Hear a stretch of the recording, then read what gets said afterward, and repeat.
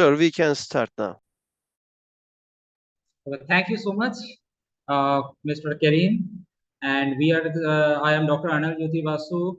And as I have given my introduction in the previous sessions, that that I am the Innovation Ambassador of Government of India and Ministry of Education, and I am also the Associate Professor of Brainware University. Well, let's start the session. We are having 7 papers in the session. And the first paper will be presented by Stephen Chandra and Professor Dr. Vivek Mardavaya Durvyanto, and the paper's name is Measuring and Analytical Financial Health of PT Gudang Guram to TBK according to Altman Z score during the construction of Dhobo Airport. The second paper will be presented by Isha Etlin Serotoko, Professor Dr. Vivek Mardia Durvanto, and it will be on the impact of B20 government policy implementation on the financial performance of oil pump company PT Salim Ivomas Protimic TBK year 2018-23. The third paper will be presented by Raksa Endhas Ahmad, Professor Dr. Vivek Mardia Durvanto, and the paper will be post-pandemic financial performance, a comparative analysis of PT Telecom Munikisi Negra TVK and competitor in the Indonesian telecom sector for the year 2020-23. It will be followed by the fourth paper presented by Kosiaro Muhammad Kautsar, Professor Dr. Vivek Mardia Durvanto. The paper will be the effect of financial performance of PT Mediaco Energy International TBK after acquisition of Ophir Energy PLC in 2019. The fifth paper will be presented by Sri Anawati and Muhammad Zulkifli, and it will be the effect of profitability and ownership structure mediated by CSR disclosure in manufacturing companies. The sixth and the penultimate paper will be by Muhammad Zulfiqi. It will be unveiling the dynamics of organizational structure and strategy, insights for enhancing corporate performance. And the final paper, again by Muhammad Zulfiqi, it will be on navigating the paradigm war, advancing management science through the pragmatic and dialectical approaches and article review. So without wasting time, I'm starting the first paper. It will be given by Stephen Chandra and Professor Dr. Vivek Mardia Durvanto. Please take it. Please take the stage and start your paper.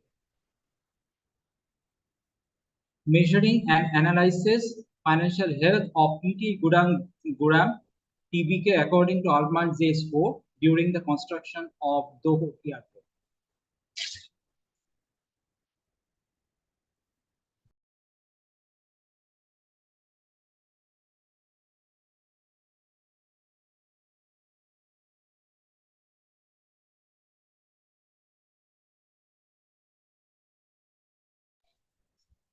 Anybody there? Stephen Chandra or Professor Vivek? Okay, yeah, madam, you are there. Madam, please unmute yourself. Yes, I think my student present it, sir. Dear Basu, I actually write her from WhatsApp and she's already in Zoom, as she said. Do you hear us, Stephen Chandra? Stephen Chandra? She's saying that she is in the Zoom.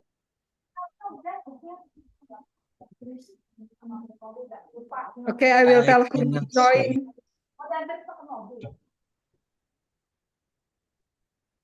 So, should we start with the second paper?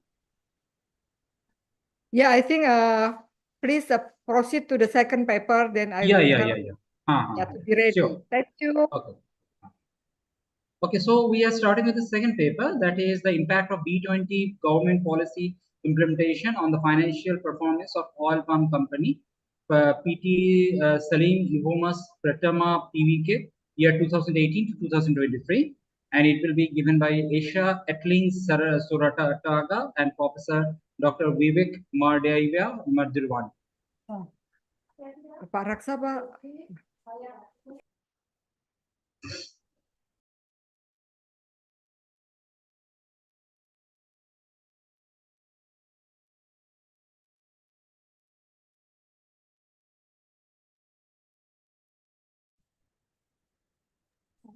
I think should be Pak Raksa first, yeah. He is ready here. Are you ready, Pak Raksa?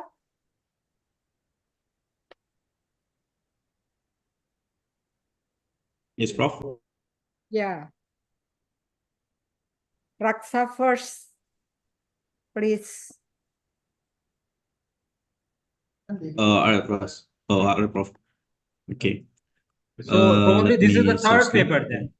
This is the Yeah, third paper in the third part list, that is post-pandemic Yeah. financial reform performances, a comparative analysis of PT Telekomunikasi Negara TBK and competitor in the Indonesian telecommunication sector for year 2022-2023. It is given by Raksa Endahas Ahmed, Professor Dr. Vivek Mardia Derwan. Okay, please start with your paper. Okay, thank you. Jadi ketika dia nanti di halaman checkout, boleh kuponnya udah ada itu. Halaman checkout. Tanpa dia harus untuk. Okay, is it the presentation is already on the Zoom? Riskan nggak tuh kita pakai itu kan tahunnya nggak berfungsi. Okay. Thank you everyone. Hello, I am Raksa Ahmad, and there is Prof. Dr. Vivek Mardia Daryanto with the title of the paper is the Post-Pandemic Financial Performance, a Comparative Analysis of PT Telekomunikasi Negara TBK or TLKM and competitor in the Indonesian telecommunication sector for years 2022 and 2023. So the agenda in this presentation is introduction, and then literature review, there's methodology, the fourth is video education, and the fifth is the conclusion and the recommendation.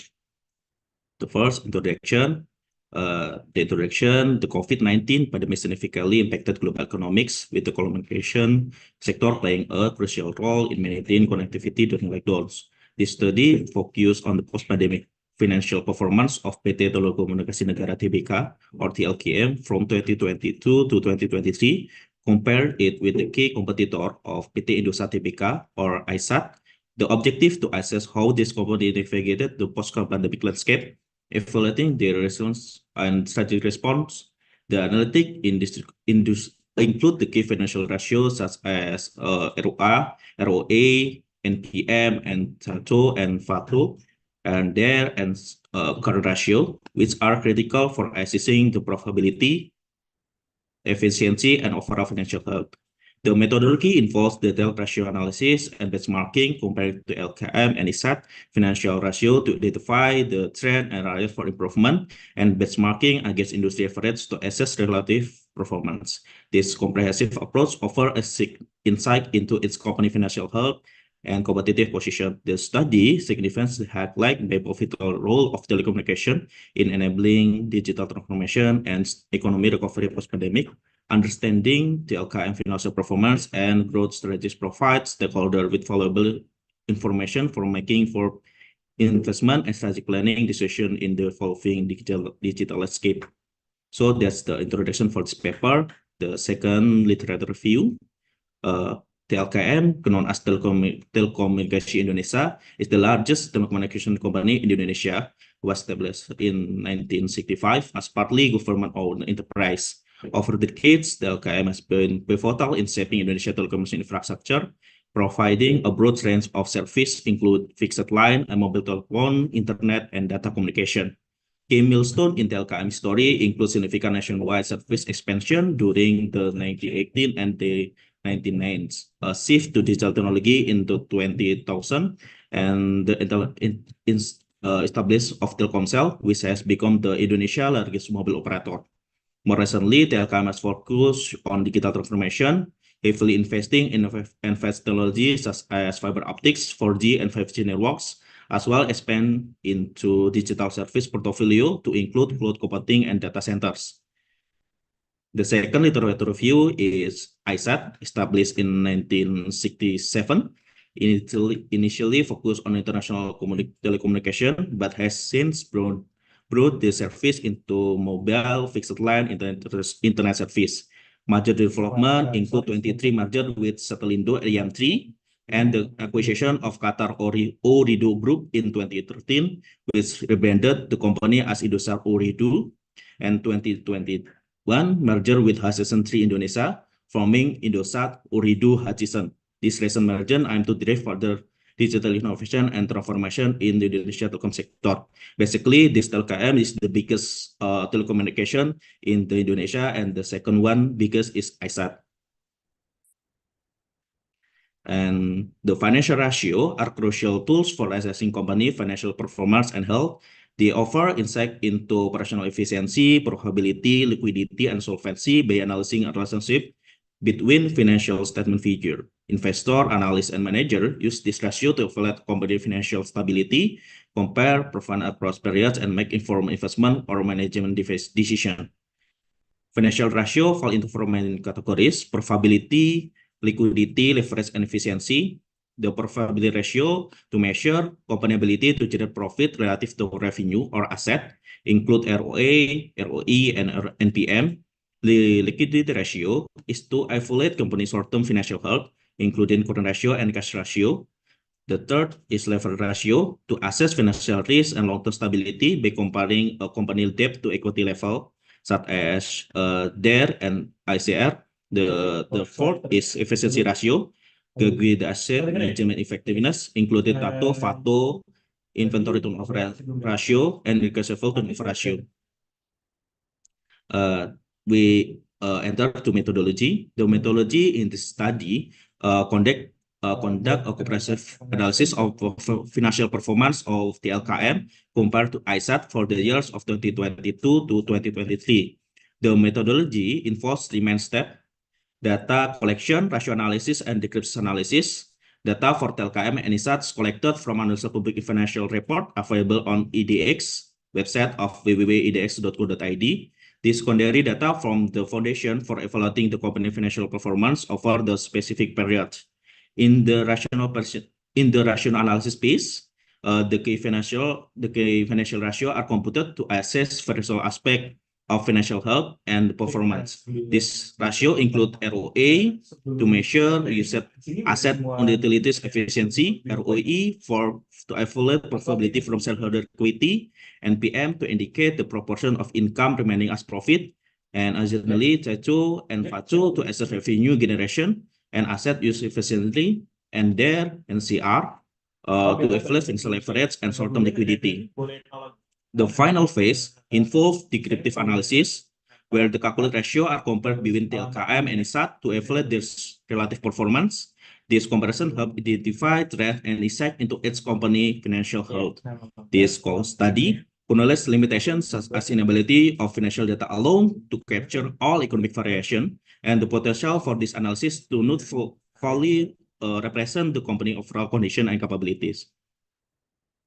The fourth finding and discussion is the ROA. Based on this image, we know that the figure 1 shows that the TLKM ROA demonstrate the superior asset utilization and effective operational management compared to iSAT, reflecting stronger profitability growth and TLKM efficient use of asset contrast with iSAT declining ROA, with around 4.2 to under 4 point, indicating challenge in maintaining asset efficiency and profitability. The second one is figure of ROA ratio. The TLKM have a higher ROA, highlight its effective use of equity investment to achieve strong returns for shareholders, showcasing robust financial management. In comparison, iSAT declining ROA suggests reduced profitability relative to equity-based possibility and efficiency in capital use. The iSAT has a good value of ROA, but in the latter, in 2023, it's dropped. The figure 3 is NPM ratio. This NPM ratio shows that TLKM retains a higher percentage of revenue as profit than iSAT, reflective to 60% in 2023 to 9% of 2023, reflecting superior cost management and revenue strategies. iSAT lower NPM point due to difficulties in maintaining profitability and changing market condition. The fourth is TATO, or total asset turnover. TLKM TATO to slightly decrease, remain higher than iSAT, indicating better revenue generation from asset. The 5 is the fixed asset turnover or FATU. This figure shows us that despite minor drop in FATU, TLKM efficiency in use fixed assets surpassed ISAT and demonstrating effective management of capital investment. The 6 is the equity ratio or debt. TLKM lower debt reflect a more conservative financial approach and lower financial risk compared to ISAT. This indicate a greater financial stability and resilience against economy under uncertainties. The last one, or current ratio, the figure 7 shows us that TLKM hedge ratio, current ratio, shows stronger short-term liquidity and better ability to meet immediate financial obligation than ISAT, providing greater flexibility in managing working capital and for unforeseen challenge. So the conclusion and the recommendation of this paper is that the conclusion, the LKM and ISAT financial performance from 2022 to 2023 reveals significant insight into their operation efficiency and financial health. The LKM has demonstrated robust improvement across all 7 key financial metrics. So all of the key financial metric is better than the ISAT. So in conclusion, TLKM emerged as stronger performer across these financial metrics, and strategic position and favorably. The recommendation of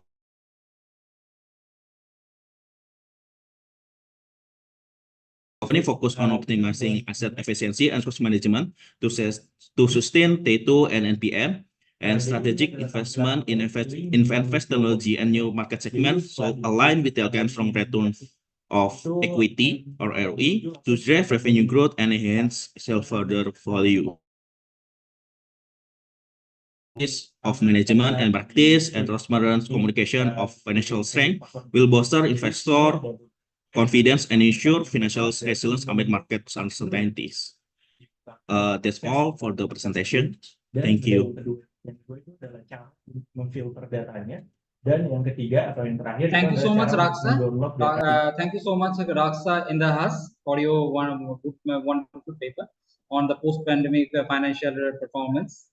People used to go for the pre-pandemic and also they go for the comparison between pre-pandemic and post-pandemic. So this is one of the paper of that type. Thank you so much for it. A lot of research could be done in this area as with the researcher, with the professor. They are used to get it. This type of researches only. So with this, we are proceeding for the first presenter who was not present when I called him. That is measuring and analytical measuring and analyzing financial health of PT Gudang Garam TBK according to Arthman J. Coast codes during the construction of Doho Airport, and it will be presented by Steven Chandra and Professor Dr. Vivek Mardawaya Duryanto. You can proceed with the paper, but those who are present in the Congress, I will request them to mute your mic when the presentation is going on. It is quite disturbing us to continue, and it is also creating some problems to others. Thank you. Thank you so much. Please start your paper. Thanks, Arnold. So I'm Stephen, and today I want to present the topic here, measuring and analyzing financial health of PT Gudang Garam according to the Arthman Z score during the construction of Doho Airport. So if you see from here the title, what is the PT Gudang Garam TBK? PT Gudang Garam TBK is one of the largest cigarette manufacturer player in Indonesia. And then what is Doho Airport? So Doho Airport is the first airport in East Java, in like the second cities in Indonesia, who was built by purely financing by the corporate, and it takes almost $1 billion. I'm sorry, Stephen, please slideshow for your PowerPoint. Yeah. Thanks, Prof. Vivek. So this is the agenda for here. I will start first from the introduction, and the second with the it is not review. In the slideshow mode. It is in the bottom, right bottom. The slideshow option is there. Sorry. Okay, so here is the agenda for today: introduction, literature review, methodology, finding, and conclusion. So I will start first with the introduction. So this is PT Gudang Garam, like I mentioned before. This is the cigarette manufacturing player. So can I And what take first page of the PowerPoint?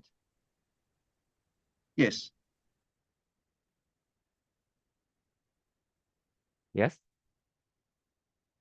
So this is the title, Measuring and Analyzing PT Gudang Garam according to the Atman Z-score during the construction of Doho Airport. And this is the agenda I already explained before. And I will start about the introduction. So this is about the cigarette sector in Indonesia and what it makes interesting for me to do this research and take this sample, because cigarette is the backbone of the industry for Indonesia in many decades. And it's already resulted many richest men in Indonesia who played in the cigarette manufacturer.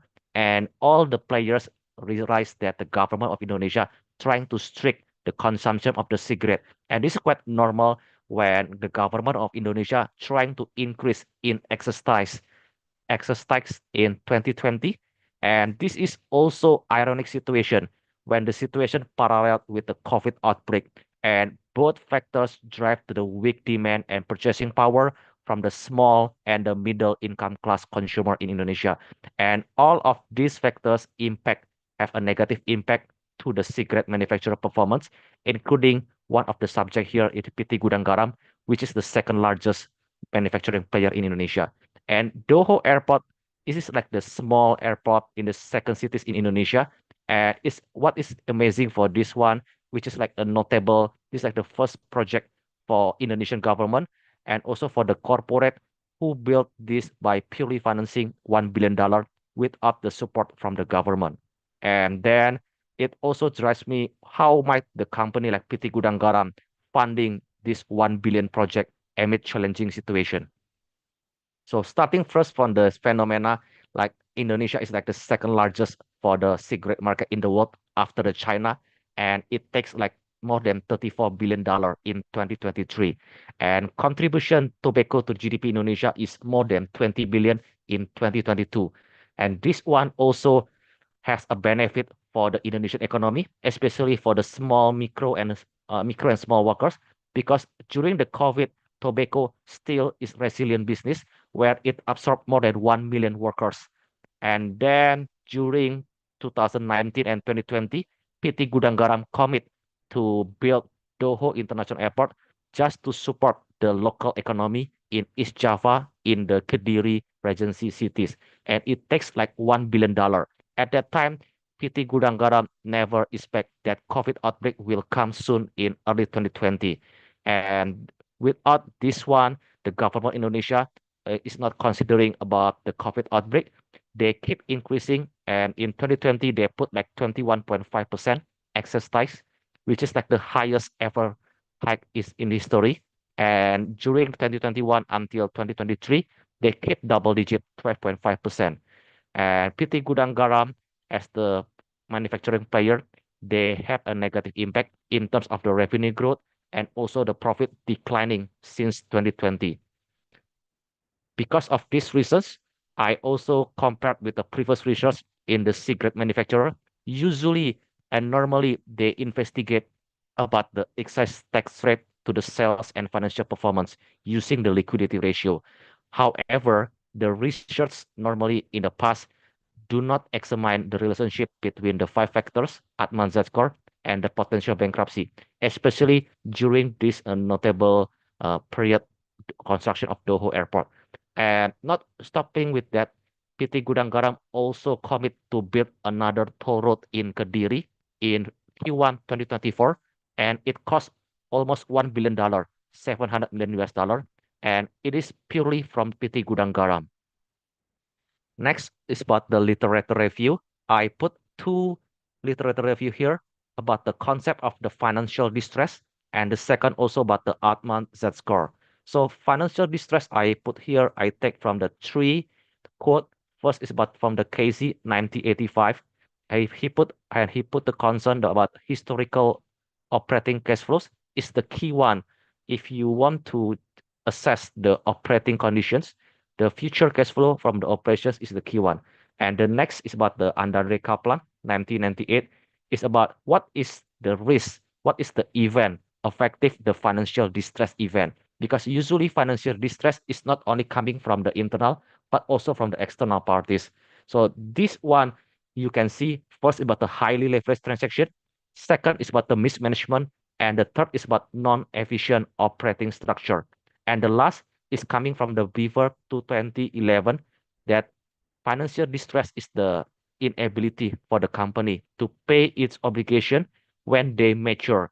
And then other than using the financial ratios, you need to also consider about the market value perspective, because bonds rating and financial ratios is well balanced to compare or to assess the likelihood of the financial distress. And this one about the Altman Z-score, the formula is considered about the 5 variables. The first one is about the working capital. Working capital defines like the current assets minus current liabilities. And the second about the retained earnings. And the third also about EBIT, earning before interest tax. This is related to the financial performance profitability. And the fourth is about the market cap. This reflects to the previous literature. You need to consider also the market perception of the equity. And the last is about the sales. And the method here using the quantitative method and taken from the company's annual report. So this is the research framework, the hypothesis development. So from these five variables, you will calculate the Z-score from the Altman, and then there will be result in the 3. Hypothesis 1, if the Z-score below 1.8, it will be red zone, distress. Hypothesis 2, if the Z-score between 1.8 and 2.3 is about the gray zone, is at the risk of the distress. And the last is about the green zone, if your Z-score above 2.9. So this is the result from PT Gudang Garam during the past 4 years, the construction of Doho Airport. So if you see from the X1 to X5, from the X1, from the working capital, it's decreasing because the current assets decreased during the past 4 years impacted by the excise tax rate and also the construction of Doho Airport. And also about the X2, you can see this is declining starting in 2020 after the government increased the highest ever. And it's also in line with the X3. The X3 decreased from 2020 to 2022 and then rebound in 2023. And the fourth variable is about the market value of equity. Because of the excise tax and the PT Gudang Garam also struggle to keep their revenue growth, the sales growth. So the market, the retail investors' perception is negative to the PT Gudang Garam shares, and is impacted the decreasing trend for this one in the X4 until 2023. And the last is about the X5, about the sales. After the government increased the excise tax since 2020, the PT Gudang Garam struggle to keep their revenue growth.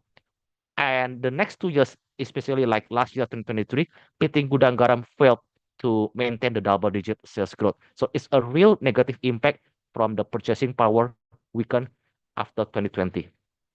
And this is the conclusion. So from this Altman Z-score index, all the results shows decreasing trend since 2020 after the government increased the excise tax in 2020. And then the trend is slowing down or decrease or stop in 2023 after management trying to do a lot of initiatives, cost improvement, and etc.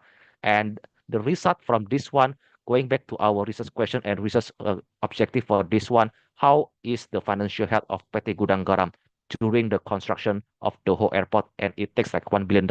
So from this result, Altman Z-score, it shows that the result is above 3.5, which is in the green zone and is the safe position. So the limitation from this research that we need to consider another comparable approach, just the factors, because to measure the financial health is not only like the financial ratios and the market value.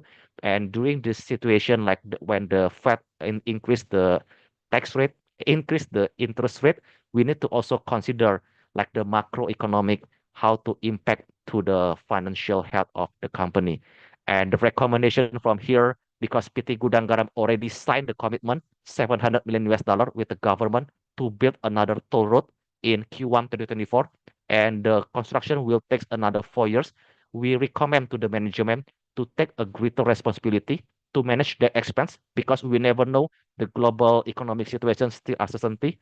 And the last, PT Gudang Garam facing a real negative impact from the weakened purchasing power from the small and middle class income in Indonesia. So we recommend the government to take more innovative and to focus on their core strength on their product in the market. Thanks. Thank you so much, Steven Chandra. A very good one, and most the best part of it is that you have used very effectively the Altman J score, and you have shown that how it could be used to measure even the financial health of this type of airports and all those things. So it was a very good one. So let's go to the next paper, that is the impact of B20 government policy implementation on the financial performance of oil pump company PT Salim Evomas Pratama TBK year 2018 to 2023, and it will be presented by Aisha Etlin Saratoga and Professor Dr. Vivek Mardia Durwant. Yeah, please take over the stage and present your paper, please. Okay. Do you hear my voice, sir? Yeah. It is totally clear. Okay.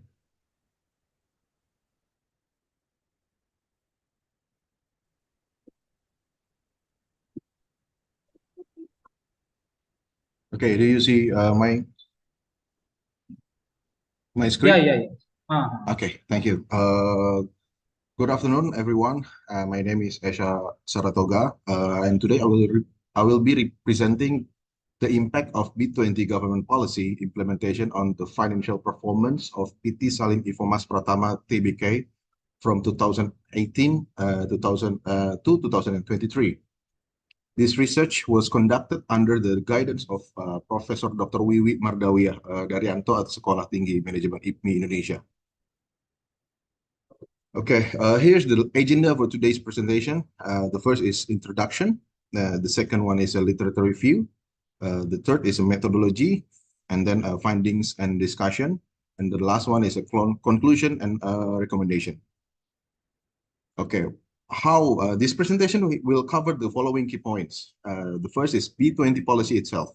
We will discuss how the B20 biodiesel policy has influenced the company's operation and financial performance.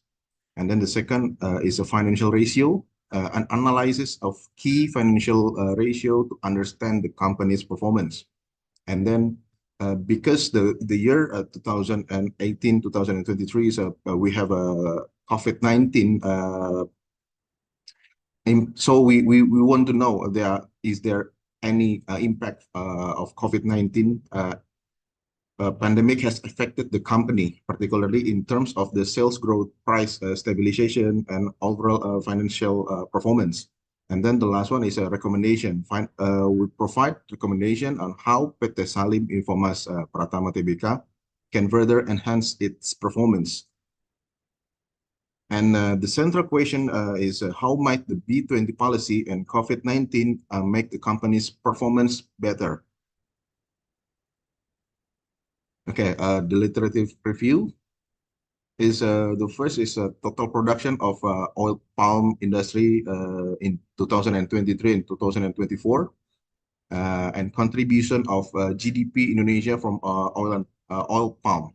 The oil palm industry play a crucial role in Indonesia economy, contributing significantly to GDP and employment. As you can see on the table, Indonesia is the largest global producer of crude palm oil, or CPO, accounting 59% of the world production, which is 47 million metric tons. The second is Malaysia, 24% with the 19 million metric tons, and then Thailand in the third, but the gap is very high. And how is the impact of oil palm to GDP Indonesia? According UNDP in 2019, the country produced more than 30 million tons of palm oil per year, generating 4.5% of its GDP and giving employment to 3 million people in Indonesia. Okay, this is the literature review also. All from oil palm industry. Indonesia began the early 20th century with seeds from Mauritius and Amsterdam, first planted in Bogor. Government policies boosted growth, expanding plantation from 119,000 hectares in 1969 to 3.9 million in 1999, increasing CPO production from 188,000 tons to 6.4 million tons. From 2000 and 2015, plantation grew to 11 million hectares, and then CPO production to 31 million tons. By 2015, Indonesia became the world's largest CPO producer, surpassing Malaysia with 53% of global production. Okay, how about the biodiesel in Indonesia? One significant development in recent years is government push towards bioenergy with policy. As you can see, there are four policy in Indonesia. The one is from our president, Peraturan Presiden number 66 2018, and then Ministry of Energy, Menteri SDM number 14 2018 also, and then the third is same from ESDM, the Ministry of ESDM, and then the fourth is the same ESDM. So as you can see, the journey of the biodiesel Indonesia from 2008 until 2020 to actually we need to implement the B30, but we started we still in the B20 and from 2016 and then until now. Okay, how about the Salim Infomas Pratama Tbk? PT Salim Infomas Pratama is a diverse and vertically integrated agribusiness group in Indonesia. Their principal activities span the entire supply chain from research and development, seed breeding, oil palm cultivation and milling, to the production and marketing of cooking oil, margarine, and shortening products. Salim Infomas Pratama also engaged the cultivation of sugarcane, rubber, and other crops. As you can see, this is the diagram from seed breeding until how they deliver the product to customer. Okay, the methodology is a descriptive financial ratio analysis such as liquidity ratio, activity ratio, solvency ratio, and profitability ratio was used as an assessment tool to describe the conditions of the company, according Sugiono 2013. Okay, this study used a descriptive quantitative approaching, analyzing financial report of PT Salim Infomas from 2018 to 2022. Key financial ratios were examined, including liquidity ratio, solvency, profitability, and activities ratio. The impact of B20 policy and the COVID-19 pandemic on the company's financial performance was also analyzed. Okay, let's start by looking at the overall sales performance. As we can see from the gold line on the graph, sales remained relatively stable from 2018 to 2019. It's before COVID, with a slight increase in 2020. COVID starting an outbreak in 2020, it's increased to 14.4 trillion. In 2021, there a significant jump in sales, 19.6 trillion. It's equal 90.6 trillion IDR. It's equal with the 1.1 billion USD. Before a slight decline in 2022, 17.7 trillion or equal with 1.06 billion USD. Let's examine the gross profit represented by the gray line. In the 2018, gross profit was 2.3 trillion IDR, which declined in 2019 to with 2.08 trillion. And then, however, there was a notable recovery in 2022 with gross profit rising in 3 trillion. And then this upward trend continued in 2021, peaking at 5.1 trillion IDR before slight reduction in 2022 to 4.6 trillion IDR. And then lastly, we turn our attention to operating profit that depicted by the black line. As you can see, in 2018, operating profit stood is about 970 70 million IDR, and then dropping to 639 million. And then from 2020, we observed a steady increase in operating profit, reaching 1.8 trillion in 2022, and further rising into 2.9 trillion in 2021. In the 22, operating profit remains stable in the 2.9 trillion. In summary, PT Salim Infomas Pratama Tbk has experienced fluctuation in its financial performance over the past 5 years, with notable improvement in sales, gross profit, and operating profit in recent years. Despite a slight decline in sales 2022, the company has maintained a strong operating profit, indicating efficient management and operational resilience. How about the profitability and liquidity ratio? As you can see, ROA was negative in 2018 and 2019, but turned positive in 2022. It's improved significantly in 2021 and 2022, showing the company is better at using asset to generate profit. And then return on equity. Return on equity is a follow similar trend, negative in 2018 and 19, and then positive in 22. It's indicated improved profitability and return for shareholder. And then net profit margin was negative also in 2018 and 19, but became positive from 2022. It continued and rising in 2021 and 22, showing the company is converting more revenue into profit. Now let's examine the liquidity ratio. The first is current ratio. The current ratio was below 1 in 2018 and 2019, meaning liabilities were higher than asset. It's improved to above 1 by 2021 and 2022, indicating better short-term financial health. And how about the quick ratio? The quick ratio was also below 1, but showed steady improvement from 2019 and 2022. This indicates the company is better at meeting short-term obligation without relying on inventory. In summary, Salim Infomas has shown significant improvement in both profitability and liquidity over the past 5 years, especially from 2022 to 2020 until 2022. Solvability show a decreased reliance on the debt, with DAR or debt asset ratio decreasing from 47% to 41% in 2022, and then debt to equity ratio from 90% to 70%. Activity ratio also indicated better efficiency in asset utilization and inventory management. There was some variability.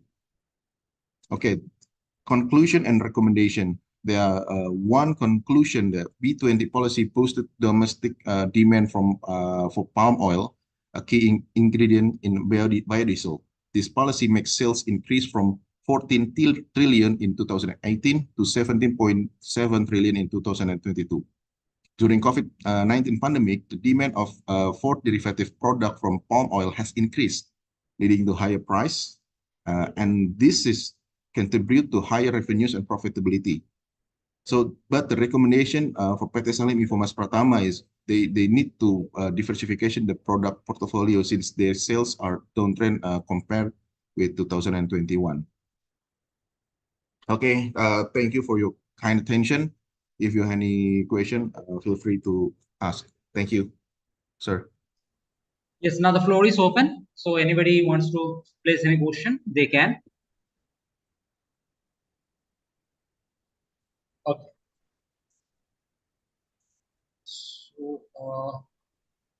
So I'm moving to the next speaker. That is, okay, thank you so much, Sartago. Asia Etlin Sartago, thank you so much for a good paper. And the main part of your paper was B20 government policy. We have focused very well and in a very exploring way in this paper. Thank you so much. And let's go to the next paper. That is the effect of financial performance of PT Medsco Energy International TBK after acquisition of Ophir Energy PLC in 2019. And the paper will be presented by Rosario Muhammad Kaur sir and Professor Dr. Vivek Mardia Durganto.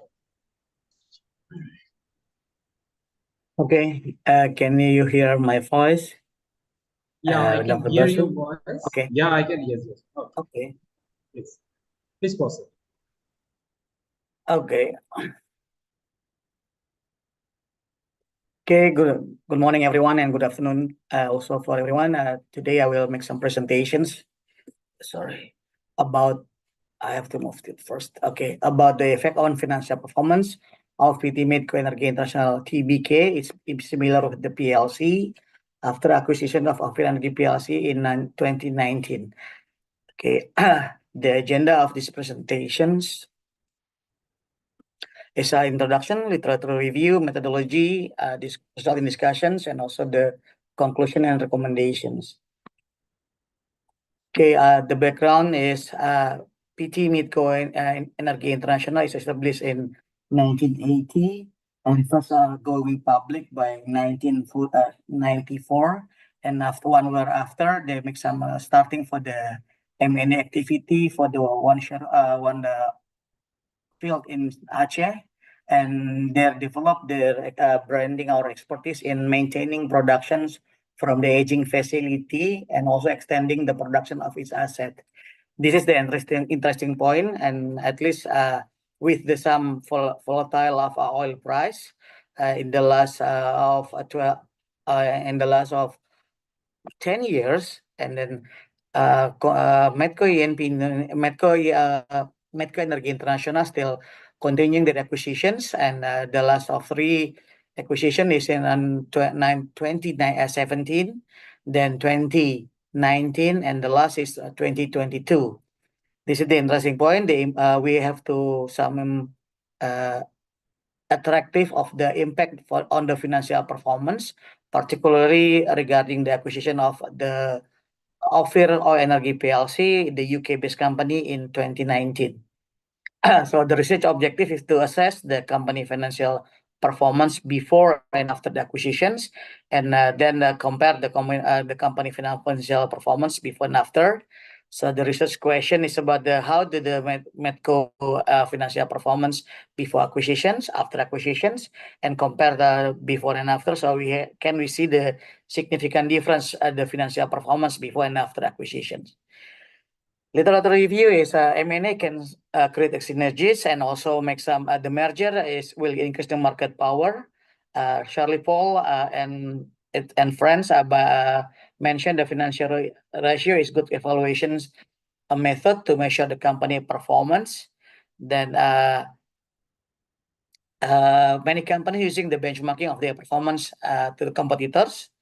There are common methods to measure the financial performance, usually by accounting measurements, market measurement, or the combinations. Traditionally, financial ratio comprised of liquidity, activity, long-term solvency, market value, and Dupont, but we're just using the 4 of the component. And the ratio analysis of financial performance have different interests among shareholders and creditors, while company on management have concern with the all aspect of the situations and attempt to the production financial ratio. Okay, this research, the methodology using the financial ratio analysis to assess liquidity, activity, profitability, and solvency ratio from the 2017 to 2022, because we have some limitations prior the acquisition of Ophir, because Medco make some acquisitions to impacts by 2017, and also by 2022.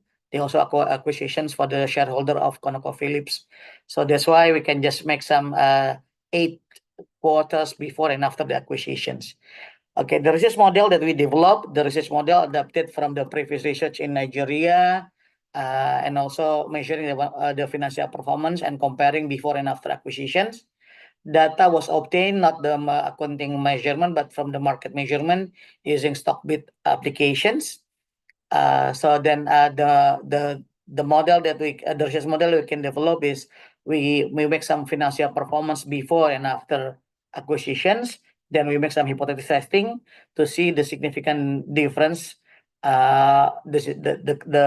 each of the financial performance. The financial ratio will be equipped with the hypothesis, but there is no significant effect or there's no significant effect per t-test using the data analytic tool in the Microsoft Excel. And the result is like here, the liquidity ratio still over the 1.0, indicating the company ability to pay its current liabilities with their cash or their current asset before and after the acquisitions.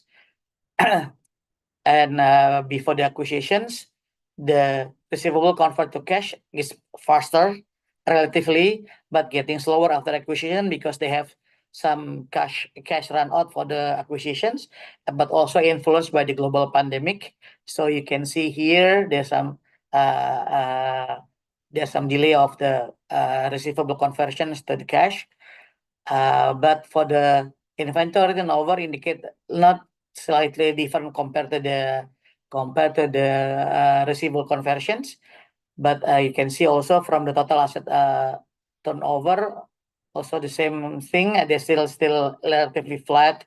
That's showing the ability of the company to generate revenue from its asset, showing it says their effectiveness in managing the asset to generate revenue. For the profitability, we can see here there's some slope, some sinking here around 2019 because there's in the early of 2019 before the COVID, there's some fluctuations of the shortfall of the oil price, but it could be amplified with the global pandemic. But you can see here the profitability getting rebound after the pandemic recovery and reflecting to the profit margins. So it will reflect on the ROA return on also and the ROE because they are affected by the level of margins. You can see here there's also getting recover after along the global pandemic recovery also the same. Okay, and then this is from the capital structure from the long-term solvency.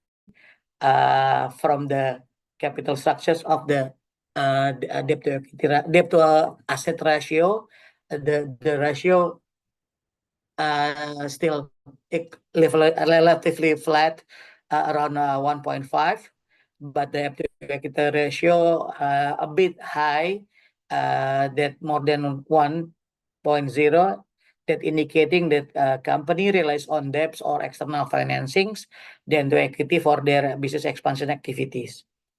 From the interest coverage ratio and the cash coverage ratio, you can see their ratio is relatively more than 1, except from the terms of oil price shortfall in 2019 and also amplified negative by global pandemic, and along the time for the recovery, their RCR and CCR also getting better and more than 1. So after calculating all the financial ratio, we can see the significant difference among all the financial ratio. The acquisition provide additional assets and have some significance with the margin of gross profit, operating profit, and also the net profit, the C1, C2, C3, and also the C4 and C5. It's equal with the previous explanations in the graphic. And also for the debt to equity, debt to asset and debt to equity ratio, there's no significant difference. But for the profit margin, it will impact the interest coverage ratio and also the cash coverage ratio. That's the analysis for the financial performance and also the difference of significance. So we can make some conclusion that a significant increasing of corporate asset following the acquisition, leading to improved production scale, and also they will impact to the increasing of the revenue, better margin of the gross profit, operating profit, and also net profit. But and also the asset growth contribute with the better return on asset and return on equity, also maintaining the company ability to fulfill the interest obligations. This research have some limitations that we have make some review on the M&A activities only for the 8 quarters before and after, because there's another M&A activity which is limited the observations. Then the second one is this limitation provide an opportunity to observe the effect on financial performance result from the other M&A activities. As I mentioned before, there is still another M&A activities in this company. And then the recommendation is when acquiring assets with external financing, a company must only take an additional debt to invest in the productive asset that meet its financial obligations and create value for the shareholder. And the second recommendation is for, in general, it is important to do more research on how M&A, sorry about the time limit, how the M&A activities will affect financial performance in the upstream oil and gas industry to gain better understanding, but also provide insight for the business expansion strategy. And that's all from me. And I give it back to Dr. Berdu. Thank you so much. A good paper on the effect on, so that was the paper on the effect of financial performance of the PT Medco Engineering International. And if anybody has some questions, they can float their questions now. Yeah. Okay, that's all. So nobody is having questions because you are having some good papers, good analysis. So so let's move to the next paper. That is the effect of profitability and ownership structure mediated by CSR disclosure in manufacturing companies. And it will be presented by Shri Anawati and Muhammad Zul Kifli. So over to the paper. You can take the stage. Thank you so much.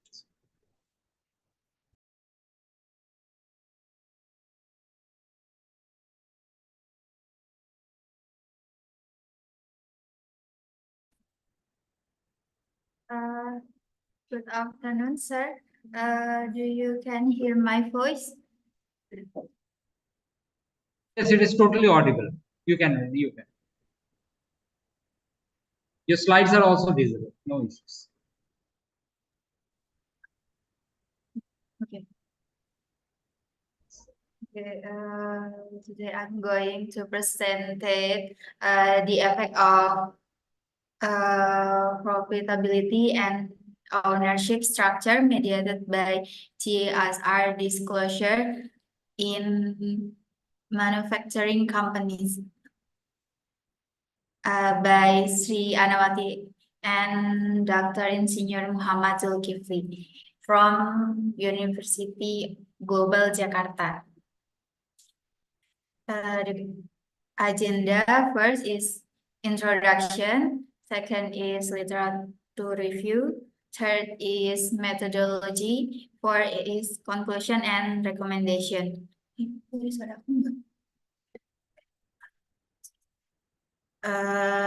First is introduction. The company values in investor perception of the company, because investor use company value as a measure of the company, which is often linked to share price. And according to the Minister of Industry, Airlangga Hartarto, the manufacturing sector in 2018 absorbed 18.25 million workers. So this amount contribute 14.72% of the national workforce. In 2019, the manufacturing industry was able to contribute to the national gross domestic product, or GDP, by 20%. And in this case, it will have a big impact on company values.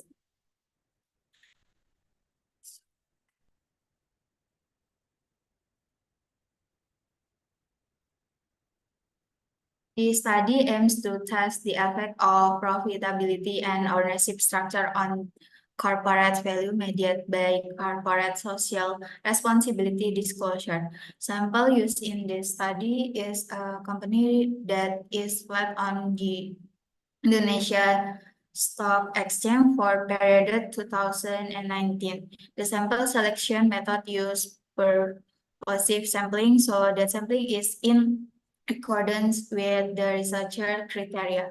The analytical tool used to test hypothesis is partially square. The result of the study found that profitability, institutional ownership has a positive effect on the value of the company, public influence, the value of the company, corporate social responsibility has no positive effect on the value of the company. Profitability, public ownership has a positive effect on the disclosure of corporate social responsibility. For profitability to the value of the company through mediation, corporate social responsibility does not have a positive and significant effect on the value of the company. Institutional ownership of the value of the company through mediation, corporate social responsibility has no positive and significant effect on the value of the company. Public ownership of the company value through corporate mediating does not have a positive and significant effect on the value of the company. Second, the literature review. I use agency theory. Agency theory problem arises because of the conflict of the interest between shareholders and manager because they do not meet the maximum utility between them. Managers are morally responsible for optimizing the profit of the owner principal. But on the other hand, the manager also have an interest in maximizing their welfare. So there is a big possibility that the agent will not always act in the best interest of principal. And then signal theory. Brigham and Houston use Modigliani and Miller theory to explain that investor and manager have the same information about the company prospect. Signal theory can be concluded as a theory that can influence company value because this theory provides information about the condition of the company through financial report to reduce difference in information. Company's value depends on Harry definition that this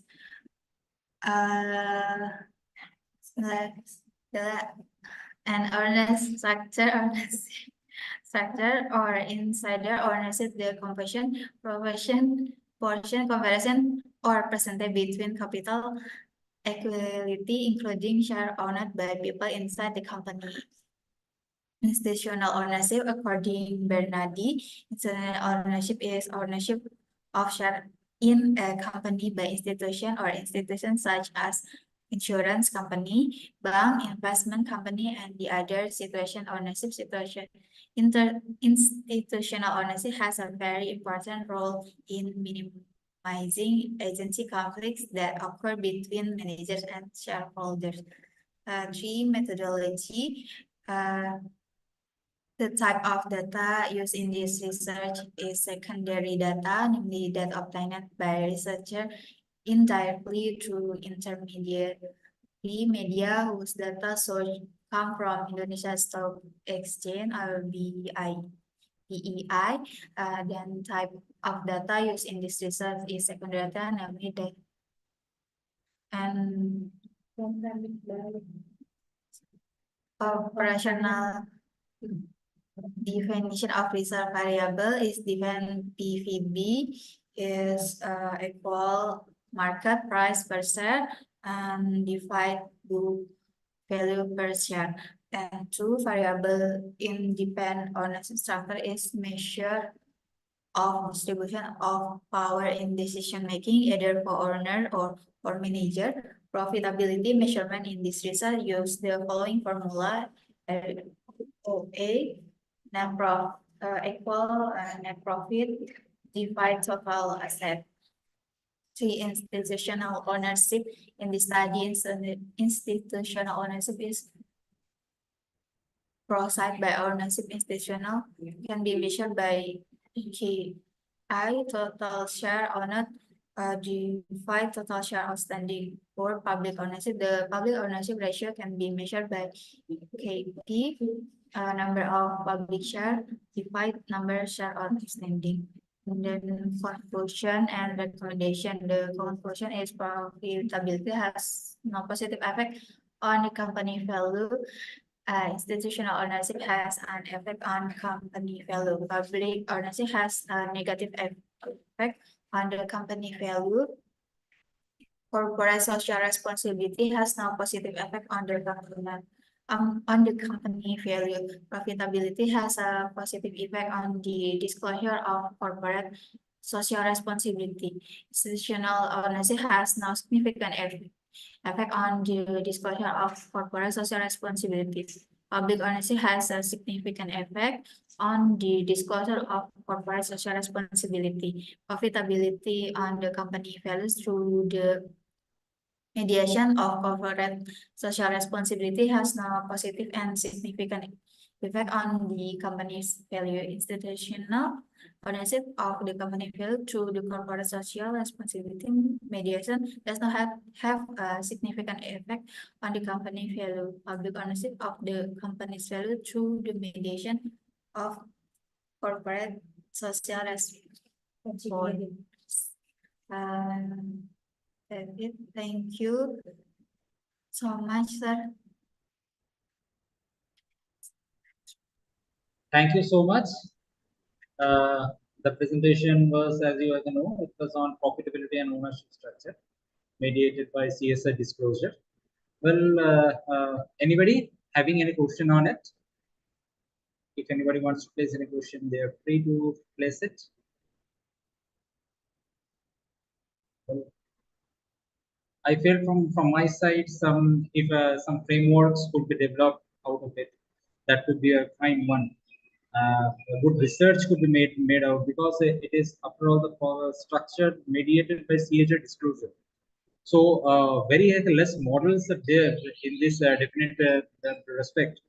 So out of this research, out of this first from the literature, first develop some frameworks, and after that, on the basis of your study, that may be through the primary data, if you can add some value to it. Thank you so much. And we are moving to the sixth presentation of this session, that is unveiling the dynamics of organizational structure and strategy, insights for enhancing corporate performance, and it will be presented by Mohammad Zulkifli.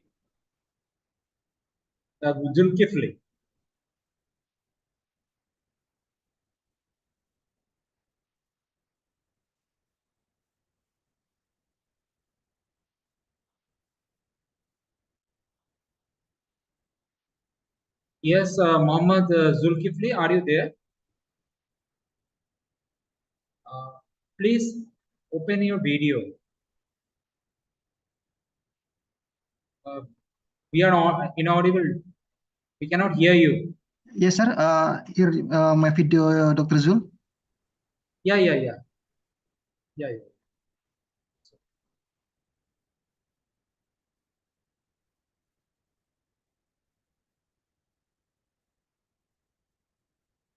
Please, can you go to the first slide? I think that was some introduction from your side.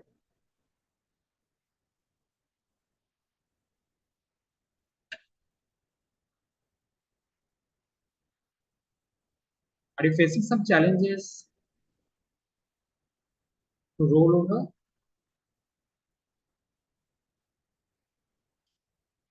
Please check it. You can also chat with us.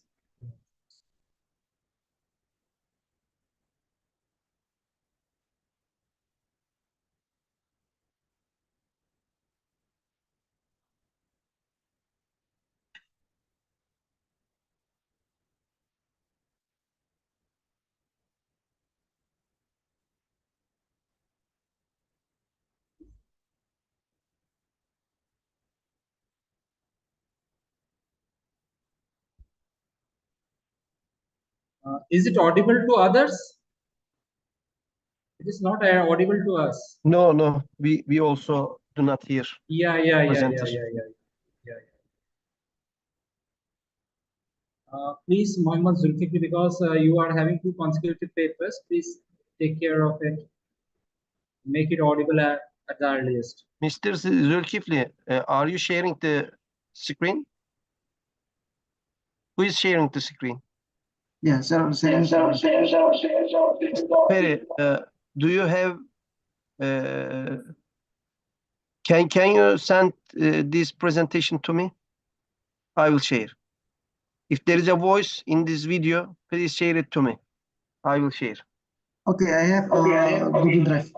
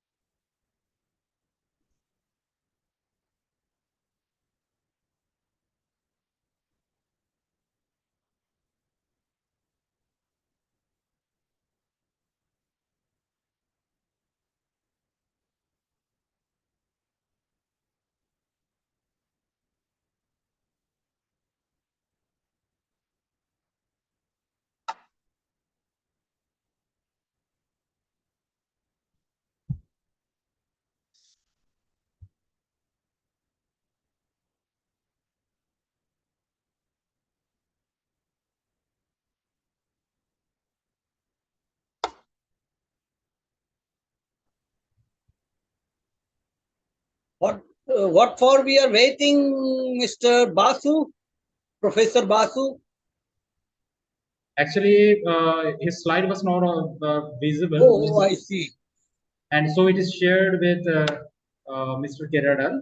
So soon we give Mr. Keradal will be Ladies and gentlemen, esteemed colleagues, it is an honor to present this paper with the title Navigating the Paradigm War, Advancing Management Science Through Paradigmatic and Dialectical Approach, and article review.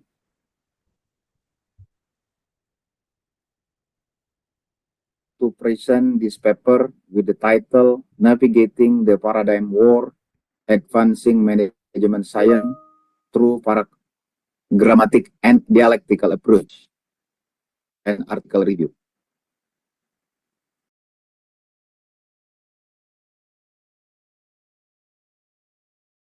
As you know, the concept of truth traces in origin back to Aristotle's theory of metaphysical truth, which posits that stating whether it's not that is erroneous, where stating whether is or whether is not that correct. This implies that statement is deemed true if it is grounded in underlying fact or serve as basis. Over time, truth has been understood as being rooted in factual evidence. Referring to Firmansyah 2004 on his article, The Paradigm Debate in Management and Organization Science, it highlights the prevalence of the realist approach in management science research. Within this field stem from the examination of focusing on assumption about the truthfulness of complex concept and endeavor to establish their veracity. Johnson Derby 2005. Moreover, ongoing dialogue and debate among stakeholders facilitate the refinement and evolution of management theories ensuring their continued relevance and applicability in an ever-changing world. Through open discourse and critical engagement, stakeholders can collectively contribute to the pursuit of truth in managing science, fostering innovation and progress in the field.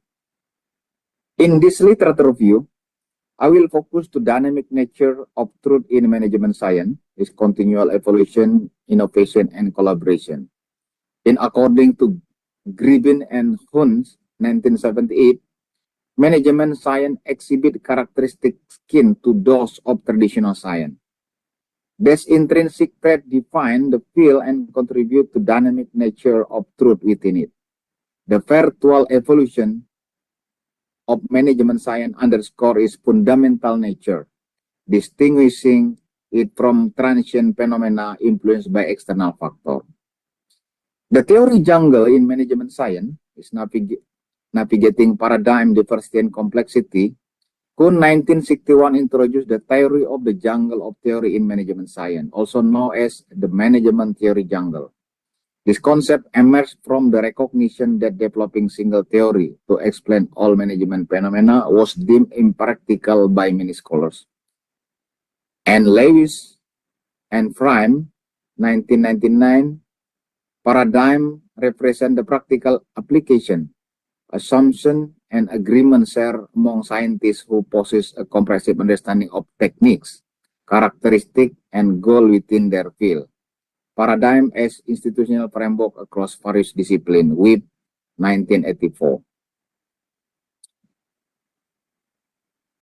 In this methodology, I am using Prisma, prefer reporting item for systematic and meta-analysis. As you know, this method involves addressing issues from multiple perspectives and examining cases from various countries.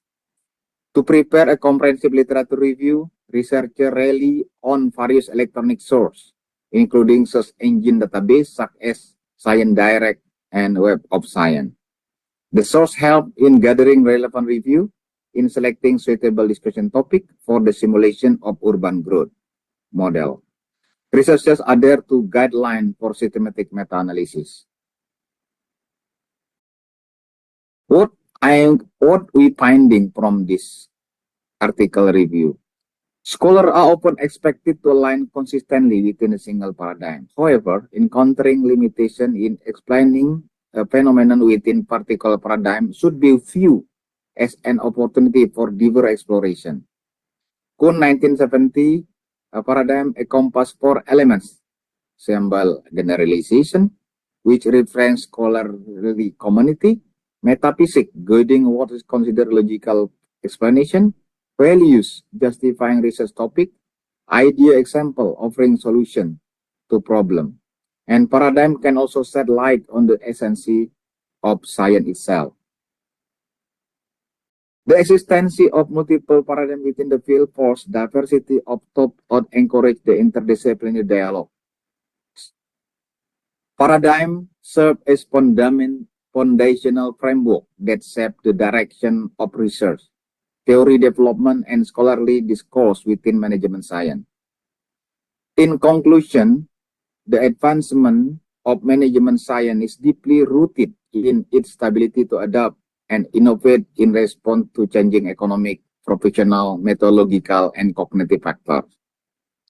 The guiding principle of epistemic utility ensure that research remain focused on the truth and practical relevance. By grounding theory in practical application and maintaining pragmatic approach, management science can effectively address the complex challenge faced by modern business.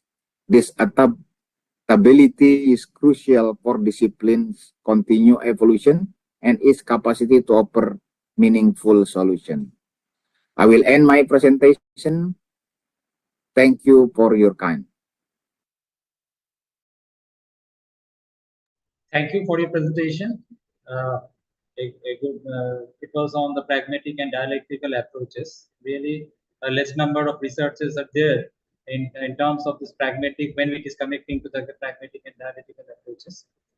So also I can see that you are having another paper that is unveiling the dynamics of organizational structure and strategy, insights for enhancing corporate performance. Will you like to go on with it?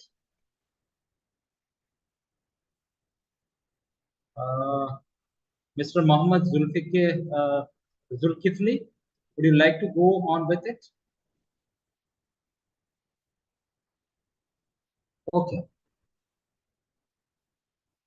Okay, please.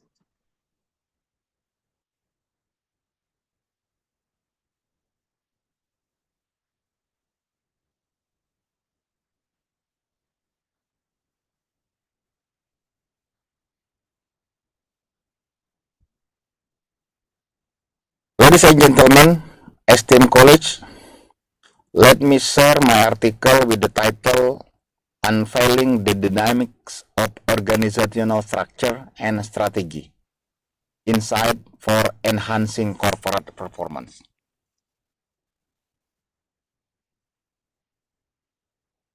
In today's rapidly evolving market, where disruptive forces and technological advancement constantly reshape industry landscape, the ability to adapt swift and effectively is paramount to sustaining competitive advantage.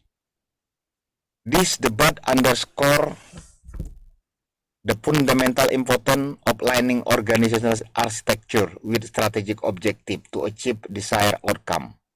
However, despite concerted effort by firms to synchronize strategy and structure, research indicates prevalent disparities between the two, often stemming from challenges associated with managing organizational change and confronting organizational inertia. Reacting to the obstacle presented by organizational stagnation and the imperative for change, strategic management scholars have conducted extensive analysis and case studies to explore issues related to organizational change, reconfiguration, and strategic leadership. Let me share a little bit about the literature review.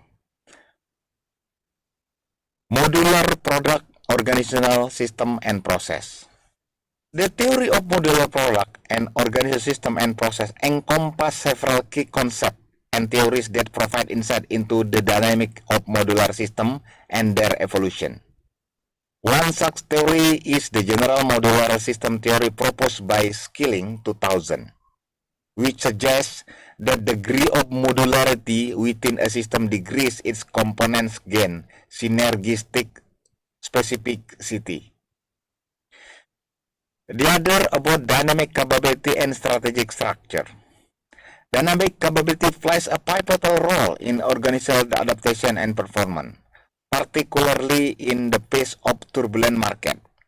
Scholars such as Amit and Schumacher 1993, Corner and Prahalad 1996, and Galunik, Eisenhardt 1996-2001 have extensively studied how companies with dynamic capabilities effectively navigate unpredictable market conditions. In dynamic capabilities, effective resource management through divisional responsibility and organizational modularity are all critical components of organizational adaptation and performance in turbulent market. I'm using the conceptual framework to develop the strategy, structure, dynamic, and corporate performance. The framework includes to examine dynamic relationship between strategy and structure within organization. Extensive research and debate within the field have revolved around the subject strategic management. This relationship traces its root back to seminal work by Chandrel 1962, who pioneered research and strategy structure dynamic and laid groundwork for subsequent studies in this area. The framework discussed the recombination of organizational unit of mechanism of facilitating resource optimization within organization.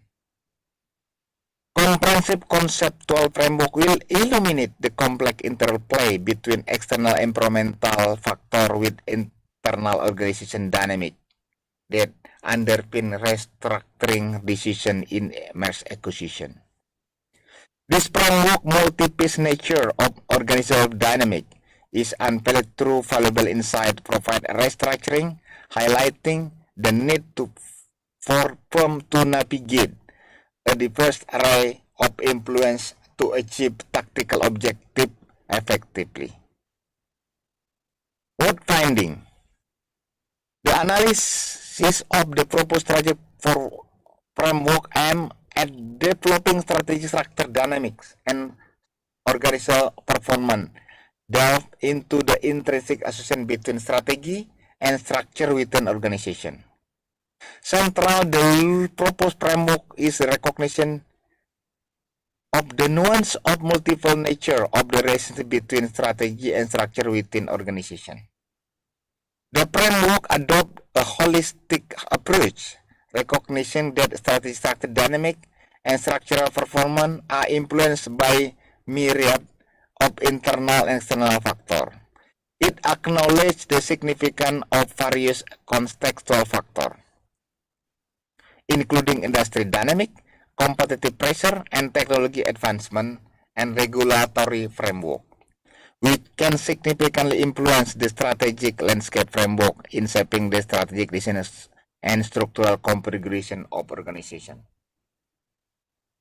What the conclusion is, the provided conceptual framework offer a comprehensive exploration and the intricate relationship between organizational structure and strategy, drawing on various theoretical framework and empirical studies to enhance our understanding of this dynamic interplay. Through a thorough analysis of modular organization system and their implication for organizational reconfiguration, dynamic capability theory, modular system theory, and framework structure theories to provide valuable insight to process strategic decision making. It acknowledges the intricate and multi-piece connection between strategy and structure, which highlighting the significant strategic coherence. And the recommendation from this conceptual framework, recognizing the significant strategic agility and adaptability is crucial when addressing dynamic business environment. The framework study also need for companies to carefully evaluate the outcome of organizational restructuring effort by effectively managing organizational change within strategic business unit. Firm can maximize the benefit of restructuring initiative and enhance overall performance. In summary, the comprehensive analytical review of conceptual framework provide valuable insight into complexities of organizational restructuring, offering practical guidance for firms seeking to navigate strategic decision-making process and improve their competitive advantage into the dynamic business landscape. I will end my presentation. Thank you for your kind attention. Thank you for your presentation. So we are completing all the 7 papers of this meeting channel 1. About the last presentation from Muhammad Zulfikli, sir, I went through your 3 presentations. Yes, you are a very good researcher. You have done a lot of studies, especially different type of literature studies. But one thing in each and every paper, it was missing some frameworks. If you can develop some frameworks out of your research and after that put it up, that will be the best part. So in this way, we can take it up. So with this, I end this session. And Professor Basu, today I have my presentation also. Yes, sir. Ratnesh, But probably you will present on your own session. Okay. This is a session. Please do not disturb moderator. Please do not do it again. Just 1 second. I'm asking. Okay. Do not disturb the presenter or the moderator again. Okay. You can I'm you can ask from the technical team, not from the Nobody moderator. is replying. Nobody is replying. Yeah, yes, we are replying you, Ratnesh. We are replying you. Thank you. Okay, you have Congress program too. You can also look from there. Please do not disturb the moderator again.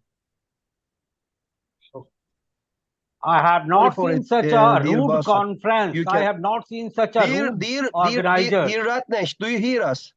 Please do not disturb the So presenter why you or are becoming moderator. so rude? Why you are becoming so rude? You are organizer. Because always you are disturbing him. Do not No, do it. I'm not. I'm Please, asking he valid is question. talking. You Please, cannot. you please.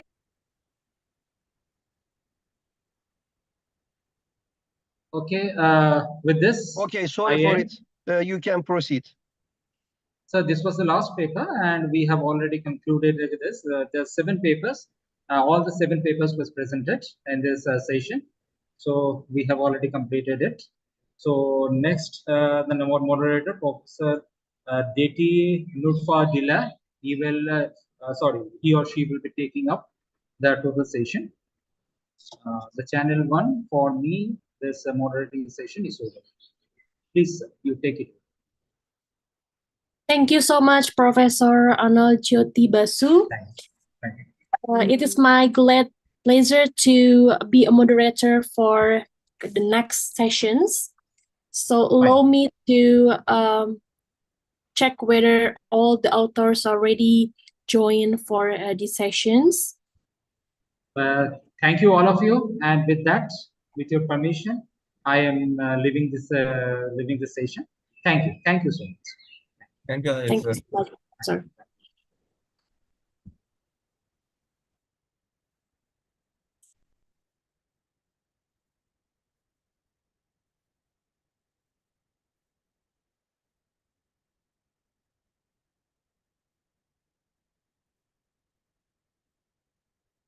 Okay.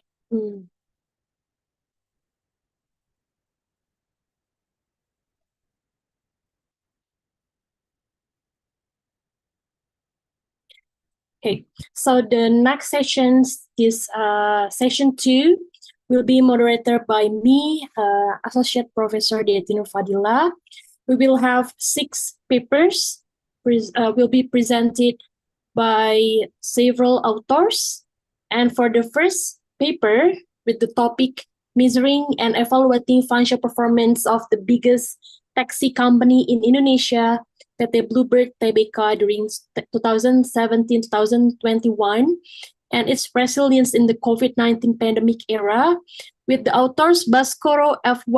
Wafdana and Professor Dr. Wiwi Mardawiyah Daryanto.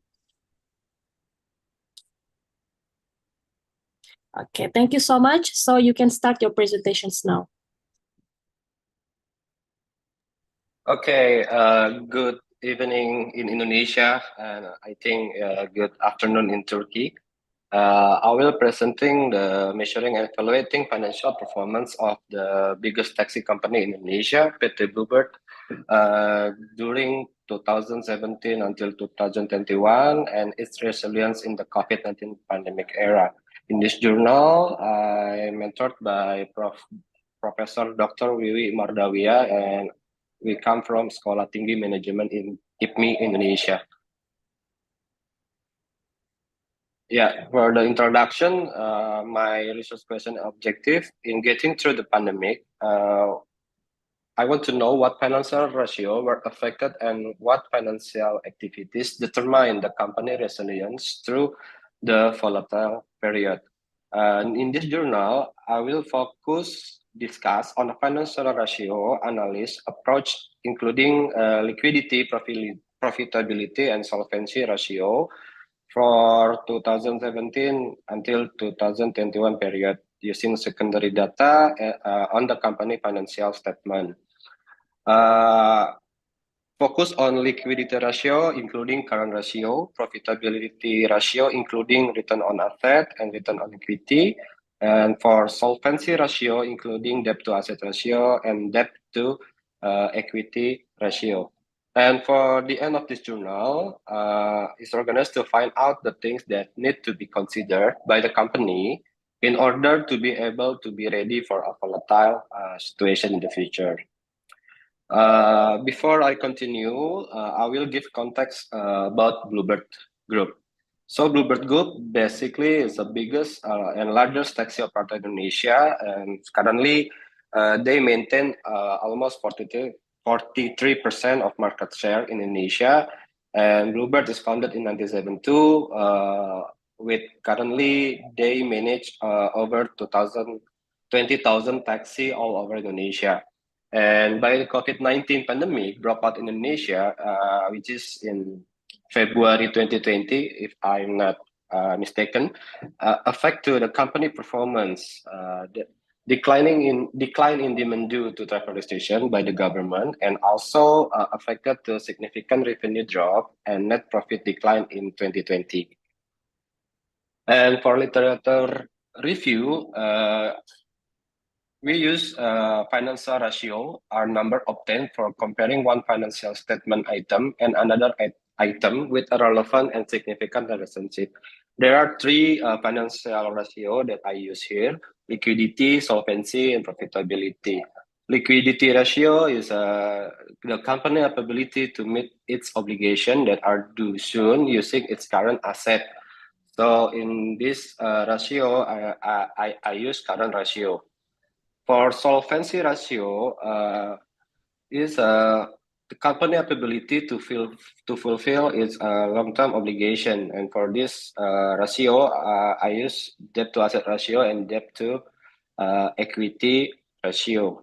For profitability ratio, which is company ability to generate profit from its operation, and ability is measured by various profitability ratio, but in this journal, I use three ratio, which are ROA, ROE, and also net profit margin. And for the methodology, I found out that this is the standard of the three financial ratio, liquidity ratio, especially for quick ratio. The standard is above 100%, and if the company achieve 100%, is considered health. This ensures that the company can cover its short-term liability with its most liquid asset. And for solvency ratio, debt to asset ratio, is the standard is below 50%. As long as company achieve below 50%, it means advisable. This suggests that the company is not overly reliant on debt and has a solid asset base to support its operation. For debt to equity ratio, I think the standard is below 100%. It means that usually generally preferred in the taxi industry, this indicator. This indicates a balanced approach to financing, avoiding excessive leverage while ensuring sufficient capital for fleet maintenance and also expansion. For profitability ratio, the return on asset, the standard is 3 until 5%. Taxi company typically have significant investment in their fleet, so the ROA in this range indicates efficient assets utilization. For ROE or return on equity is above 10%.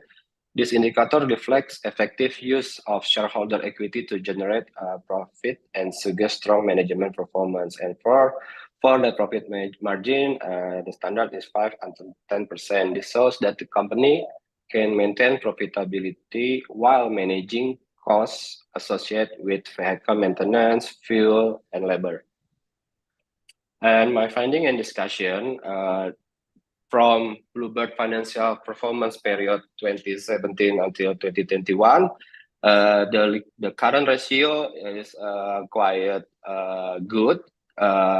It showed Bluebird can cover the short-term obligation. As you can see in these figures, the trend is consistent above 100% and indicates that Bluebird maintained strong liquidity through the period. especially for 2020 or the pandemic period, suggesting that it was well positioned to cover short-term debts with its available asset. And profitability ratio, as we can see in these figures, is declined by 2020, negative, but in 2021 back to positive numbers. This shown that Bluebird can improve their profitability and apply the effective cost management strategy. In ROA and ROE, same as the profit margin, in the period of 2020, they have negative ROI and ROE, but bounce back into positive in 2021. So this is reflect the company reduce efficiency in generating profit from its asset, but in 2021 they can recover. And for solvency, debt to asset and debt to equity ratio, I think the trend is relatively good, relatively stable, signifies a robust financial condition, and this translates great operational flexibility in meeting obligation and enhance resilience against potential revenue fluctuation. And then from 2017 to 2021, PT Bluebird experienced significant financial fluctuation due to COVID-19 pandemic. Total assets varied, net revenues dropped sharply in 2020, but began recovering in 2021. The company moved from a profit in 2019 to loss in 2020, but they back to profit in 2021. This change reflects Bluebird financial resilience and effective strategy adjustment during the challenging times. And my conclusion and recommendation, Bluebird financial performance demonstrate ability to recover from financial pressure. The company boasts a solid foundation with valuable asset and controlled debt. Their ability to adapt spending during challenge ensure a swift rebound by retaining customer and market presence. They are positioned for swift revenue growth. From my journal, I found out that Bluebird can manage its cost efficiency due to several factors. Number one, drivers are partners, so they can manage their costs flexible. And second one, partnership with many parties, so Bluebird leverage their costs and always and try to share the operational costs. And the last one, they start to digitalization from 2019. So digitization of service so that their operational is more efficient. My recommendation, the management do a continuous monitoring, regular assessment of financial health while maintain debt level at a safe ratio tolerance level and manage asset effectively to generate revenue. Emphasize the need for proactive financial planning in anticipation of volatile environment. And for adaptive strategy, Bluebird have to maintain flexibility to respond the future economic challenge. Invest and also invest in digital solution and new service that they have to continue. Also focus on adaptive strategy for long-term stability. And for academic point of view, I think my journal will highlight importance of strategic financial management on how company will survive in a volatile condition. I think that's all for me. I already covered all the points. Thank you, everyone. All right, thank you so much. So I think I would like to give the time for others to ask or maybe give a comments to the presenter. Okay, maybe I will give my comments. Thank you, this is very interesting. But my comments will be about how would you suggest the company in the similar sector to survive in the other potential financial crisis that would be like happen in unpredictable situations.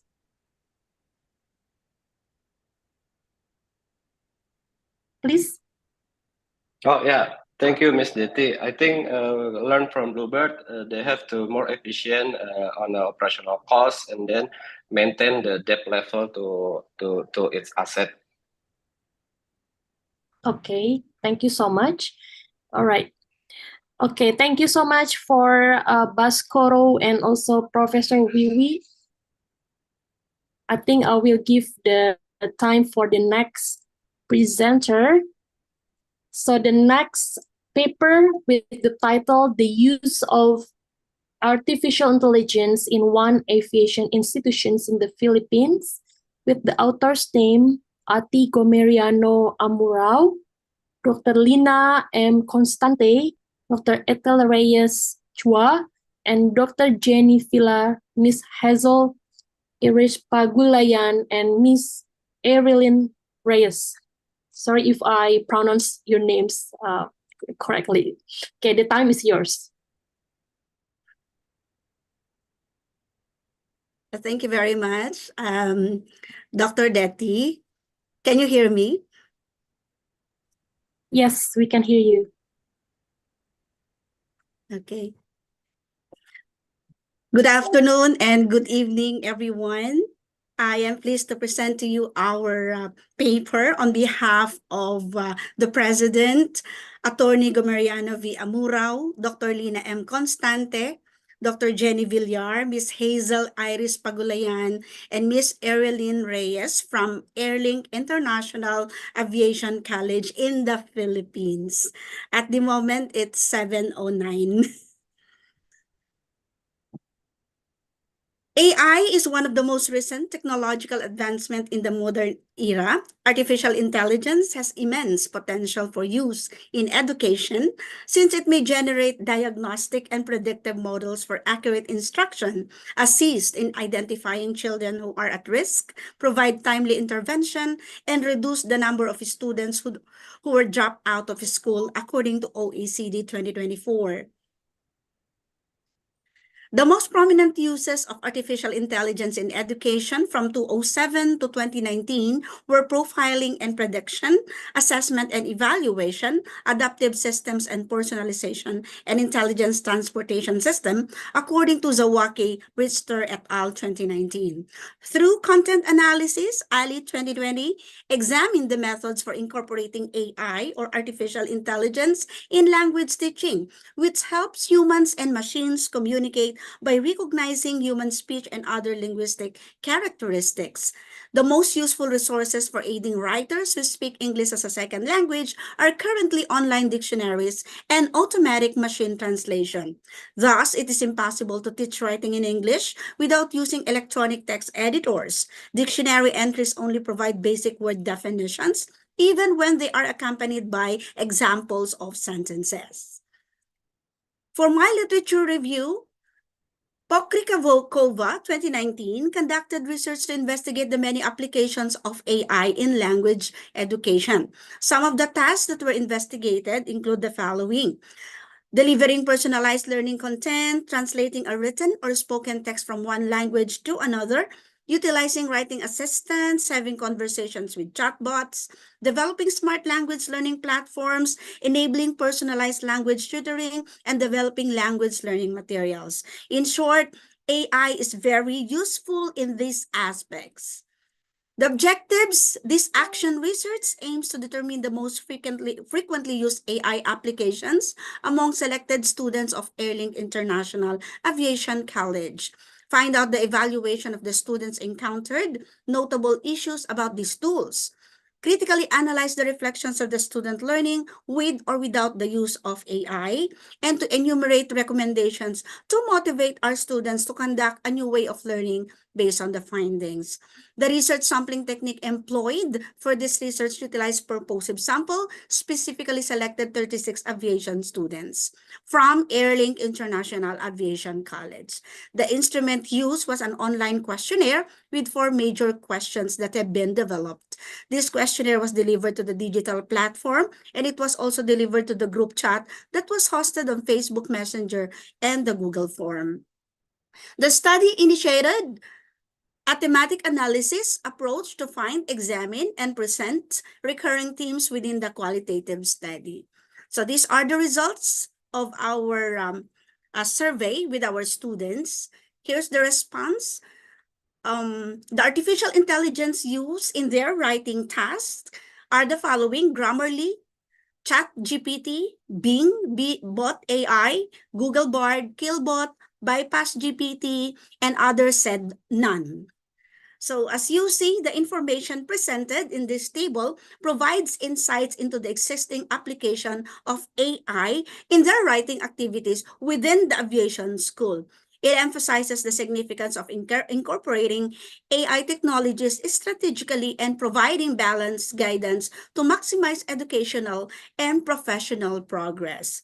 So we also asked the different advantages of AI, and the students really mentioned a lot of them, and this include, and verbatimly they are quoted.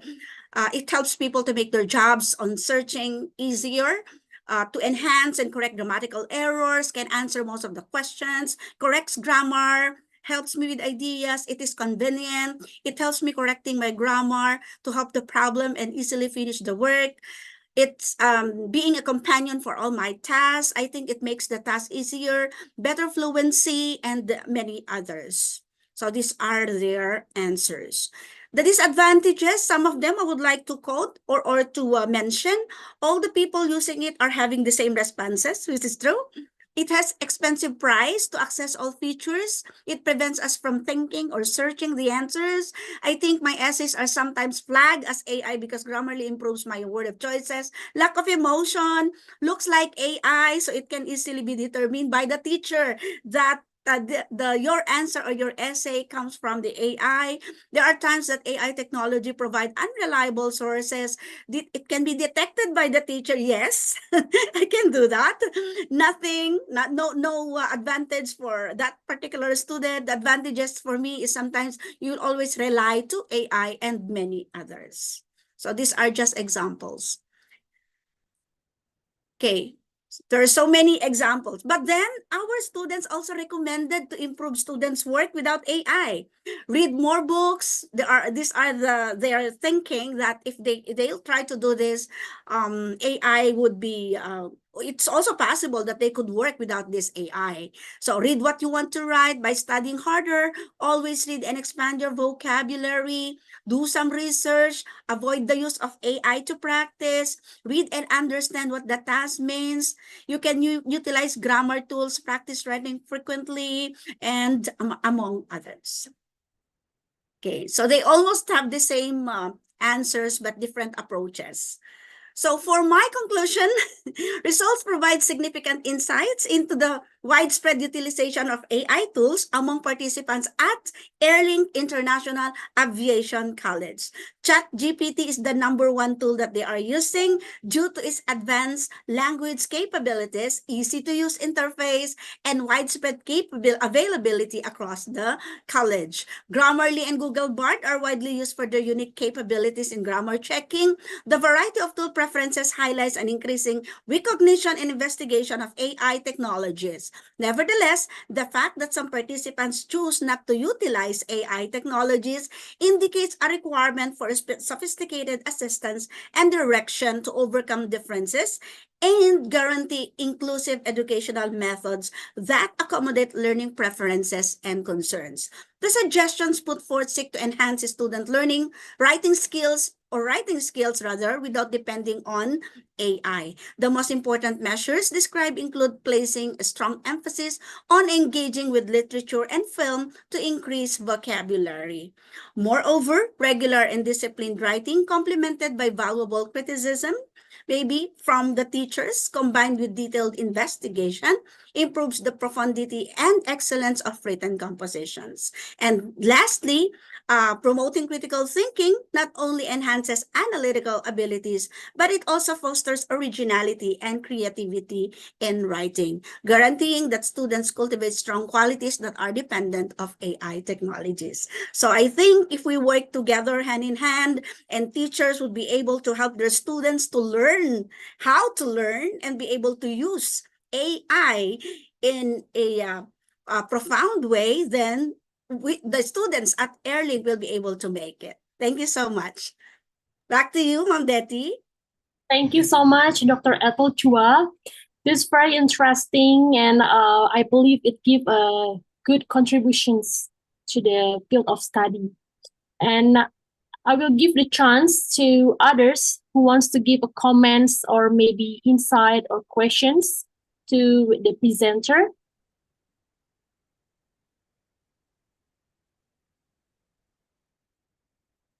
Okay, so I think I will ask a questions, or not a questions, maybe it's more about something that relates to the life of educations.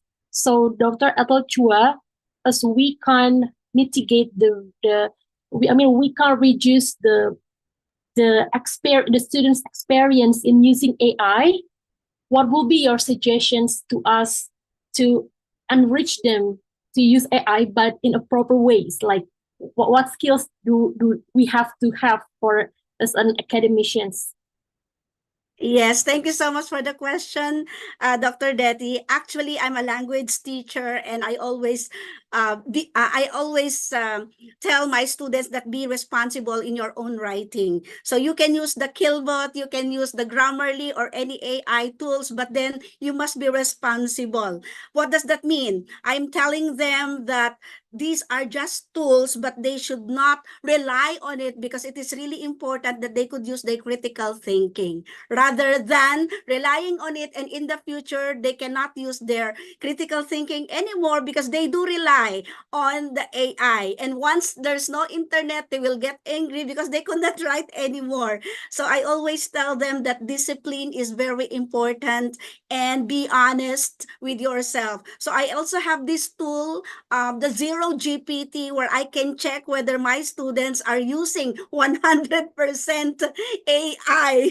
So once I check their writing, I really tell them the truth that this comes from AI, so you have to repeat them. So those are just simple strategies, but I think it could help my students to learn better. Thank you. Thank you so much, Dr. Ethel. It's a nice answer from you. I think we all learned from you. Thank you so much. I'm still the next presenter. Okay, so I will give you the time to present your second paper, please. Thank you.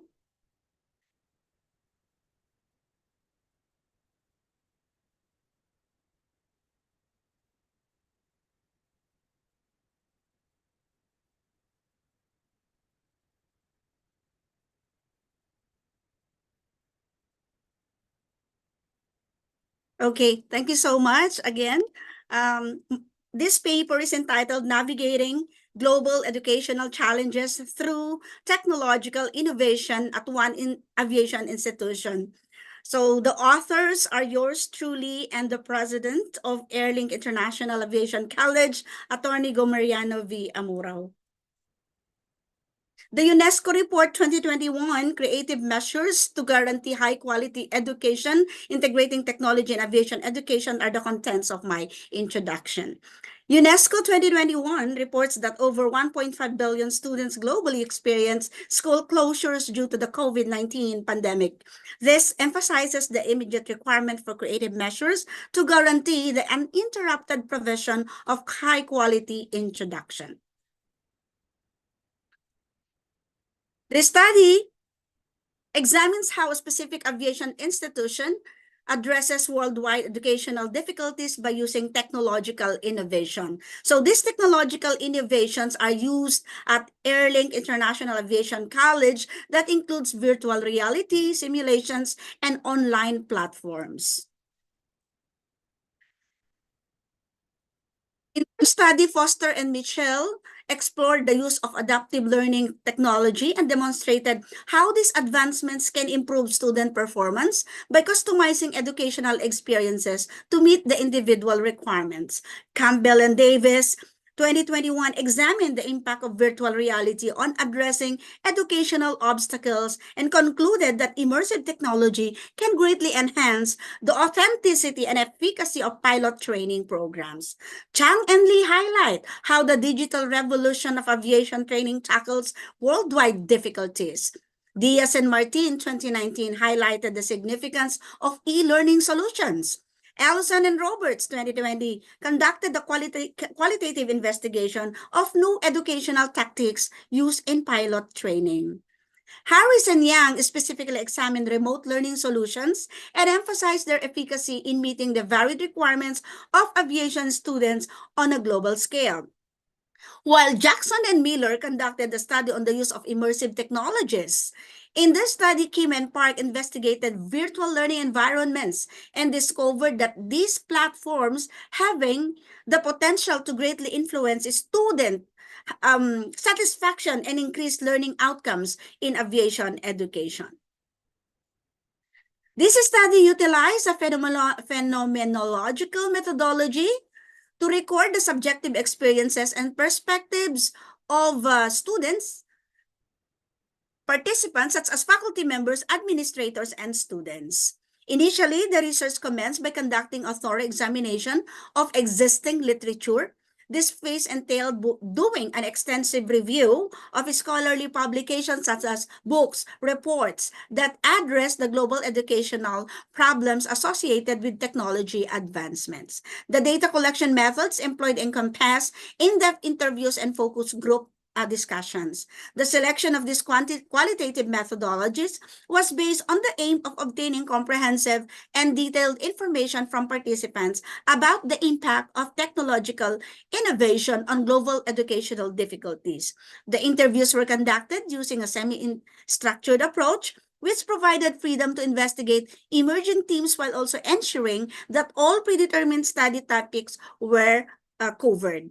During the process of data collection, strict adherence to ethical principles was also maintained. So after collection or data collection, the analytical phase commenced. Ultimately, the research data were consolidated and analyzed, then conclusions were made. The research employed a systematic methodology that encompassed a literature review, data collection, analysis, and interpretation. The data gathering methods employed were semi-structured and focus group discussions. The participants were purposefully selected to ensure that there was a varied mix of individuals from various roles within the aviation institution. The research method was conducted with full adherence to ethical requirements. For our findings, SOP number 1, what technological innovations have been implemented at the aviation institution to enhance educational outcomes? These are the following. Flight simulators offers highly realistic training environments for pilot and other aviation professionals, virtual reality and augmented reality. Aviation colleges provide online courses and learning management systems. Aviation education is increasingly employing data analytics to evaluate student performance. Institutions create mobile applications to provide users with convenient access to course materials. Remote instruction and telepresence technologies. Aviation programs use drone technology, IoT, and sensor technology.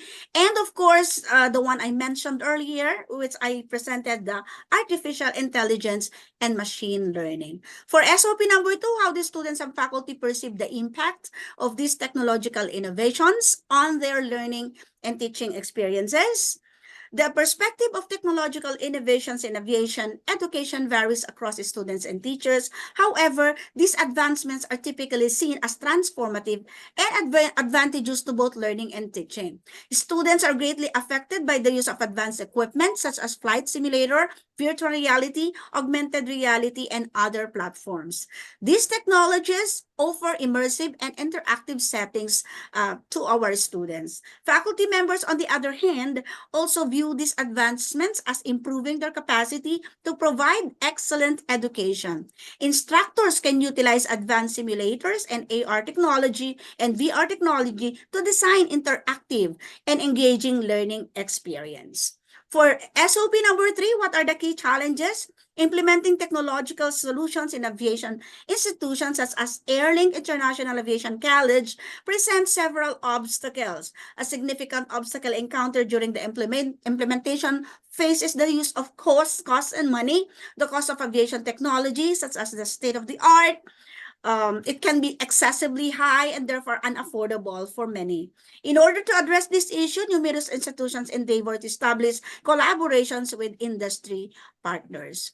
Another notable experience or obstacle is the need for proper training and experience. Number 4, in what ways has the use of technology improved the institution's ability to deliver education globally, particularly in terms of accessibility and inclusivity? Technology has improved aviation institutions' capacity to provide education worldwide, especially by enhancing accessibility and inclusivity through the following. Aviation institutions have now implemented online learning systems in their degree programs. These platforms enable students worldwide to obtain top-notch education without the necessity of moving. This adaptability caters to a wide range of schedules and geographical areas, hence increasing the accessibility of aviation education to a larger population. Number 2, remote instruction and virtual classrooms utilize technologies just like video conferencing, virtual classrooms, and others. And then it enhances multilingual assistance like the online platforms and educational resources that can be provided in many languages. The use of mobile learning, collaborative technologies, and cloud computing, personalized learning paths, accessibility features. Technologies that completely transformed or changed the aviation education by eliminating geographical limitations, presenting adaptable learning alternatives, delivering immersive training encounters, and guaranteeing that educational opportunities are available to a broad worldwide audience. These innovations not only enhance the availability of aviation education, but it also fosters inclusion by catering to a wide range of learning requirements and backgrounds. For question number 5, how does the institution measure the effectiveness and success of its technological innovations?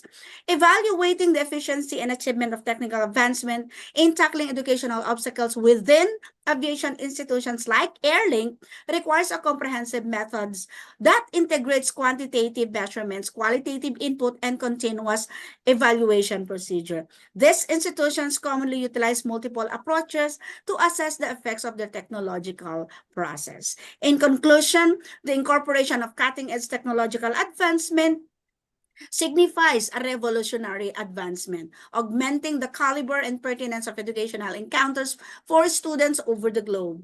The improvements in technologies such as realistic flight simulators, immersive VR, AR technologies, online learning platforms, and advanced data analytics not only replicate real-world aviation scenarios, but they also provide students with practical skills that are crucial for the aerospace sector. Mobile applications, telepresence technology, drone, 3D printing, IoT, these are all present in aviation institutions, which enhance learning by promoting innovation. By adopting these technologies, aviation institutions not only equip graduates for prosperous jobs, but also guarantee their position as leaders in education and innovation in the constantly changing aviation and technology.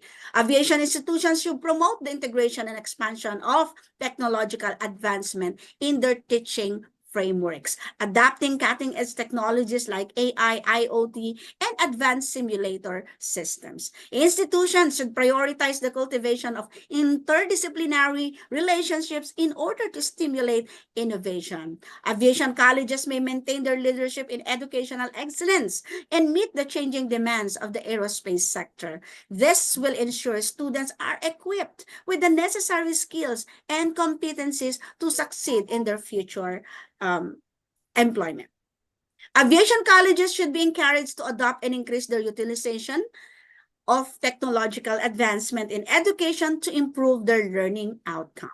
Aviation institutions that are implementing technology integration should give priority to a number of recommendations in order to effectively overcome problems and utilize the advantages of these advances. So in order to promote accessibility and inclusivity, it is advisable for aviation institutions to continue adopting and promoting the integration of technology in education. So we should prioritize and provide what the institution need: the state-of-the-art online learning platforms, virtual and augmented reality simulations. So in the future, it is advised that aviation colleges maintain their focus on incorporating and improving technical advancements in their educational systems. Institutions should also intensify their benchmarking endeavors by comparing their technological investments with industry standards and best practices to ensure that they are in line with the changing educational and industry needs. And I think this forum is very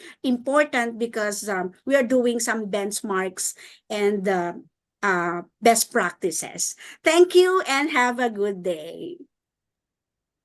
Thank you so much, Dr. Chua. This is also an interesting paper. So maybe, is there any comments? I still give the chance for others to give a comments. Okay. I see that the technological innovation is very important, right, Dr. Chua? So Yes. is there any theoretical implications from the research? Yeah, of course. Now that technology is very important, the educational institutions or aviation institutions like ours should be ready, should be prepared for whatever the technological advancements our students need. That's the only thing that they could do. They have to provide the things that they need and be ready with the consequences of all these technological innovations. Thank you. Thank you so much, Dr. Chua. So now we have finished with the third paper. The next paper with the title Operational Excellence, How the CEO Should Exploit OE Using Quality Tools, with the authors named Avesh Patil, Associate Professor Dr. Anal Jyoti Basu, and Professor Dr. Salim Shamsher. So the time is yours. Yeah. So thank you for this opportunity. And I, on behalf of my other two authors, want to present enhancing operational excellence related discussion. How CEOs or policymakers are going to exploit operational excellence using quality tools. So this is something which is very important these days, basically because we have got a very cutthroat competition, and we wanted to ensure that the organization is well ahead of the competition in terms of the performance. Today, I am going to follow the agenda same as what has been provided.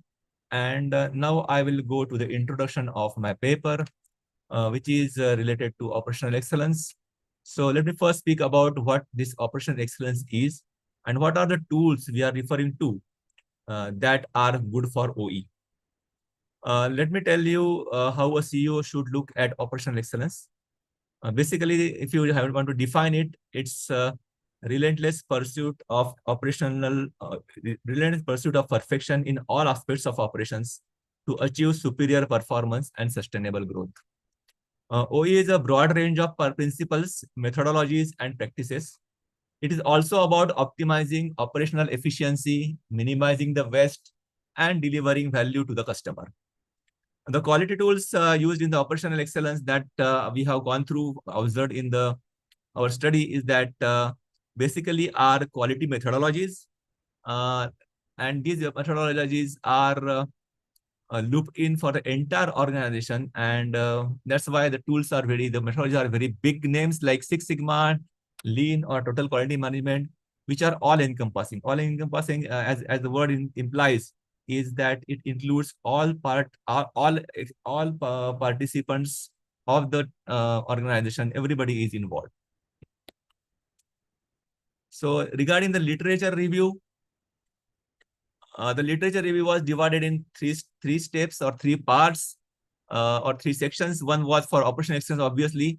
Another was the quality tools, which we wanted to understand how they are related. And the third one is the interaction of all these two, both of these. So how the quality tools are interacting with the operational excellence and how it is helping the operational excellence. The most of the authors commenting on the operational excellence wrote about the competitive business needs and how the customer-centric approach, employee involvement, improved efficiency are key to operational excellence. The authors have also noted the benefits of OE in the form of efficiency in all its operations, waste reduction, and most importantly, improvement in the financial performance.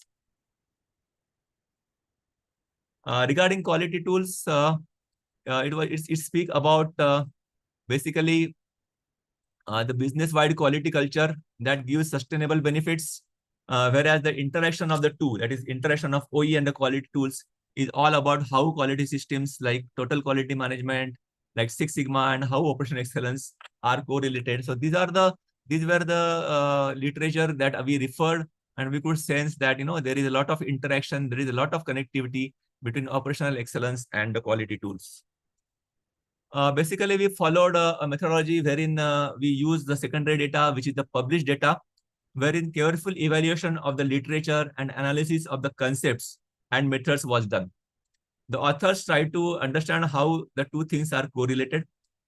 This correlation provides input to the heads of the organization or the policymakers, we speak about CEO here, to look for the opportunities to excel in their field. The data analysis was done, revealed goodness of these quality tools and methodologies in relation to the OE. That tells the heads of the organizations or the policymakers on where to spend their good money. TQM for decades have proved that this is a pan-organization tool and totally changes the perspective of the organization towards the business. This is the CEO's best bet when he is looking for the complete transition of the organization. Kaizen is also one of the tools which is pan-organization tool, but this can be implemented in pockets in the sense in some departments. If some other departments are performing well and some are not doing so well, perhaps Kaizen is the one which we have found that the authors were saying that Kaizen is a very important tool in case of bringing in improvement. But again, this is a inclusive of all the people. But if you are implementing in a particular department, maybe all the parts of the department or section needs to participate in it. Six Sigma, as most of you might be knowing, is the most prolific tool that gives breakthrough improvements, and it goes in the advanced stage of total quality management, or can be used when we have already in a good state of competitive quality or competitive status. That time, if you want to go ahead and have achieve excellence, Six Sigma is a very good tool. But this again needs a strong backup from CEOs and the MDs. If you remember any major improvement that if somebody wants to bring in, strong backup and ownership from the top management is necessary. And here for operational excellence and use of quality tools to achieve that, as I said, the CEOs are the ones which need to get involved.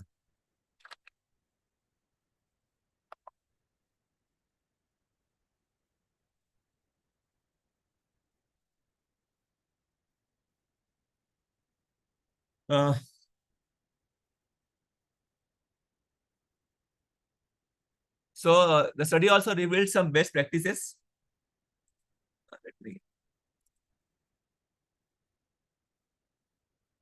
Yeah. So the study also involves the best practices and it also covers comprehensively how quality management is involved into this.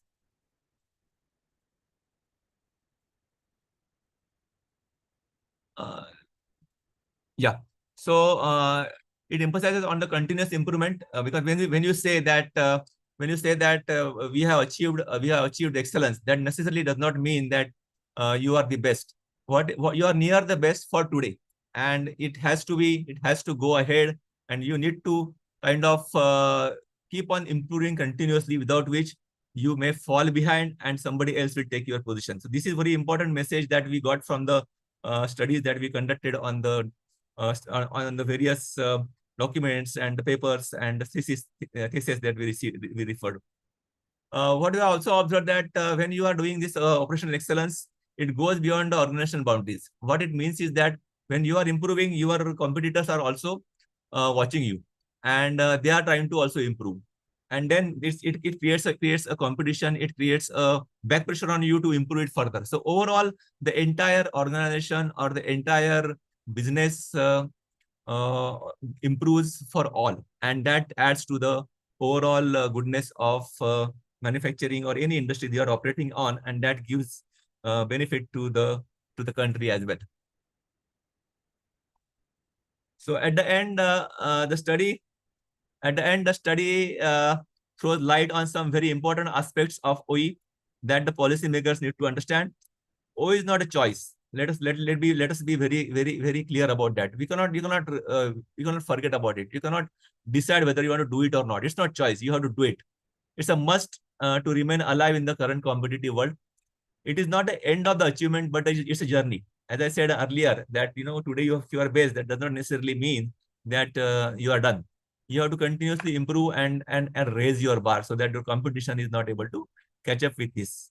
So, and OE is not a standalone entity and is a result of quality tools, management, willingness, and commitment from the team. That's very important. Commitment from the team, which is high on morale.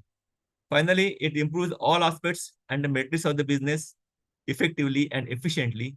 That's why the CEOs of the world needs to take a note of how OE, operational excellence, can be implemented using some of the quality tools that I have explained.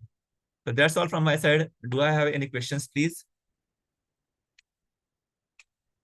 Okay, thank you so much, Alfesh Patil, for your presentations.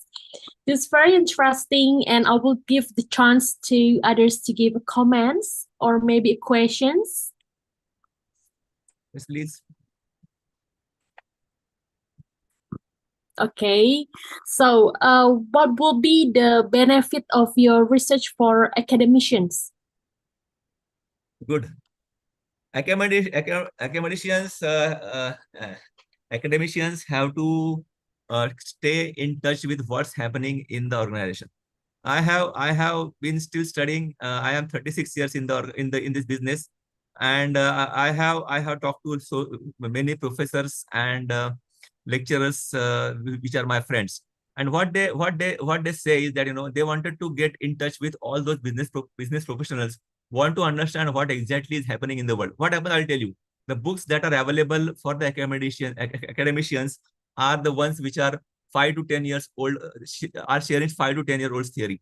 So if they are able to connect to us, if they are able to understand about what exactly we are doing on the operational excellence, the teaching that they are imparting to the students, that can improve. Okay, thank you so much for the answer. This is very interesting. And dear moderator, can I ask a question? Yes, please. Dear Avesh, I wonder your opinion.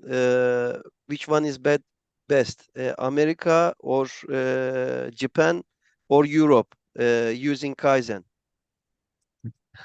The answer is obvious. It's Japan. Japan. Yes. Okay. Okay, thank you so much. So I think it's give us a good insight about the operational excellence that you mentioned. Yeah. Okay. I will give the chance for the next presenter with the title Human Resource Development on MSME Performance in Cilodong, Depok, through competitive advantage mediations to support sustainability development goals, with the author's name Udriyah and Muhammad Zulkifli. You may start sharing your screen, and the time is yours. Okay, thank you, Prof. Deti. I will share the screen of my presentation.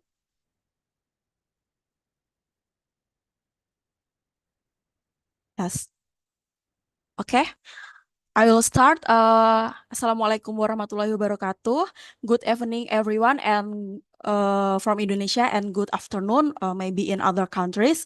Okay, so today I will present about my paper about human research development on MSME performance in Cilodong Depok through competitive advantage mediation to support sustainability development goals.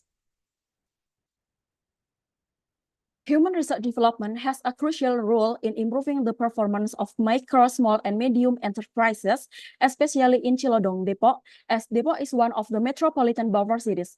MSME in this area face significant challenges in facing global competition and achieving the sustainable development goals. In particular, human resource development can play a role in increasing the competitive advantage. According to the data from the Ministry of Cooperative and SMEs of Indonesia, the number of MSMEs in Cilodong Depok has continued to grow in recent years, reaching more than 5,000 units in 2023. In addition, competitive advantage mediation has been proven to be an important factor in linking human resource development effort with better performance outcomes in the MSME context. So the research aims us to investigate how human resource development influence the performance of MSME in Cilodong Depok through the mediation of competitive advantage with a focus on supporting the achievement of the SDGs goals. Okay, we go to the literature review. The first is about human resource development. Development is an effort to improve employees' technical, theoretical, conceptual, and moral abilities in accordance with job or position requirements through education and training. In a broader sense, human resource development seeks to develop knowledge, experience, skills, productivity, and employee satisfaction with the indicators training and development, career development, and organization development. And then for the competitive advantage is a group of factors that differentiating small business of competitors and giving unique position and advantage for small business in the market. Competitive advantage can be defined as the aggregation of various items which differentiates SMEs from their competitors and provide a unique and superior position in the market with the dimension innovation, differentiation, and low-cost leadership. And the performance of MSMEs is the achievement of work result from the tasks that have been carried out by employees according to the responsibilities and tasks they have received, and this performance must meet the result in quantity and quality so that the result itself can be of great benefit to their business. According to Cahyaning Tias, indicators of MSME performance consist of sales value, sales growth, and market portion. Okay, so human resource development can increase the productivity, innovation, and organizational adaptability, which in turn support the achievement of long-term competitive and sustainable competitive advantage, can improve the long-term performance of MSMEs by enabling them to maintain market share and competitiveness in competitive markets, and can experience significant growth in their market share and ready to face the market and competition. Human resource development in the form of employee training and development contributes significantly to improve MSMEs' performance with competitive advantage, acting as a mediator in this relationship, especially in developing employee digital competencies in the digital era.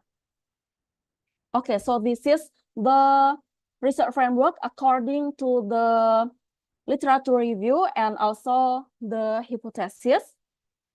Now, we move to the methodology. This research uses a deductive approach. The data used in this research is primary and quantitative data, which will be obtained from a questionnaire that will be distributed to MSMEs in Cilodong District, Depok City, as the population, and the sample is 100 MSMEs. And then the data analysis method in this research was analyzed using path analysis with covariance-based components known as partial least square or PLS. Okay, next, the finding and discussion. This is the result of analysis, and I will describe it one by one. The first is validity test, yeah. Validity test to make sure that the instrument is valid. The convergent validity test is valid using standard factor holding values and the average variance extracted, or AV. Judging from the result of the validity test in the table with the outer holding factor values all being more than 0.7 and the AV values for all variables being more than 0.5, it can be concluded that all the variables in this study are valid. So this is for the reliability test.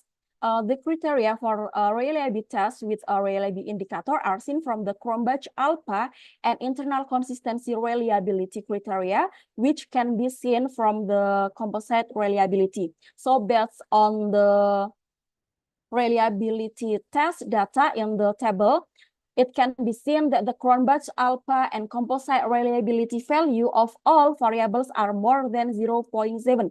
So it can be concluded that all variables in this study are valid. Next is about the structural model testing or inner model. And for the determination coefficient test, based on the data on the table about the determination test, we R square and R square adjusted. Seen from the determination coefficient test result, the results show that human resource development influenced competitive advantage by 14%. Furthermore, human resource development and competitive advantage influence MSME's performance by 89.7%.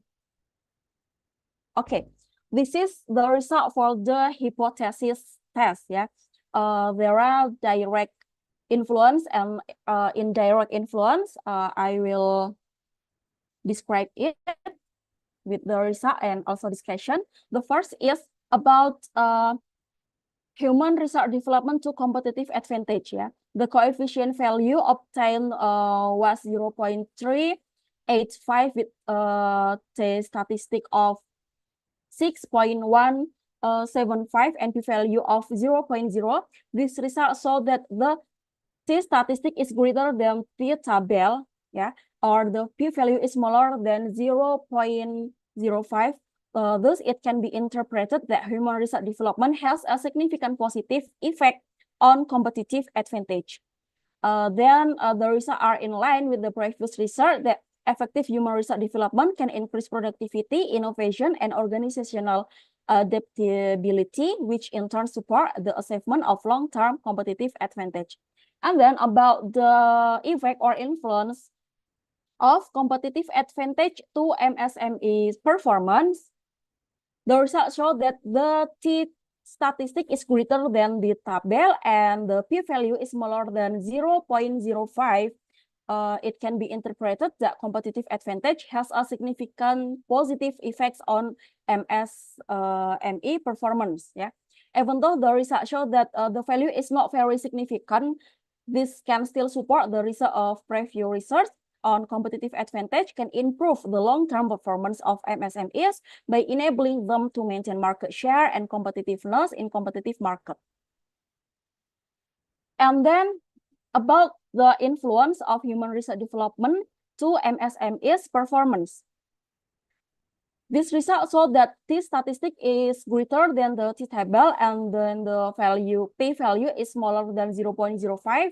Then it can be interpreted that human resource development has a significant positive effect on MSME's performance. The results are in line with the previous research that human resource development in the form of employee training and development contributes significantly to improving MSME's performance, with competitive advantage acting as a mediator in this relationship, especially in the developing employee digital competencies in this digital era.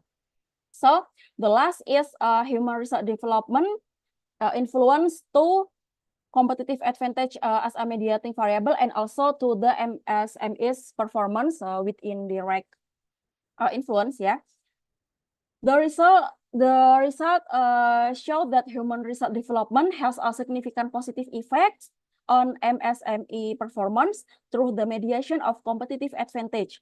In this indirect influence, the value of the influence is very small and the figure is very close to an almost insignificant value. This may happen because human resource development itself has had a direct influence on the performance MSMEs. So we come to the conclusion and recommendation. This research is answered what is asked in research objective and hypothesis about the human resource development to MSME's performance in Cilodong Depok through competitive advantage mediation. the MSME's owner can optimize and improve the development of human resource by continuing to improve training and development for its employees, yeah, especially those related to digital marketing, because it will have a big impact on employee skill, which will ultimately increase the competitive advantage and performance of MSMEs. It is hoped that this research can provide valuable insight for practitioners, academics, and policymakers to improve human resource development efforts and support the sustainability of MSMEs in Indonesia.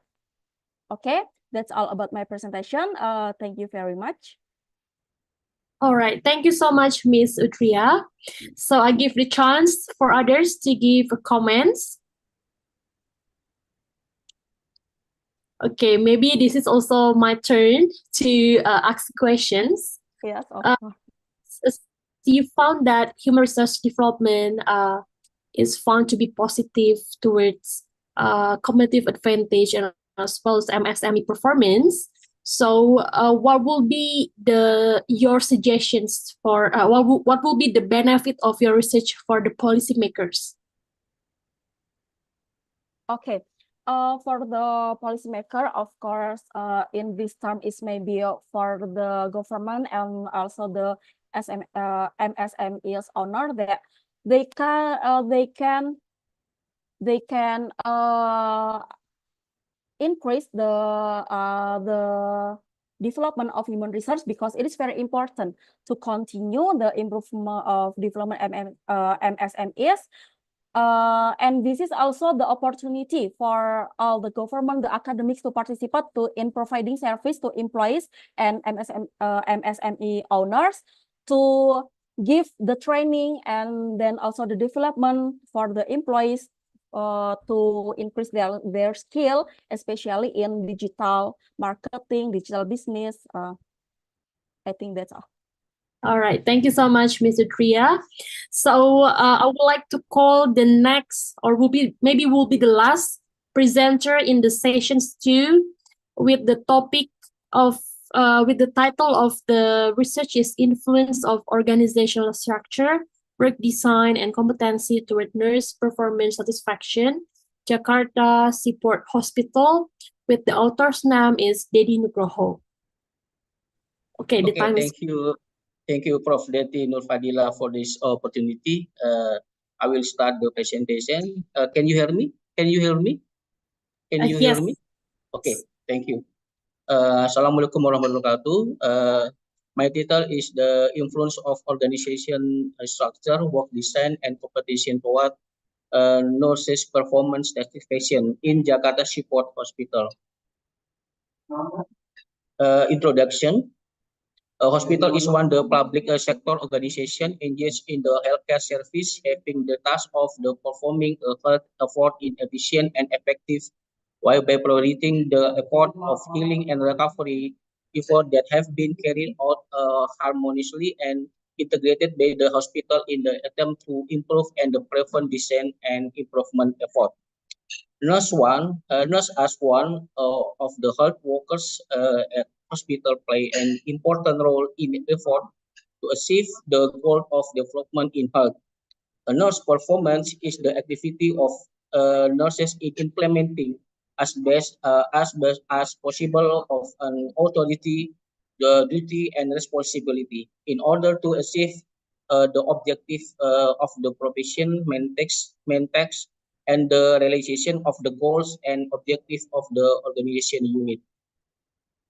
A survey by Hospital Quality Service Development Division on customer satisfaction survey and nursing care documentation. The results were obtained on customer satisfaction survey at imitation, medical service, hospital facility, and nursing at hospital in North Jakarta. The results showed the service that were not in line with people expectation, where nursing service ranked highest 36%, followed by to 24% administrative service and 23 medical service and 22 hospital facility. Based on the phenomenon above, we research about the influence of organizational structure, work design, competition toward a nursing performance.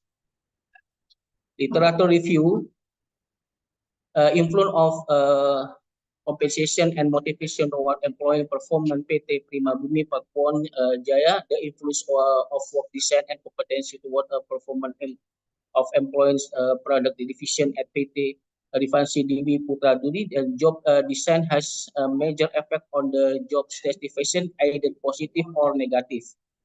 Organizations are paying a lot of attention lately to employee job satisfaction as it became a major part in achieving organization goals.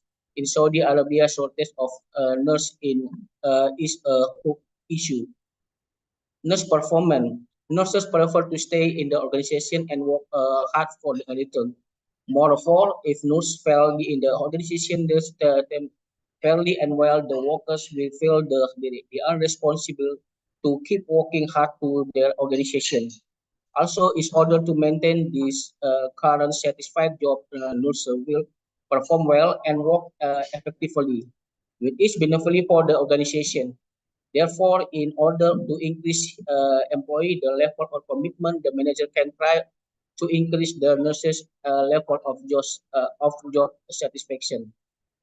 Methodology, quantitative approach using the analysis from the questionnaire with the 4 variable study in the research, namely organization structure, work design, competency, and satisfaction on nurse performance. Analysis, this study involved responded to 100 employee and patient at the Jakarta Seaport Hospital. Frame of thinking, the table organization structure, work design, competence, and toward nurse performance satisfaction. Finding and discussion, descriptive analysis, seen from the table above, descriptive statistic describe the mean and standard deviation from the dependent independent variable. The mean value on variable the organization, structure, work design, competency, and nurse performance satisfaction. Deficient value in the variable organization structure, work design, and nurse performance satisfaction.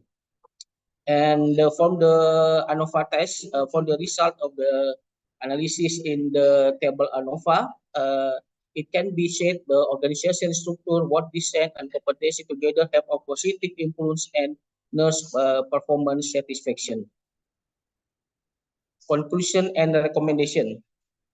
Conclusion based on the discussion the previous chapter, in chapter the order performance conclusion, organization structure and work design have significant influence of the nurse performance satisfaction in Jakarta, and for the competency do not influence in nurse performance satisfaction. For variable competence, Jakarta Seaport has no influence towards satisfaction of nurse performance. Recommendation based on the above method, this recommendation, Jakarta Seaport Hospital must be reformed organization structure and work design while can be increased satisfaction nurse.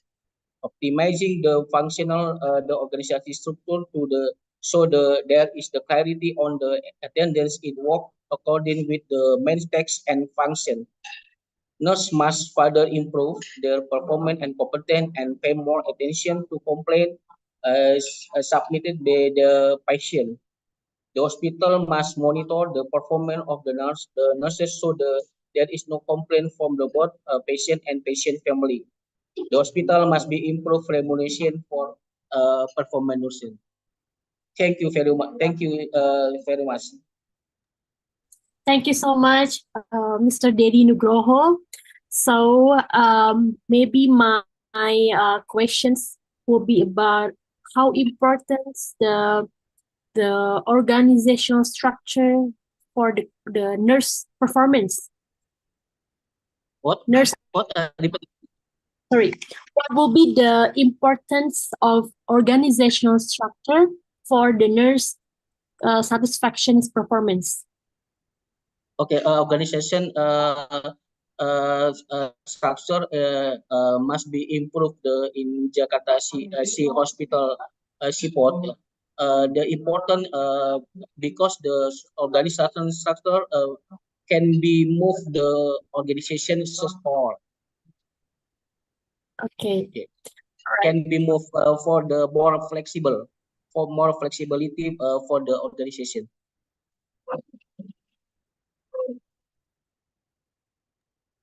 All right, thank you so much. So I think this is the last paper for the sessions 2. So thank you so much for all the presenter. Maybe we can take a picture for the sessions 2 presenter. Can you on your camera? Let's take a picture together.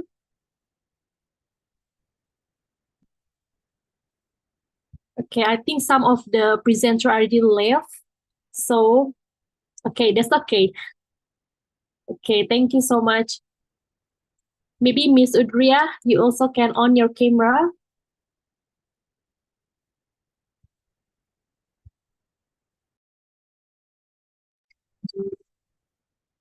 Okay, 1, 2, 3. All right, thank you so much, everyone. So I will give back the time maybe to host, Mr. Karim. Yes, dear Deti Nur Fadila, thank you very much for your great presentation. And we listened all the papers in the session, 6 papers from these sessions. They are all good papers. And we finished 20 minutes earlier, I think. Time management is also good. Thank you very much, all of you.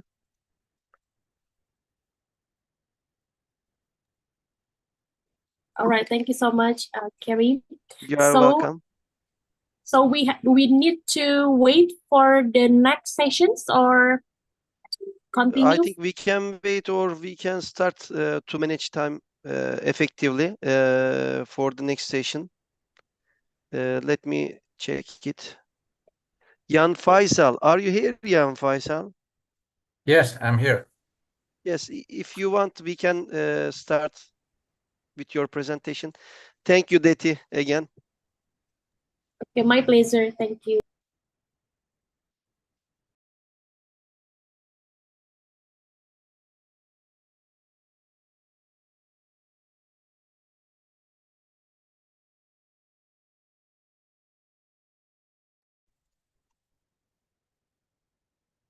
Jan Faisal will present the analysis of financial ratio in Telkom Indonesia.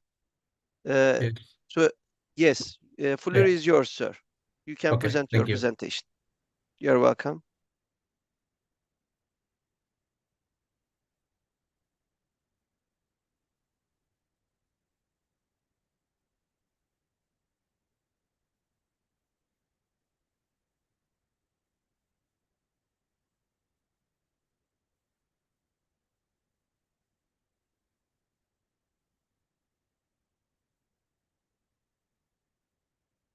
Okay. Thank you for the opportunity, moderator. Is it my voice clear? You are visible and audible. We can start. Okay, thank you. Good afternoon, everyone. Please allow me to present the journal with subject the financial ratio analysis and evaluation of PT Telkom Indonesia, the biggest telco company in Indonesia for the years 2018 until 2022. My name is Jan Faisal, and this journal I work with Prof. Dr. Wiwi Marudawiyah. We are from Sekolah Tinggi Manajemen IPMI Indonesia. Let's start with the agenda. Firstly, I will introduce about the subject of this research, namely PT Telkom Indonesia and the reason why we need to do research on this company. And then I will show the literature review, the methodology, finding and discussion, and the last conclusion and recommendations. Okay, I will begin from the introductions. The telecommunication industry is vital for Indonesia economy, with internet connectivity being a crucial products. And PT Telkom Indonesia, a state-owned enterprise, is pivotal in the Indonesia telecommunication industry, providing ICT service and networks. With the government holding a majority share, Telkom is publicly traded on both the Indonesia Stock Exchange and the New York Stock Exchange. And telecom segment its operation into digital connectivity, platforms, and services, encompassing a range of technologies from 5G to big data and AI. These segments are crucial for the company's strategic role in enhancing internet connectivity and telecommunication in Indonesia. And the company's significance extend beyond telecommunication, impacting economic growth, equality, and the accessibility of public services. With a projected increase in internet user in Indonesia, Telkom role is set to expand further, emphasizing the need for robust financial performance analysis. So the study aims to assess PT Telkom Indonesian financial performance through the analysis of key financial ratios for the years 2018 until 2022. Financial statement analysis is essential for understanding the company's performance through comparison and ratio. It provides insight into profitability and asset utilization and the company ability to achieve its objectives. That's why we need to answer the question, when the industry becomes highly competitive, can the company preserve its competitive advantage by depending on its resource? So this is some reference that I've got about telco industry nowadays situation, especially in Indonesia. The first, the telecommunication industry plays a crucial roles in country's economy by contribute the economic growth, promoting equality, empowering various sectors, and improving the accessibility and quality of public service like education and health, said by CNBC Indonesia in 2023. And the second, with this fairly high level of industrial growth, it has attracted new players in the telecommunication industry in Indonesia. This makes the level of competition in this industry very competitive. Every player in the industry is required to continue to make improvements in all aspects, including financial aspect, to continue to be healthy and able to survive or grow in the future, said by Sulaiman in 2014. Next, the literature review. So there are some literature that we review for reference to make an analysis on this research. First, net profit margin. NPM is critical indicator of overall profitability, reflecting the company's efficiency in generating profit from sales. It is influenced by operational costs, pricing strategies, and market competition. And the second, asset and equity ratio. Asset turnover and equity multiplier ratio are vital for assessing how effectively company use its assets to generate revenue and the degree of financial leverage it employs. This ratio help in understanding the balance between debt and equity financing. And the last, financial leverage ratio or equity multiplier. The equity multiplier is a useful tool for determining the degree of debt used to finance asset purchases and sustain ongoing operation. Next, the methodology. Actually, for the methodology, we gather data from financial statements, balance sheet, income statement, cash flow statement that available through financial database or company websites. We use some models that will help analyze the data and identify potential relationship between factors and profitability drivers. And finally, we made the financial ratio calculation, ending with the data analysis and interpretation. There are some model that we use that very useful for making analysis of this research. First, DuPont model. Return equity is still the best measure because the DuPont model extends it into three crucial ratios. This model shows that the return on equity is operating margin, asset turnover, and leverage multiplier ratio by Nemeti, IRJF, and CDQ. in 2021. And then time series analysis. Time series is data arranged based on time sequence or data collected over time. The time used can be weeks, months, years, and so on. Periodic data analysis is an analysis that explain and measure various change or developments in data during the period. And the last trend linear model, based on this model, the systematic trend line equation predicts what will be examined in the future. This approach excels in long-term forecasting, determine what to examine by identifying trends. Next, the finding and discussion. Okay, in this research, the DuPont method, time series, and linear trend models were used in the analysis. The data from the research are in table below. We have net profit, revenue, total assets, equity as a main parameter. And then we made some ratios such as net profit margin, asset turnover, financial leverage, return on asset, and the last, return on equity based on DuPont analysis. We will deep dive the result on the next slide. Okay, first NPM. NPM, sorry. So NPM decreased twice. It show in figure 1 from 2018 to 2019, a small 1% fall. And from 21 to 2022, a big 3% decrease. Two consecutive increases occur from 2019 to 2021.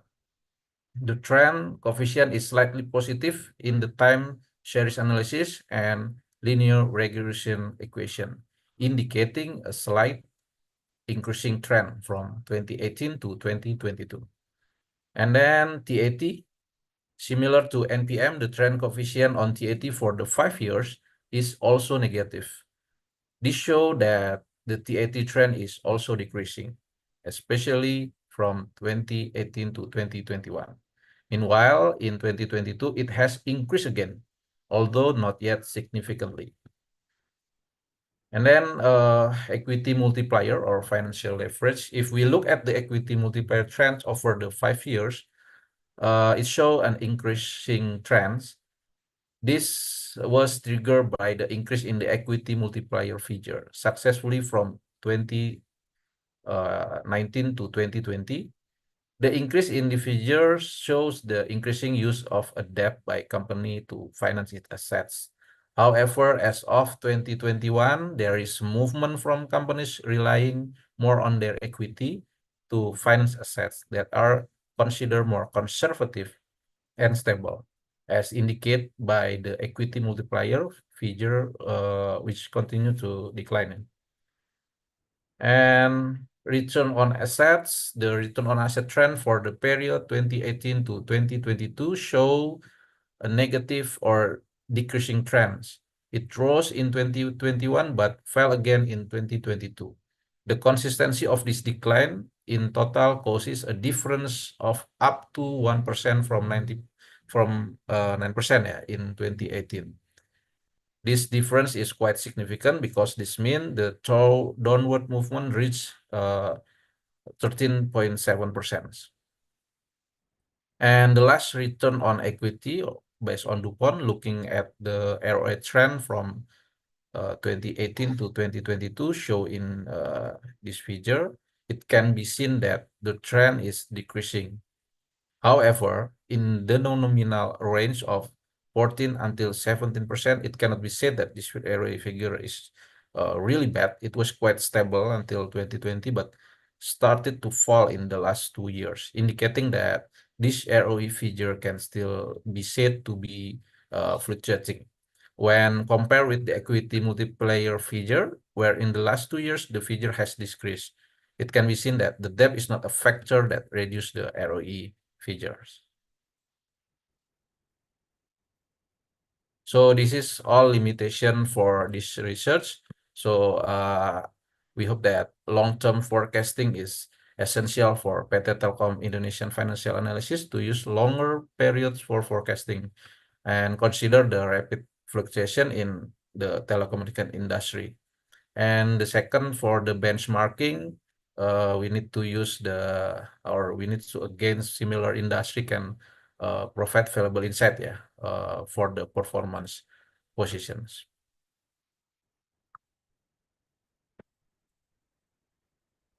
So the conclusion from financial analysis of this research, the first is profitability and efficiency.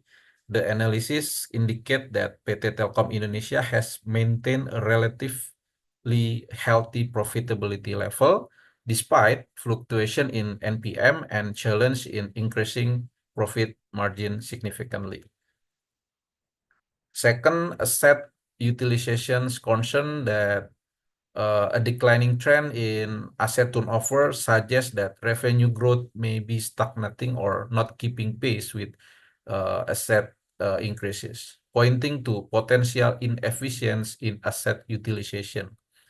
And the third, financial stability, that the equity multiplier trend show a recent shift towards more conservative and stable financing, with the company relying more on equity than debt to finance assets. And for the strategic recommendation, the first is for the operational efficiency. PT Telkom Indonesia should evaluate operational activity for cost efficiency and reserve optimization, especially in the face of tightening competition and changing market dynamic post-pandemic. The second, asset management. The company needs to analyze asset management practice to ensure efficient revenue generation and consider divesting less productive assets or optimizing existing one. And the last, for the sales and marketing strategy to address the decreasing ROE trend, the company should explore aggressive sales penetration strategies while being cautious of the risks associated with price increase in competitive market. This all reference that we use on this research. And finally, this is the end of our presentation. Once again, thank you so much for your attention, and hopefully this presentation can be useful for all of us. Thank you.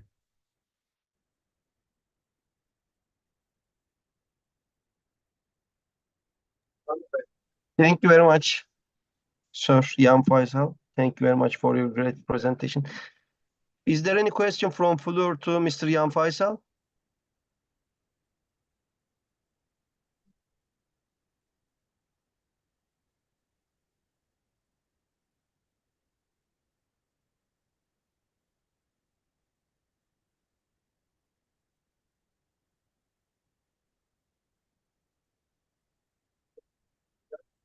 I think there is no question to Mr. Yan Faisal. Let's see. Mr. Yan Faisal, thank you very much for your presentation. Thank you. Lydia Sepriani, are you here, Lydia? Okay, great. Lydia will present her presentation. Floor is yours, dear Lydia. Okay, thank you so much. Let me share my screen. You're welcome.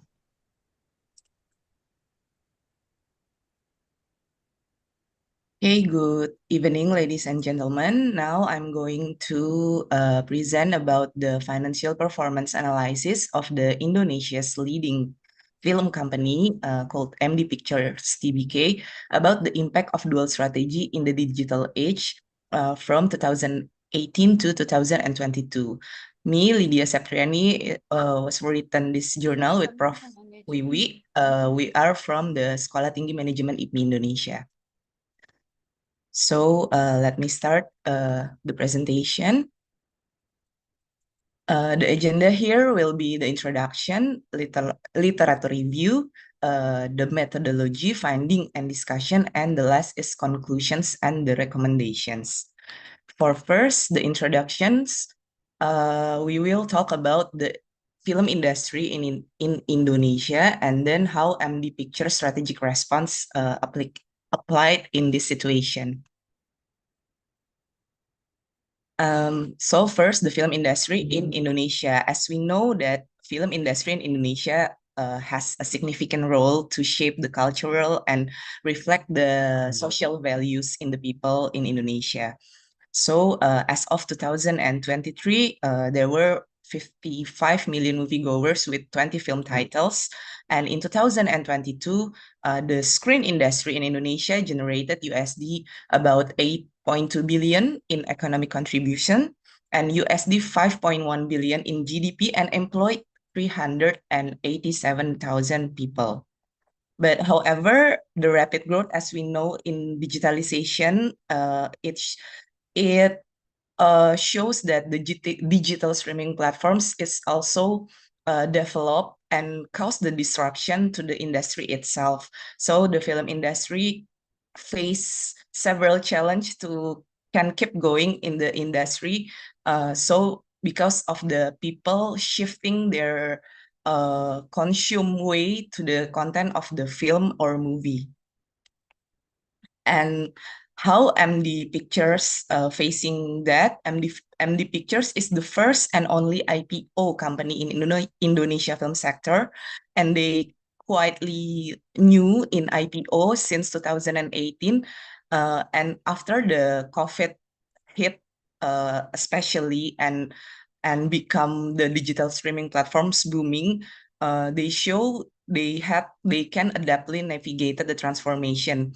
They choose to partnering with several digital streaming platforms, but they didn't leave the original industry, but with still produce the high grossing traditional film. As we know, KKN di Desa Penari, that movies is break the records in Indonesia with the high grossing traditional films. So this paper actually to analyze MD Pictures' financial performance in the context of the rising digital platform caused by COVID-19. And also we know the digitalization is kind of booming. And based on their financial statement and annual reports from 2018 and 2022, this analysis in this paper will be focused on the financial ratio analysis with the key indicators such as net profit margin, return of asset, return of equity, revenue growth, and also we analyze the debt to equity ratio since the company is kind of new in the IPO. So the next is the literature review.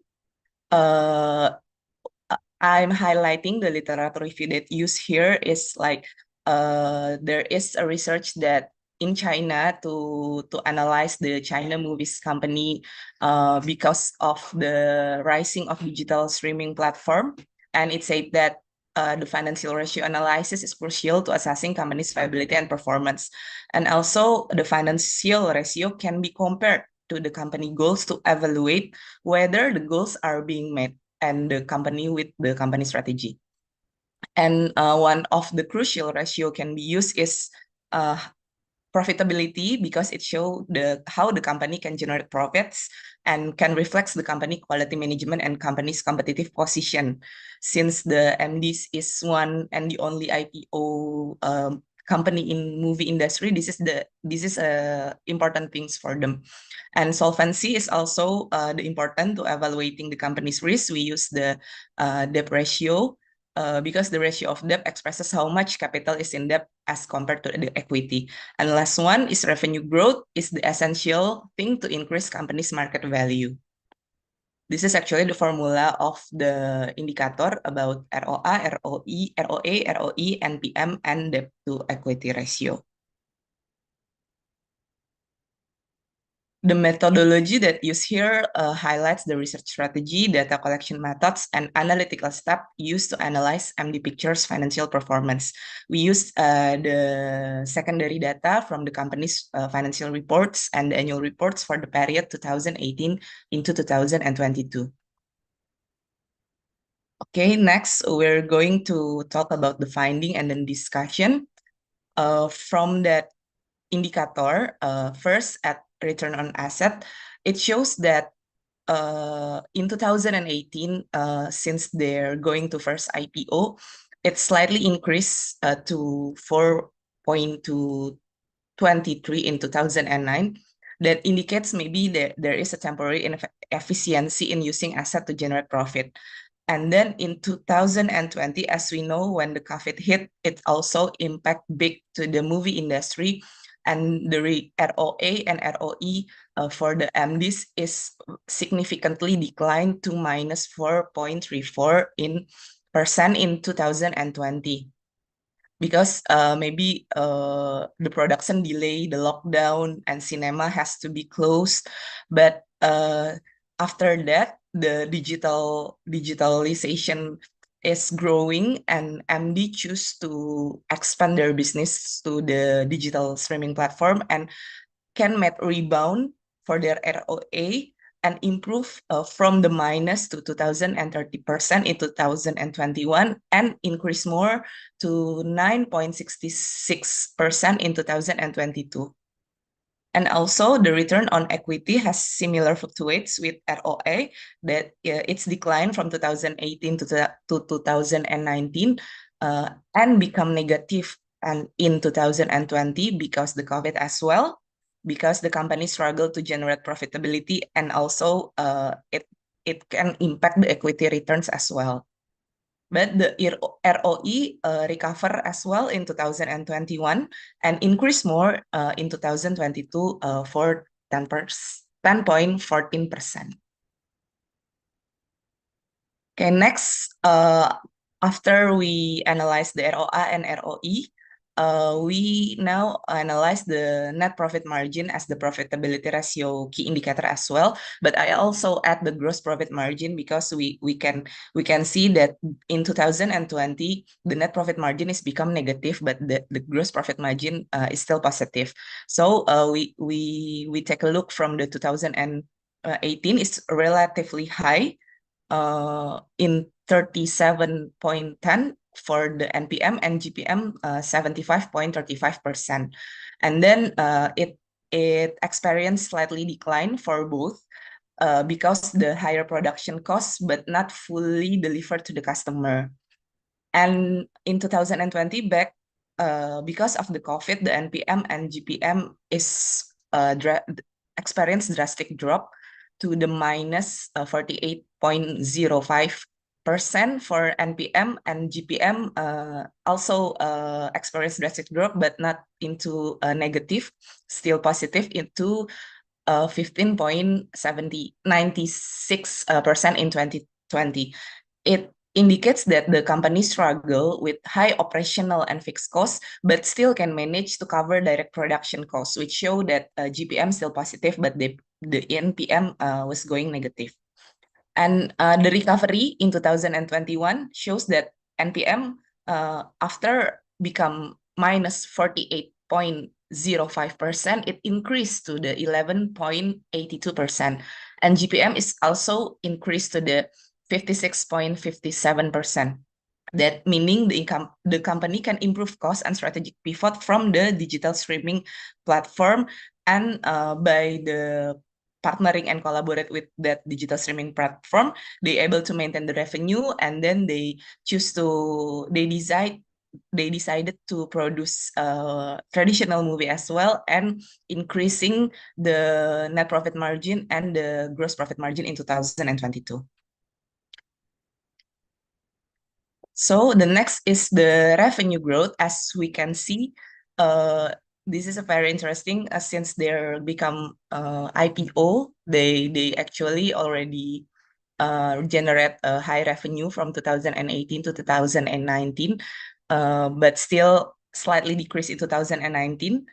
And for 2020, it's dropped very significantly into the half of their revenue generated because the COVID. But after they choose to expand their business to digitalization, they can increase the revenue back like before COVID in 2021, And after they choose to produce the traditional movie and become the highest grossing movie, break the records in Indonesia, they can very significantly higher their revenue in 2022.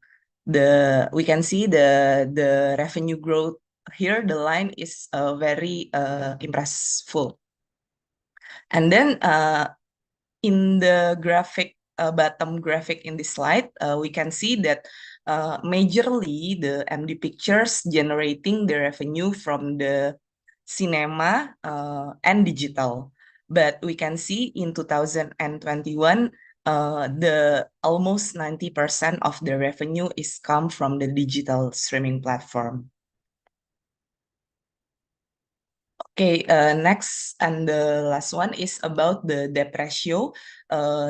The MD Pictures has maintained and applied the conservative financial structure by using minimal debt relative to its equity base. So the low debt equity ratio indicates that the company have low risk profile and can be attractive to investor. And it also because they're kind of new to the IPO, and so they want to still manage their company to have a low risk profile by still minimalization their debt. By that, the conclusion and the recommendation the conclusion is MD Pictures showed significant recovery with remarkable increases in ROA, ROE, NPM, and GPM in 2021 after COVID-19 hit. That's because they choose to expand their business into digital streaming, and they still continue to produce traditional movie and become the hit breaker. And also, like I've already explained before, ROA increasing from minus to positive from the 2020 into 2022, and as well ROE, and then the NPM also increased from the negative to the positive, and the revenue growth is increased significantly in 2021. And also MD Pictures, because maintain the conservative financial structure, it means that they use minimal debt relatively to the equity base because they still new in IPO. And the recommendation based on this finding, it is recommended that the company should continue the strategic pivot and still leverage digital platforms, because as we know now the world is growingly rapid to digitalization, but still maintain the traditional movie production because it also still attract people in Indonesia. And the low debt ratio by using the conservative financial structure also indicates that MD Pictures actually still have flexibility to take on additional debt if needed for future growth. They still have a lot of room for the future growth opportunities. And as well, keep innovative and creative to produce valuable movie that fit with Indonesia's people preferences. But further studies might be needed to give deeper understanding in the company, in the whole film industry, so we can further study can benchmark to the another film company in film industry, but also have limitation because the other has not going IPO yet. So that's my presentation. Thank you for your kind attention. Thank you very much, dear Lydia Septriani, for your great presentation. Is there any question from floor to Lydia?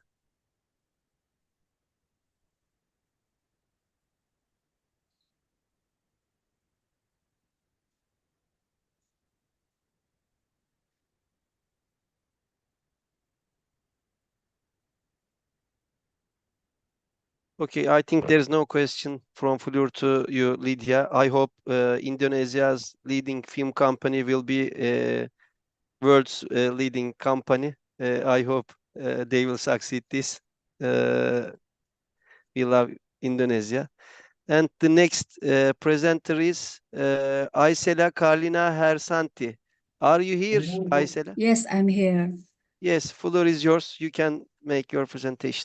Okay.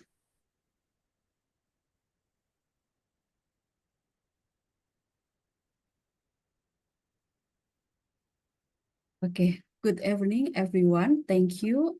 I will present about financial performance analysis and evaluation of PTXL Axiata for years 2019 to 2022, before and after the implementation of 5G network in Indonesia. I'm Asiela Karlina Hersanti, and I work with Prof. Wiwi Wardawiyah Daryanto from Sekolah Tinggi Manajemen IPMI Indonesia. Our agenda, introduction and the literature review, methodology, finding and discussion, and the conclusion. Internet use in Indonesia has been growing in the last 5 years from 2018 to 2022. And according to Sutarsih and Maharani, 66.48% of the Indonesian population had access to the internet in 2022, more than in 2021. The high use of the internet reflects high public acceptance of the development of information technology and its influence on internet use. This is very good opportunity for telecommunication operating companies, including internet service providers. And from the chart, we can see the percentage of population aged 5 years and older who have accessed the internet in the last 3 months, and always increase year by year from 2018 to 2022. The telecommunication landscape in Indonesia is primarily shaped by 4 significant entities: Indosat, XL Axiata, PT Telkom Indonesia, and PT Smartfren Tbk. And the combined user base of this operator has reached a staggering 346.8 million. And in 2021, the 5G network will begin operating commercially throughout Indonesia after previously carrying out 12 5G network trials in 2017 to 2020. The 5G network will be an opportunity that support the development of Indonesia's digital sector. XL Axiata was eligible to commercialize 5G service in Indonesia on August 6, 2021. And the paper will examine how the implementation of 5G services affects the financial performance of XL Axiata. A closer look of XL Axiata's financial performance reveals a consistent increase in the revenue from 2019 to 2023. However, maybe the same cannot be said for the net profit margin, return on asset, and return on equity, which did not always show an upward trend throughout the year. For the literature review, as more people note, financial statements are essential for understanding a company's financial health and profitability. And financial statements serve as a deep overview of a business financial performance, aiding in informed decision-making for the present and future. And according to Canton, financial performance will tell shareholders about the general well-being of a firm. Financial performance measures how well the firm can generate revenues. And by financial ratios, it can provide essential insight into a company's performance, profitability, and financial health. The data used to calculate this ratio is derived from the company's financial report, which include the balance sheet, income statement, and cash flow statement. The profitability ratio is ratio to assess company's ability to make profit. With this ratio, the level of effectiveness of company management can be analyzed as indicated by profit obtained from sales or revenue and investment income.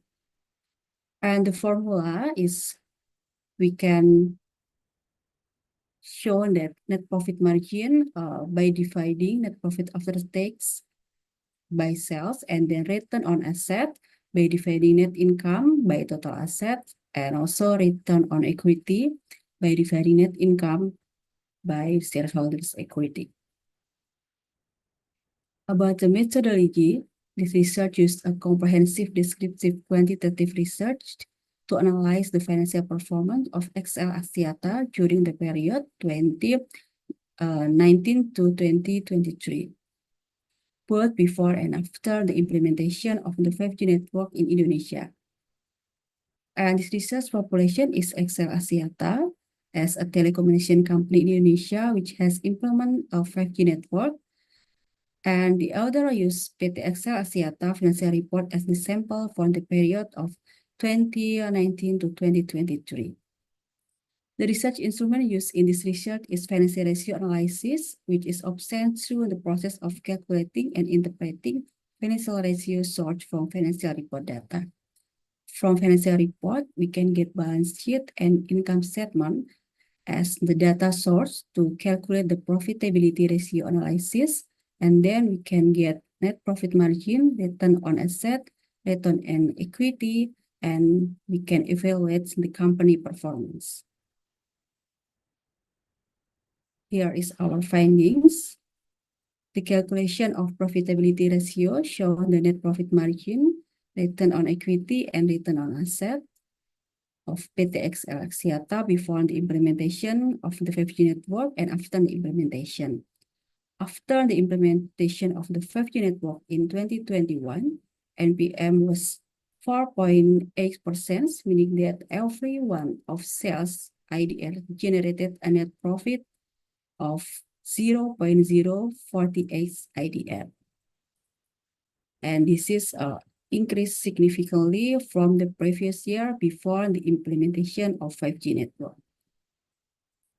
After the implementation of 5G network in 2021, the return on asset was 1.8%, meaning that every one of asset contributed to creating a profit of 0.018 IDR. And it also increased significantly from the previous years. After the implementation of the 5G network in 2021, the ROA was 6.6%, meaning that every one IDR invested capital generated a profit of 0.066 of IDR. And this is also increased by the previous year before the implementation of 5G network. In 2021, when PT XL Axiata was starting to implement the 5G network, the three ratios, net profit margin, return on equity, and return on assets increased compared to the previous year. But in the following year, they decreased in 2022 and increased again in 2023, but it was not significant. As for return on equity, the value is the same in 2022 and 2023. Net profit margin XL Axiata increased in 2021 after implementing the 5G network. Financial performance provided an increase in income in line with the expansion of network services that internet user can use. XL Axiata also managed its costs so that the net profit could be maintained and impact increasing net profit margin. In 2022, net profit margin decreased, and in 2023 did not increase significantly due to the slowing growth of internet users. But this is still an opportunity for XL Axiata to expand its internet use by developing the 5G network in the wider Indonesian region. And their return on assets increased in 2021 after implementing the 5G network, and the increase in total asset is offset by increase in net profits, which means that every asset used, including the implementation of the 5G network, contributes to increase the company net profit. Return on equity also showed a positive trend in 2021 from the previous year, a direct result of the successful implementation of the 5G network. This was in line with the increase in net profit and equity. However, despite the continued increase in equity in 2022 and 2023, the company faced a challenge in increasing return on equity. This was primarily due to the relatively small increase in net profit in 2022 compared to the increase in company equity. As a result, PT XL Axiata struggled to increase its ROA and ROE in 2023. Based on the calculation result obtained, it was concluded that the profitability ratio increased after implementing the 5G network in 2021. Even though there was a decrease from 2021 to 2022, the value was better than before the implementation of the 5G network. and also in ROE and in ROA. Management needs to increase revenue by expanding the 5G network area, as well as implementing cost efficiency through collaborating with third parties in preparing 5G infrastructure. This strategy can increase net profit and have an impact on increasing profitability ratio. The first recommendation is to have a better income. XL Axiata needs to expand the use of the 5G internet network to various regions in Indonesia and not just focus on big cities like Jakarta. The expansion of internet use will influence an increase in income, so that if costs are managed optimally, then profits and net profit margin will increase and can offset the increase in asset and equity. This is needed to ensure that the return on asset and return on equity figures can increase. XL Axiata can also expand its strategy in preparing 5G network infrastructure through collaboration with third parties, which will have an impact on cost efficiency and better asset management. Collaboration can carry out with third parties, as was carried out in 2021, with the cooperation of XL Axiata with NTT Ltd prepare a 5G network ecosystem by building a private cloud-based IT infrastructure. Similar cooperation can continue to be improved, especially in areas that have the potential to expand the use of 5G networks. This partnership not only helps share the burden of costs related to asset and infrastructure, but can also align the operational technical needs of various sectors. Thank you for your kind attention. That's all my presentation. Thank you.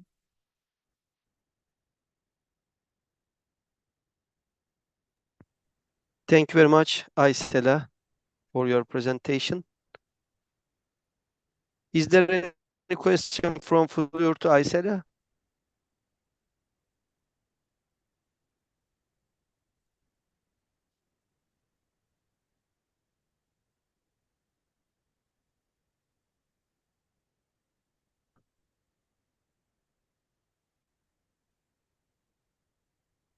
I think there's no question. Aysela, the topic is very important for all around the world, for all of us, because we are using network, internet, all of us for all type of communication. The title is very important because of this reason. Thank you very much for your presentation.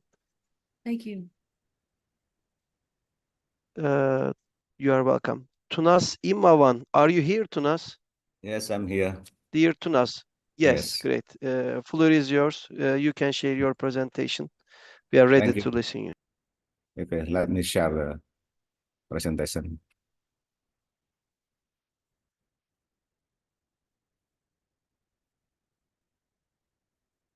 Can everyone see the presentation? Yes. Okay. Thank you. Good evening, everyone. My name is Tunas Imawan, and I would like to present the full paper of this financial performance analysis and evaluations of nickel mining company, PT Vale Indonesia Tbk, for years 2018 to 2023. And my mentor is Professor Dr. Wiwi Mardiah Daryanto, and I come from the Sekolah Tinggi Manajemen IPMI Indonesia. Okay, I would like to present this full paper with the agenda of introductions, and then the literature review, and then I have two sub financial performance and also Dupont analysis. And then the third is the methodology. Fourth is the finding and discussions. And then fifth is the conclusion and recommendation. Okay, let me start with the first introductions. As you can see here that Indonesia nickel production has grown considerably in recent years. And for the last 10 decades, the industry increasing by more than sixfold since 2010s. The nickel mine output accounted for about half of global total nickel production in 2023. As you can see here, the industry has strategically positioned itself to capitalize on the growing demand for the battery-grade nickels, particularly for the EV, electric vehicle batteries, and has been expanding its nickel smelting capacity, especially in the regions of Sulawesi, East Indonesia, which is their capacity has increased between 2015 and 2023.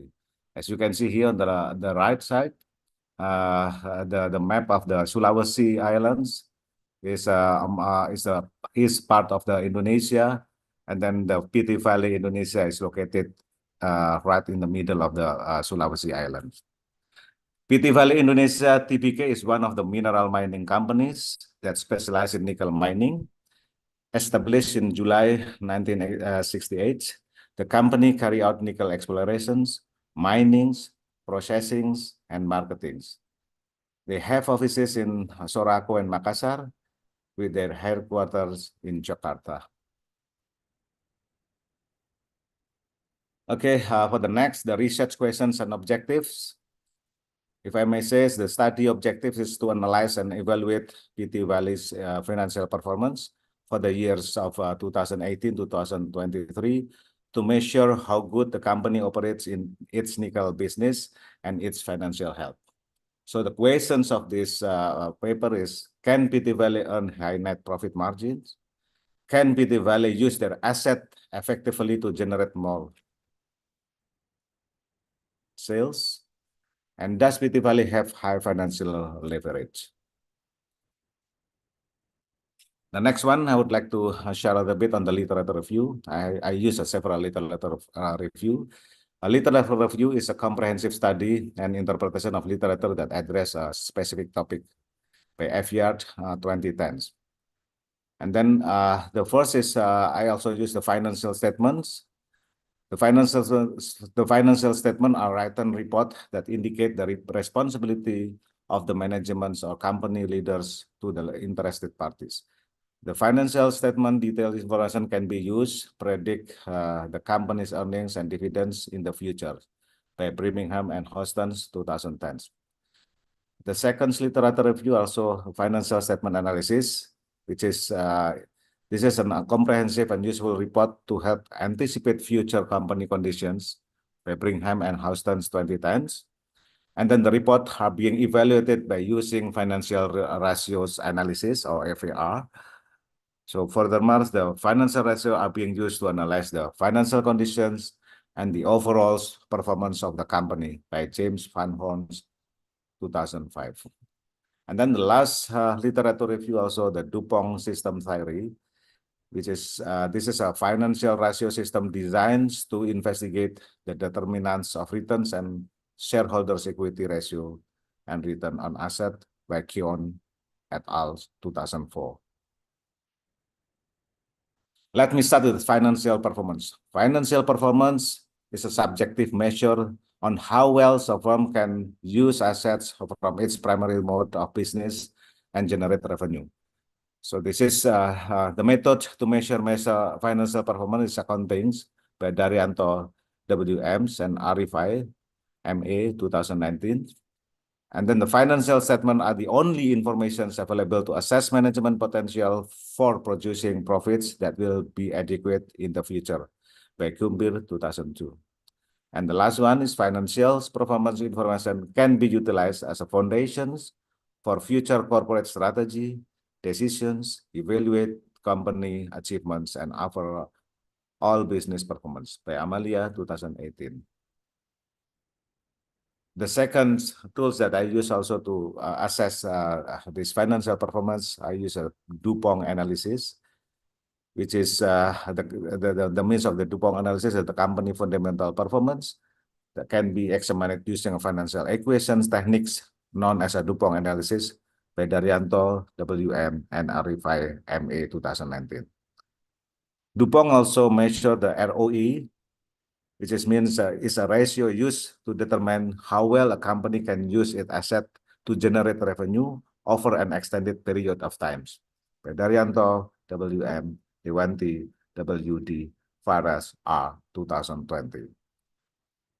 DuPont analysis also measure the ROE, ROI, as a returns on equity ratio is a measure of company performance as well as shareholders, where shareholders who purchase equity in the company specifically paid up capital and retain earnings, anticipate receiving benefit that proportionate to their investments.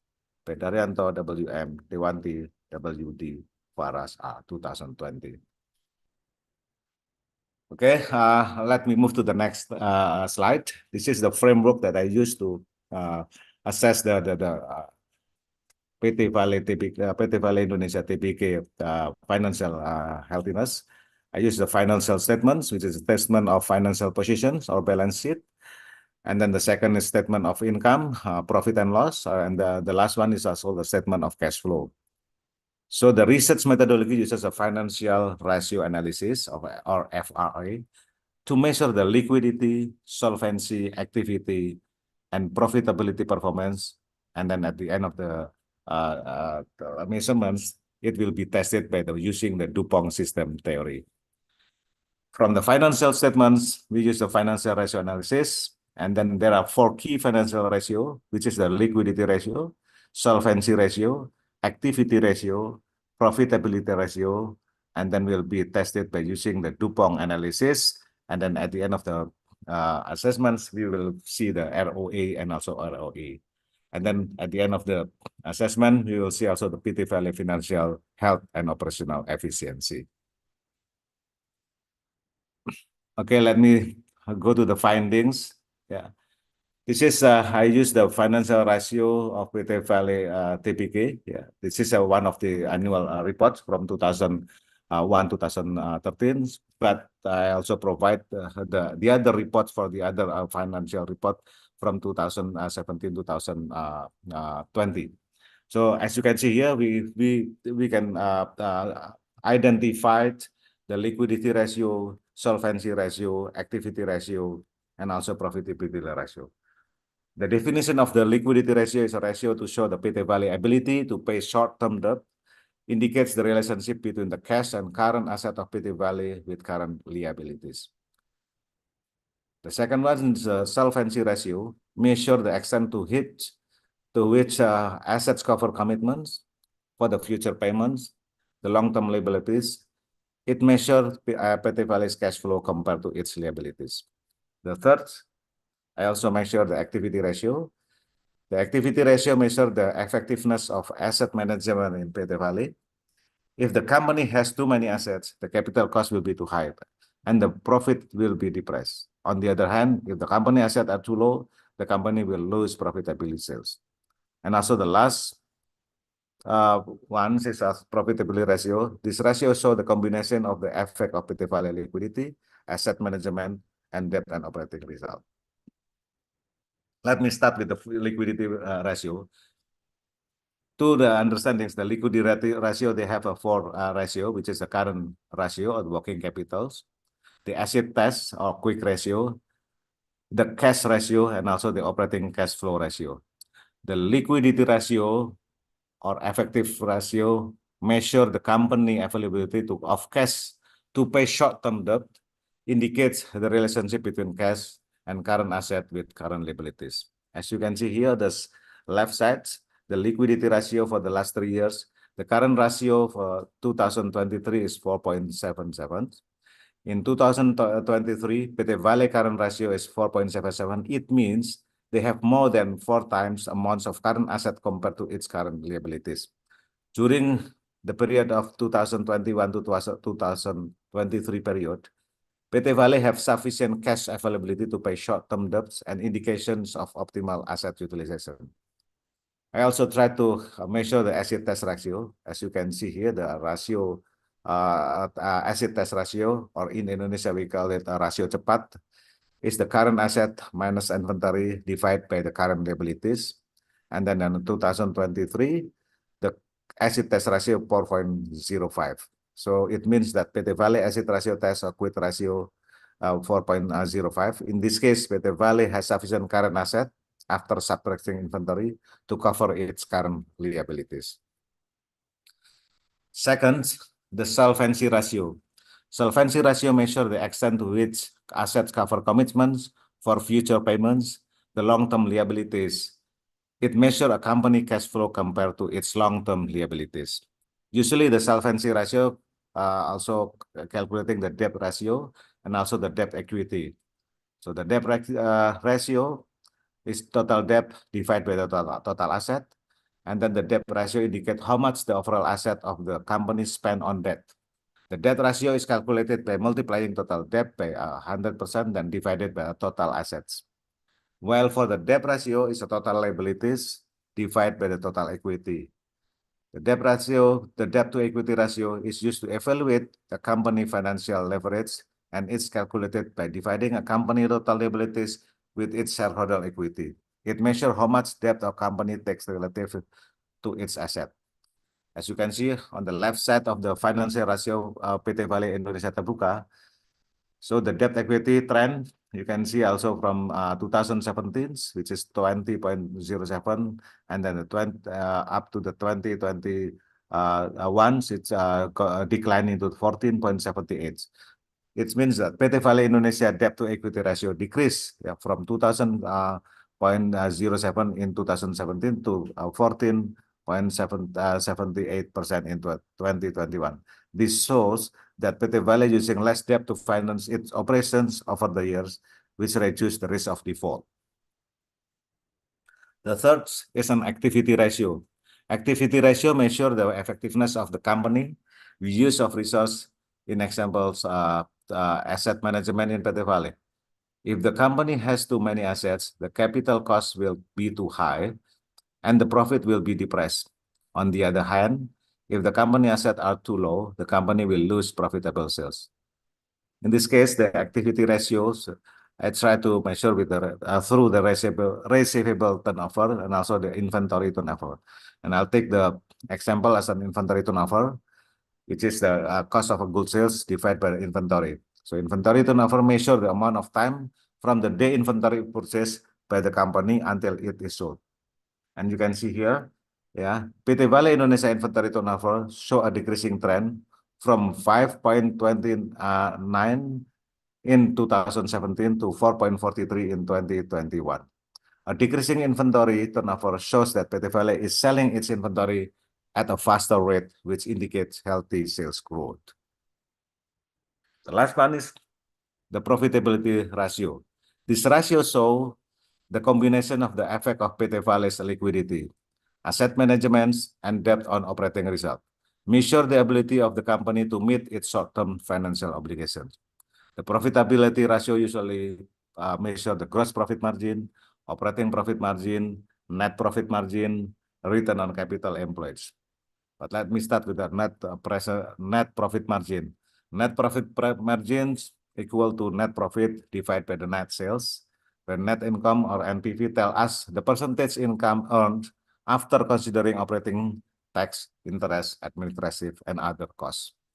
As you can see here, the profitability of the PT Valle, even though a bit fluctuative, but as you can see here, the increasing of the profitability, net profit margin is quite significant, especially in 2021.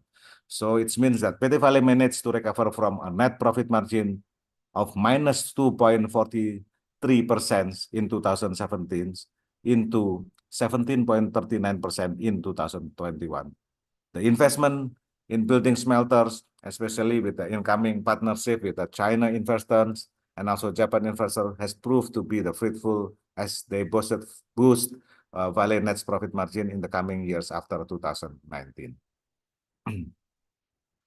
Okay, I also comparing to these two ratio. This is the returns on asset and also the return on equity, which is the return asset is how to measure the maximization of asset that can produce margin, and also return on equity, how the company using their equity to maximize their margin. From the return on asset, as you can see here, the trending is quite significant, from minus 0.7 into 6.7, which is this is a very good achievement during this 2017 into 2001. So PT Vale return on assets shows an increasing trend from 2017 and even increased drastically from 2020 to 2021, reaching 6.70%. This means that for every dollar invested into its assets, it's return a profit of 6.70%. So, however, this shows that PT Vale Asset Management efficiency in growing from its negative returns in 2017. Even though there was a slight drop in ROE in 2019 before it got back to in 2020 by 1%. Well, for the return on equity, as you can see here, during the period of 2018 and 2021, PT Vale Indonesia ROE analysis shows that efficient use equities, which means capital is being used more effectively to generate more profit. The higher ROE, the better PT Vale convert their equity financing into profit. Even though it's shown slightly negative in 2017 due to the net income issue, but they can finally make significant improvements afterwards. So the next slide is about conclusion and recommendations. On the conclusions, based on the financial performance for the year 2018 into 2023 analysis, PT Vale Management could run smooth operation strategy to achieve healthy financial performance and operational efficiency in terms of profitability. The achievements increase positive sentiment on the market and impact PT Vale stock prices. From the perspective of the ROE, analysis shows that efficient use equities, which means capital is being used more effectively to generate more profit. The higher the ROE, the better PT Vale convert their equity financing into profit. While for the ROA, shows an increasing trend from 2017 and increased drastically from 2020 to 2021, reaching 6.7%. This means that for every dollar invested into its assets, it's return a profit of 6.70%. And of course, this shows that PT Vale Assets Management efficiency is growing from its negative returns in 2017. Even though there was a slight drop in ROA in 2019 before, it got back up in 2020 by 1%. The additional ratio, also the debt to equity ratio, is used to evaluate the company financial leverage. PT Vale Indonesia debt to equity ratio decreased from 20.07% in 2017 to 14.078% in 2021. This shows that they use less debt to finance its operational over the years, which reduce the risk of default. So by those kind of conclusions, and then we can see the benefit of the investors. So the recommendation for the investors, if the investor would like to consider nickel mining stock as a potential long-term investment, it is recommended that they should understand the context of the overall situation, diagnose and do the deep analysis, not only from the perspective of the company's financial health alone, but also the overall industry-specific factors and broader economic factors, or other potential related benchmark. By conducting deeper research, assess and measure the overall company's performance histories carefully, and always stay engaged with the global commodity market trends will help the investor to make the best informed decisions, as well as obtain the highest investment returns. This is the references that I use for these papers. Yeah. And then thank you for your kind attention. That's all my presentation paper. Wassalamualaikum warahmatullahi wabarakatuh.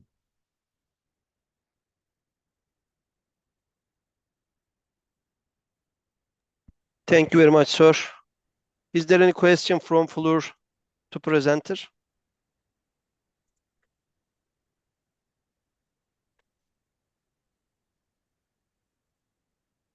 I think there is no question, Mr. Tunas Imawan. Thank you very much for your presentation. Thank you, sir. You are Goodbye. welcome. Good to hear you. The next presenter is Ricky Fabiawan. Are you here, Ricky? Yes, I'm here. Yes. Let me share my presentation Please. first.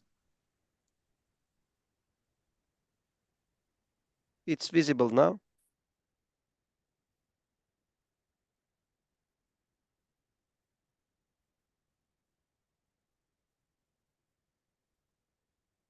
Is it shown, my presentation? Yes, we are ready to listen you. Okay. Yeah, thank you, everyone. So good evening, good day.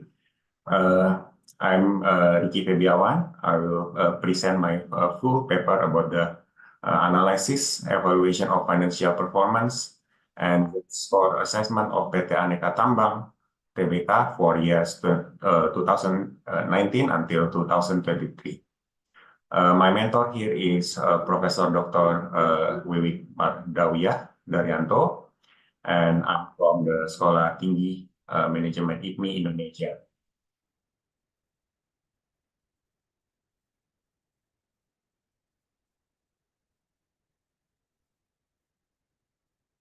All right, for the agenda,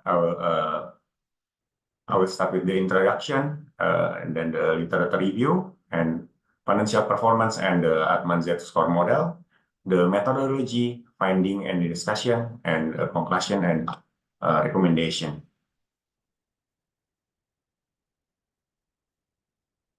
Okay, for the introduction, PT Aneka Tambang is a leading mining company in Indonesia, supported by the government.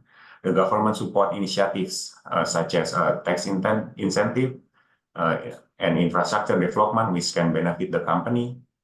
The financial performance of Antam were increased consistently for the past 4 years, from 2020 up to 2023, indicated by the increase of liquidity ratio, increase of profitability ratio, and decrease in solvability ratio.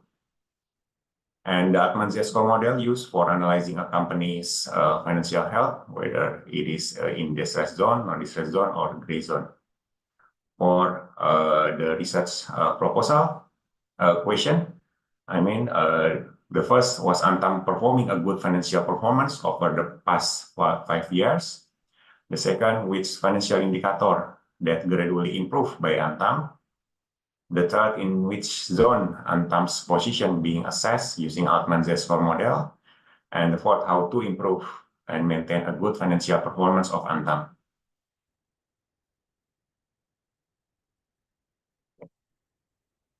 The Altman Z-score model, using the Altman Z-score, management can analyze at which level the company is facing financial performance health problems, whether it is in the distress zone, non-distress zone, or gray area.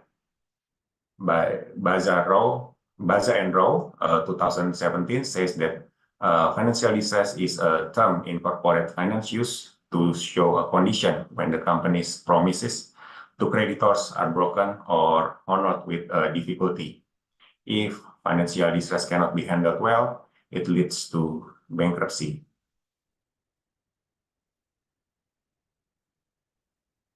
And for the literature review,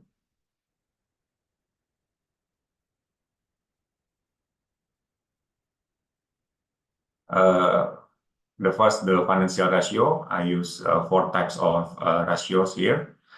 The first for the profitability ratio, the leverage ratio, liquidity ratio, and efficiency ratio.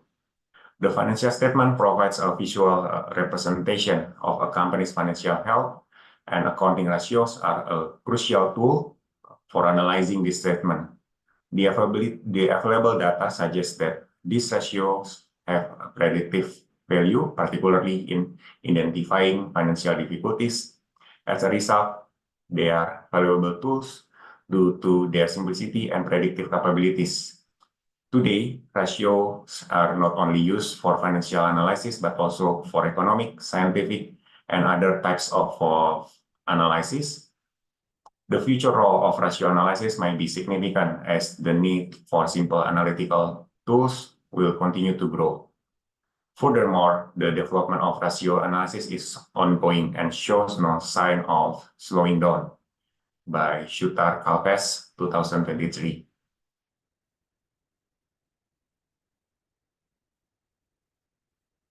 Next, for the Altman Z-score model that I use, I will highlight the advantages and the disadvantages. For the advantages for Altman Z-score model, the first provides an early warning system for potential financial distress, allowing investor and analysts to take corrective action before a company's financial situation deteriorates further. The second, simple financial ratios that are easily calculable from a company's financial statements, making it accessible to a wide range of users. The third, the model considers multiple financial ratios, providing a comprehensive analysis of a company's financial health and reducing the risk of misinterpretation from focusing on a single ratio by Laborda J and Rio S. 2021. For the disadvantages of Altman Z-score model, the first, the model assumes that the financial ratios and variables used are applicable across different industries and business types. However, each industry has unique characteristics, and a one-size-fits-all approach may not be accurate. The second, the model relies on historical financial data from balance sheet. It does not account for dynamic changes or real-time market condition. The models assume a linear relationship between a financial ratio and bankruptcy risk. However, real-world financial dynamics are often non-linear. And the last, Altman Z-score model focuses solely on financial metrics. It doesn't incorporate non-financial factors, for example, management quality, in this industry trends, competitive landscape, that can influence a company's viability.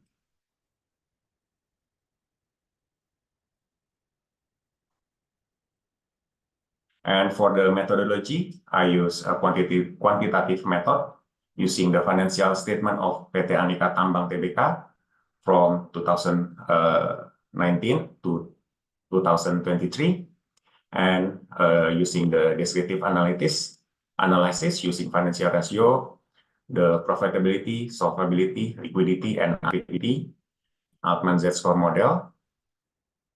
And this research method was conducted to evaluate the financial performance of PT Aneka Tambang.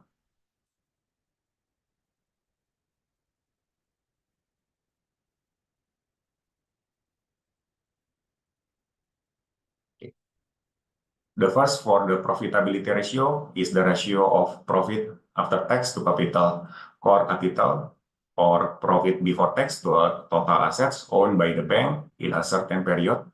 If the condition of the company is categorized as profitable or promises profits in the future, many investors will invest their funds to buy the company's shares. Of course, pushing the stock price up to be higher by Octaviani and Komalasari, 2017. For the profitability ratio, I use 5 indicators here. The first, the return on asset or ROA. The second, earnings power of total investment or FT. The operating income ratio or OE. The return on equity or ROE. And the gross profit margin ratio for GPM.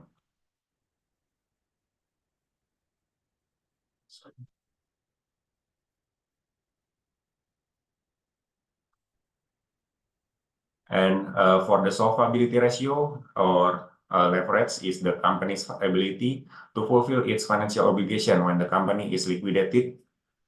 The debt to asset ratio or the DER is an indicator used to measure total debt and total asset, or it can be used to measure the debt asset ratio or DER by Kanatria 2020. For the solvability ratio, I use the debt to asset ratio or DER and the debt to equity ratio or DER.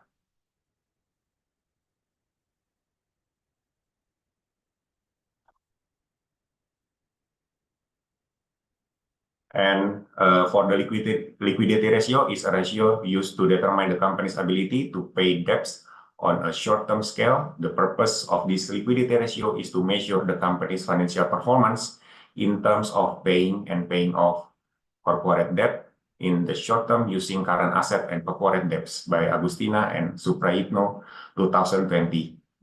For the liquidity ratio, I use the current ratio and working capital to total asset ratio. And the last for the activity ratio is used to see the size of the level of effectiveness of the company in using the assets owned by the company. The higher the ratio of activities obtained by a company, the higher the company's value of the company by Gunadi et al. 2020.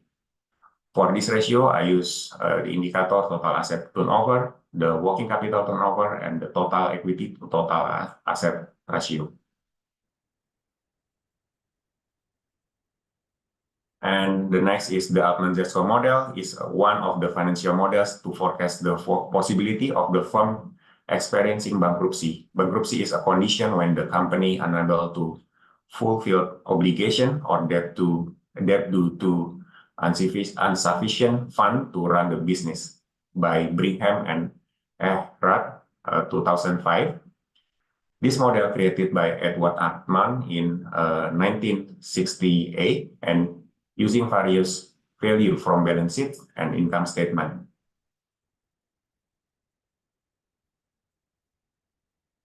For the findings and discussion,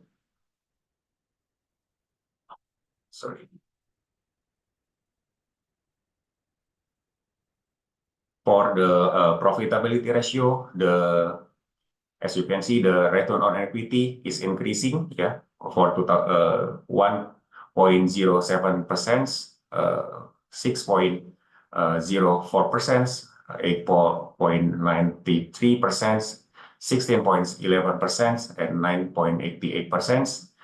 And the average for the return on equity is 8.41%. For the return on asset, the ROA is also increasing, 0.64%, 3.62%, 5.66%, 11.36%, and 7.18%. With the average for those 5 years is 5.69%. For the earnings power to total investment or FT is also increasing from 2019 until 2022, 2.1 to 28%, 5.17%, 9.25%, 15.5%, and 9% respectively, with the average of those ratio is 8.24%. For the gross profit margin or GPM is slightly increased, around 13.59%, 16.35%, 16.54%, 17.88%, and decreasing in 2023 by 15.68%, with the average for those 5 years is 15.95%. And the last for operating income or OE is also increasing 2.92%, 7.42%, 7.12%, 8.58%, and 6.38%, with those average ratio for the 5 years is 6.48%. For the solvability ratio is decreasing over the past 5 years. For total to debt to asset ratio is 0.4%, 0.4%, 0.37, 0.3, and 0.27. With those average for 5 years is 0.35. And similar with the debt to equity ratio, also decreasing from 0.67% and 0.58, 0.42, and 0.37, with those average for 5 years is 0.54. For the liquidity ratio is increasing. For the current ratio is 1.55, 1.21, 1.79, 1.96, and 2.34 respectively for from 2019 until 2023. And for working capital, total asset is increasing also 0.08, 0.05, 0.18, 0.17, and 0.27. And for the activity ratio, for total asset turnover is decreasing from 13.79, 17, 4.14, 7.44, 8.03, and 3.57. And for the total equity total asset is increasing slightly by 0.6 and 0.63, 0.7, and 0.73. For the total asset turnover, the TAT is fluctuative with 1.08, 0.86, 1.17, and 1.37, and 0.96. And for the Altman Z-score model, as you can see, the score indicates that the company is financially stable and not at a risk of bankruptcy. However, in 2020, the Altman Z-score is in gray zone that indicate the company is at a moderate risk of bankruptcy.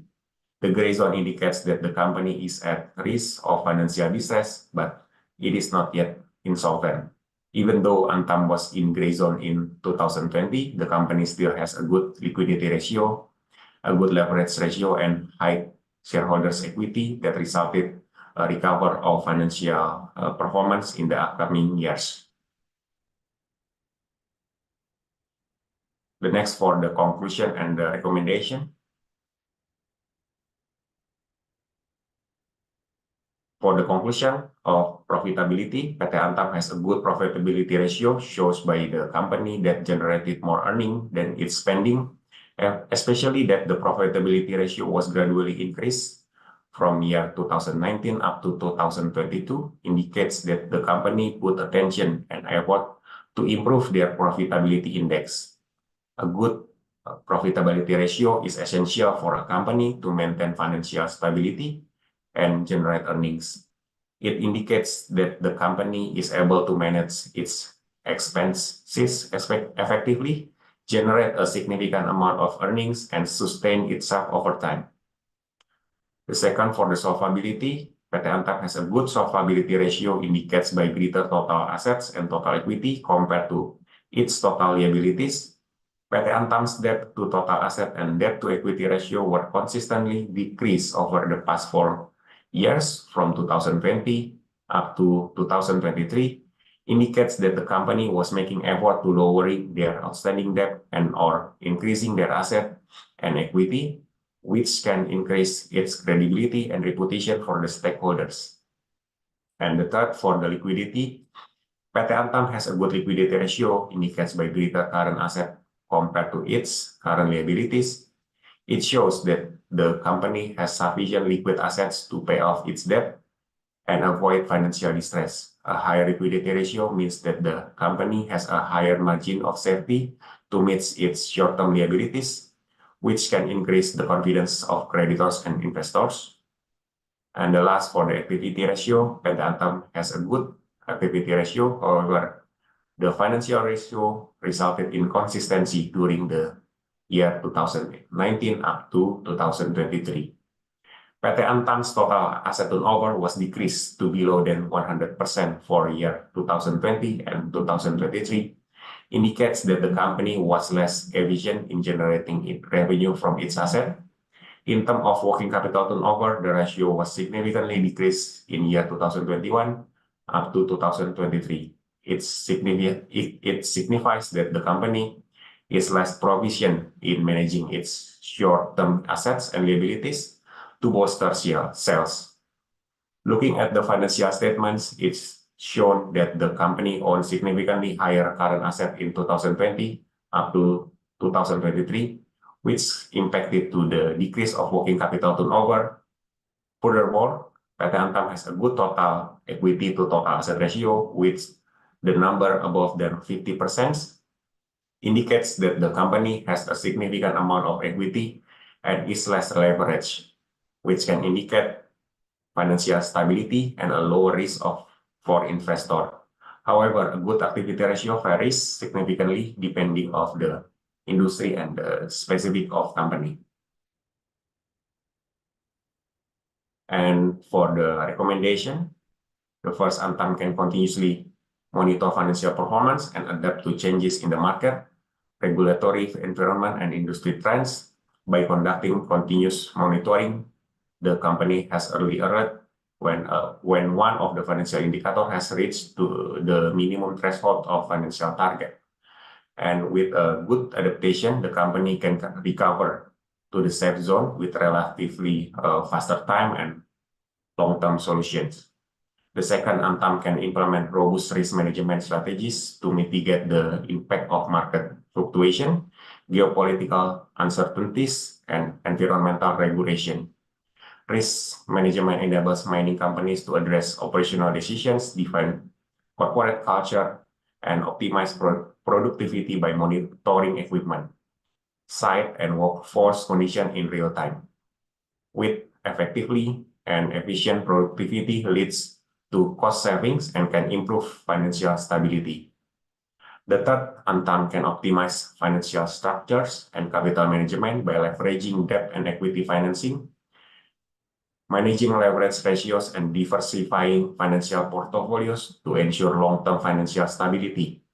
By optimizing capital structures, it gives a significant impact to the profitability. This is because a decrease in debt could impact to a decrease of risk to the corporation, which can lead to increase of profitability.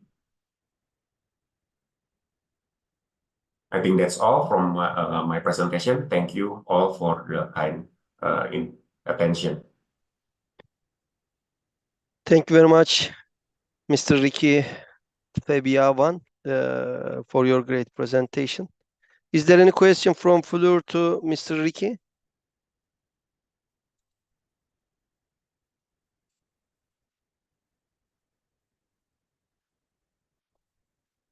Thank you very much, Mr. Ricky. You can finish your presentation. Dear Gioia Arnon, sorry for pronunciation. No, it's perfect. Thanks. Yes, you can present your presentation. I think you are see the presentation. Am I right? Yes, we see your presentation. Yes, but I think that it's not one moment. Sorry. Now? No. No. Just 1 moment. So sorry for this. Okay. Now? Yes, I think so. Yes. Okay.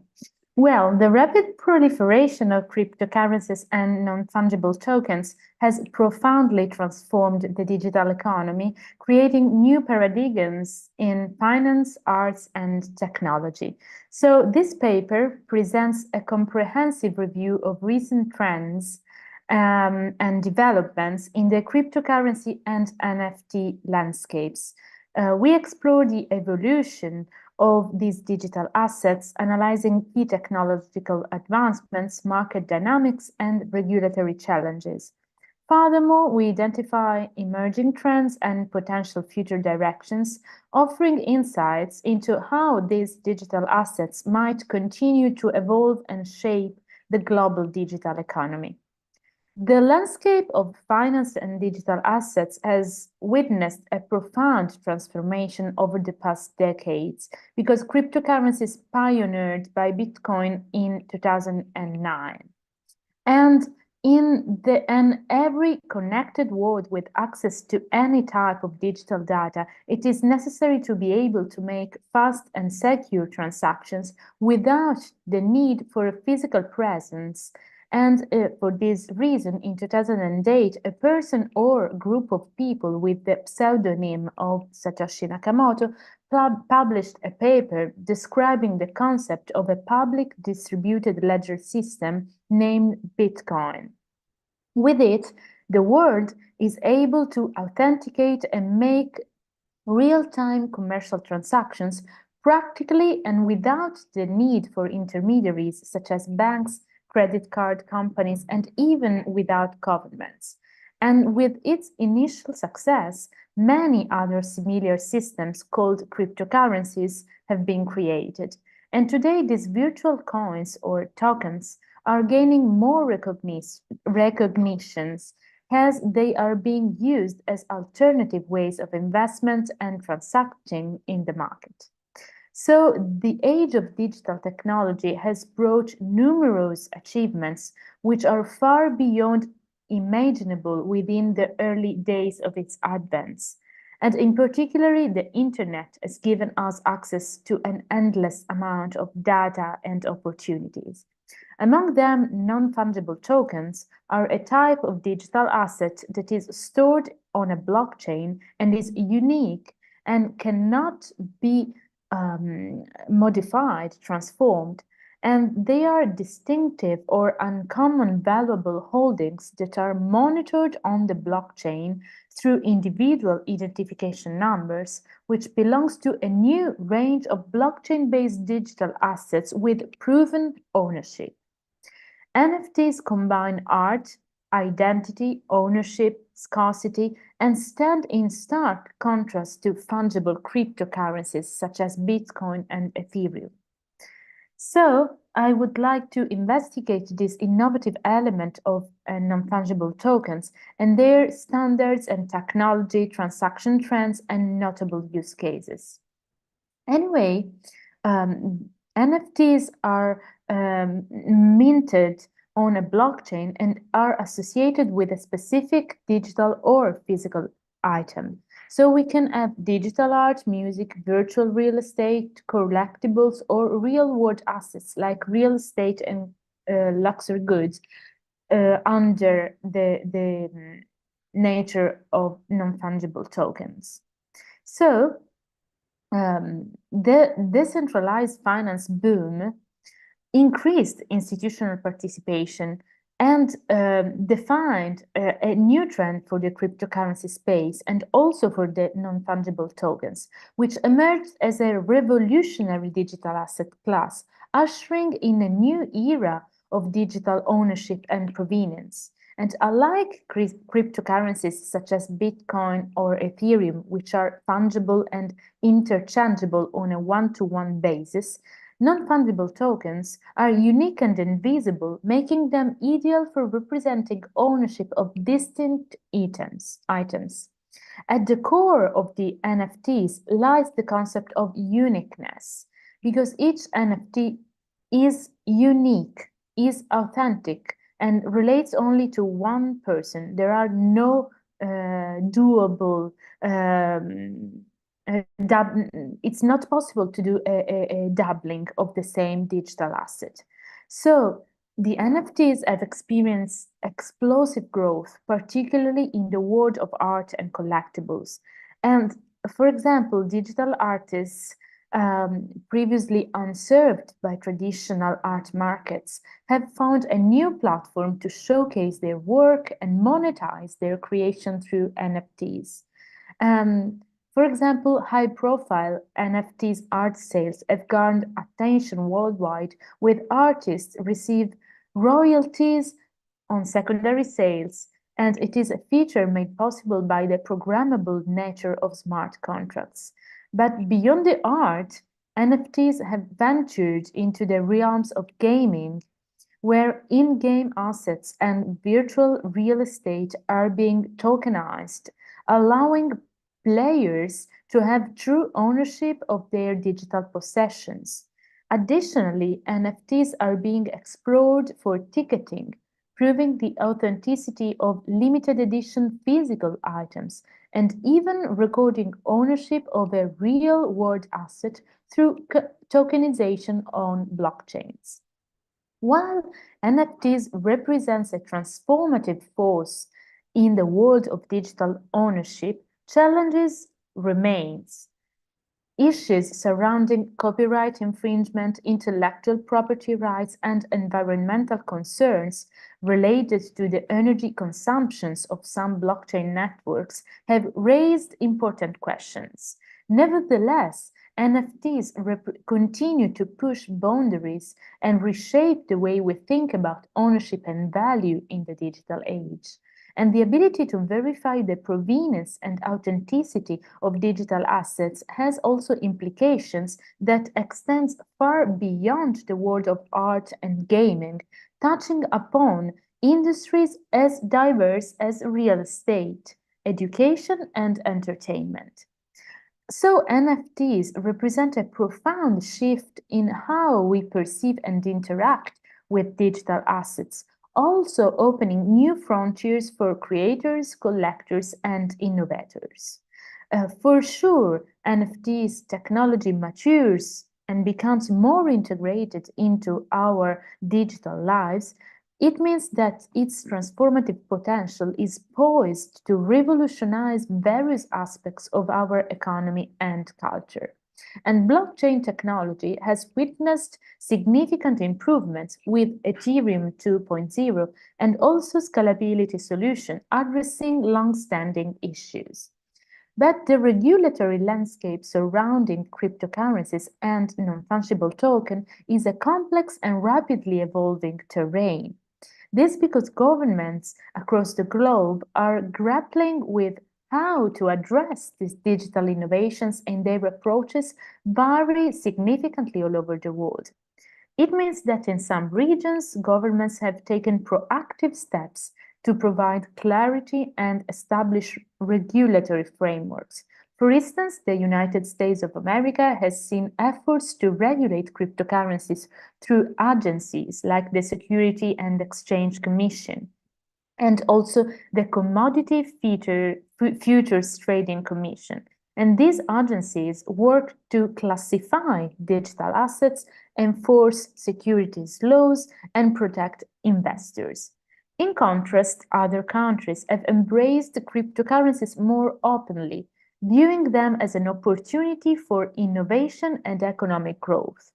Nations like Switzerland and Singapore have established themselves as a crypto-friendly hubs, attracting blockchain startups and fostering a conducive environment for digital assets development. However, the regulatory challenges are not limited to cryptocurrencies.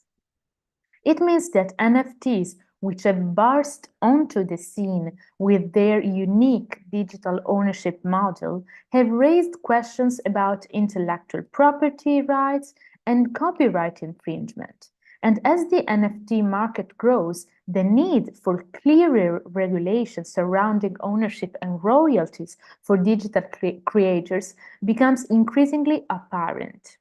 The crypto and NFT ecosystems, while filled with promise and innovation, are not without their challenges. And three key challenges have gained significant attention in the recent times: security concerns, environmental impacts, and intellectual property disputes. Cryptocurrencies, exchanges, and wallets have been targeted by cyber criminals, resulting in thefts and security breaches.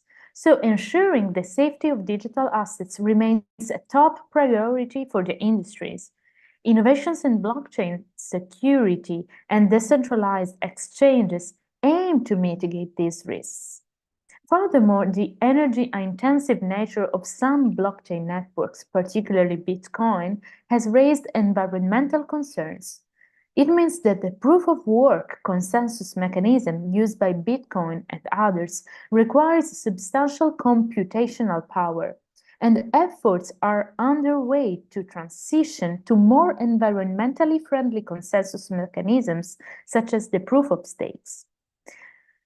Non-fungible tokens as representation of digital ownership have given rise to disputes over intellectual property rights. And addressing these challenges is essential to foster trust and sustainability in the crypto and NFT ecosystem. It requires a lot of collaboration among stakeholders, including governments, technologists, and creative community, to strike a balance between innovation and regulation. The cryptocurrency market has undergone significant transformation in recent years, driven by its surging capitalization, increasing volatility, and the growing presence of institutional investors. But volatility remains, and as is a intrinsic characteristic of the crypto market. But while it offers opportunities for substantial gains, it also poses risks for investors and users. Factors such as regulatory announcements, macroeconomic events, and technological developments can trigger significant price fluctuation. Additionally, the development of financial products such as cryptocurrency exchange-traded funds, the EFTs, and futures contracts has further integrated cryptocurrencies into traditional financial markets, providing new avenues for both retail and institutional investors to access that asset class. So these market dynamics illustrate the maturation of the cryptocurrency space. In conclusion, this comprehensive exploration of the cryptocurrencies and non-fungible tokens landscape reveals a dynamic and rapidly evolving digital economy. The interplay between innovation and regulation and market forces has transformed how we perceive and interact with digital assets. Cryptocurrencies, exemplified by pioneering by Bitcoin, have transcended their origins as alternative forms of money to become mainstream investment vehicles, challenging conventional financial systems. Simultaneously, NFTs have revolutionized digital ownership and provenance, offering creators and collectors new avenues for expression and value creation.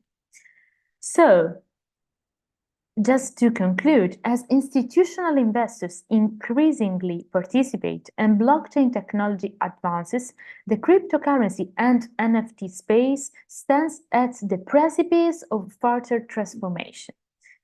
Staying informed about these ongoing trends and development is not merely advisable, but is essential for all stakeholders, whether they are investors, creators, or regulators. So embracing this dynamism and fostering collaboration will surely pave the way for a more inclusive, secure, and vibrant digital economy in the future. Thank you so much for your kind attention.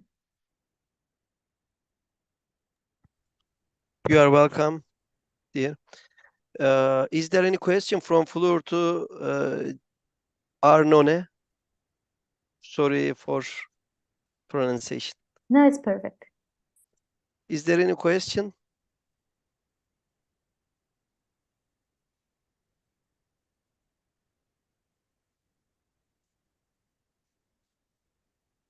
I think there is no question. Thank you very much for your welcome. presentation.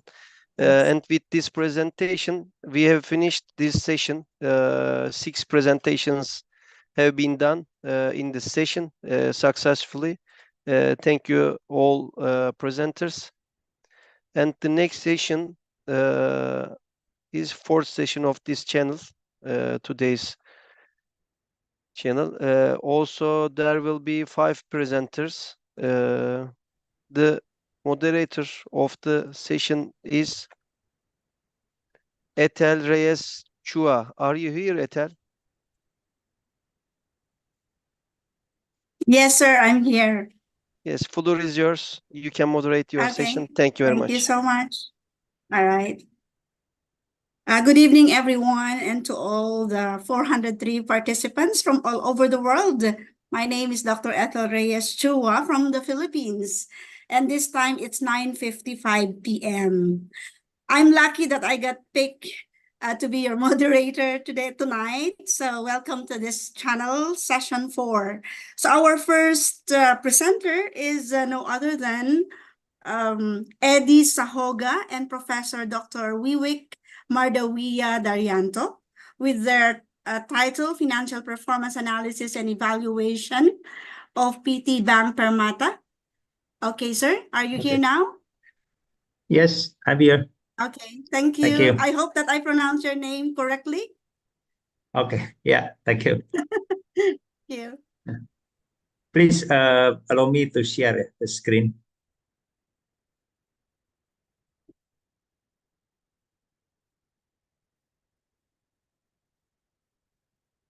Okay, you can see my screen. Yes, sir, yes. Okay, yeah, okay, thank you.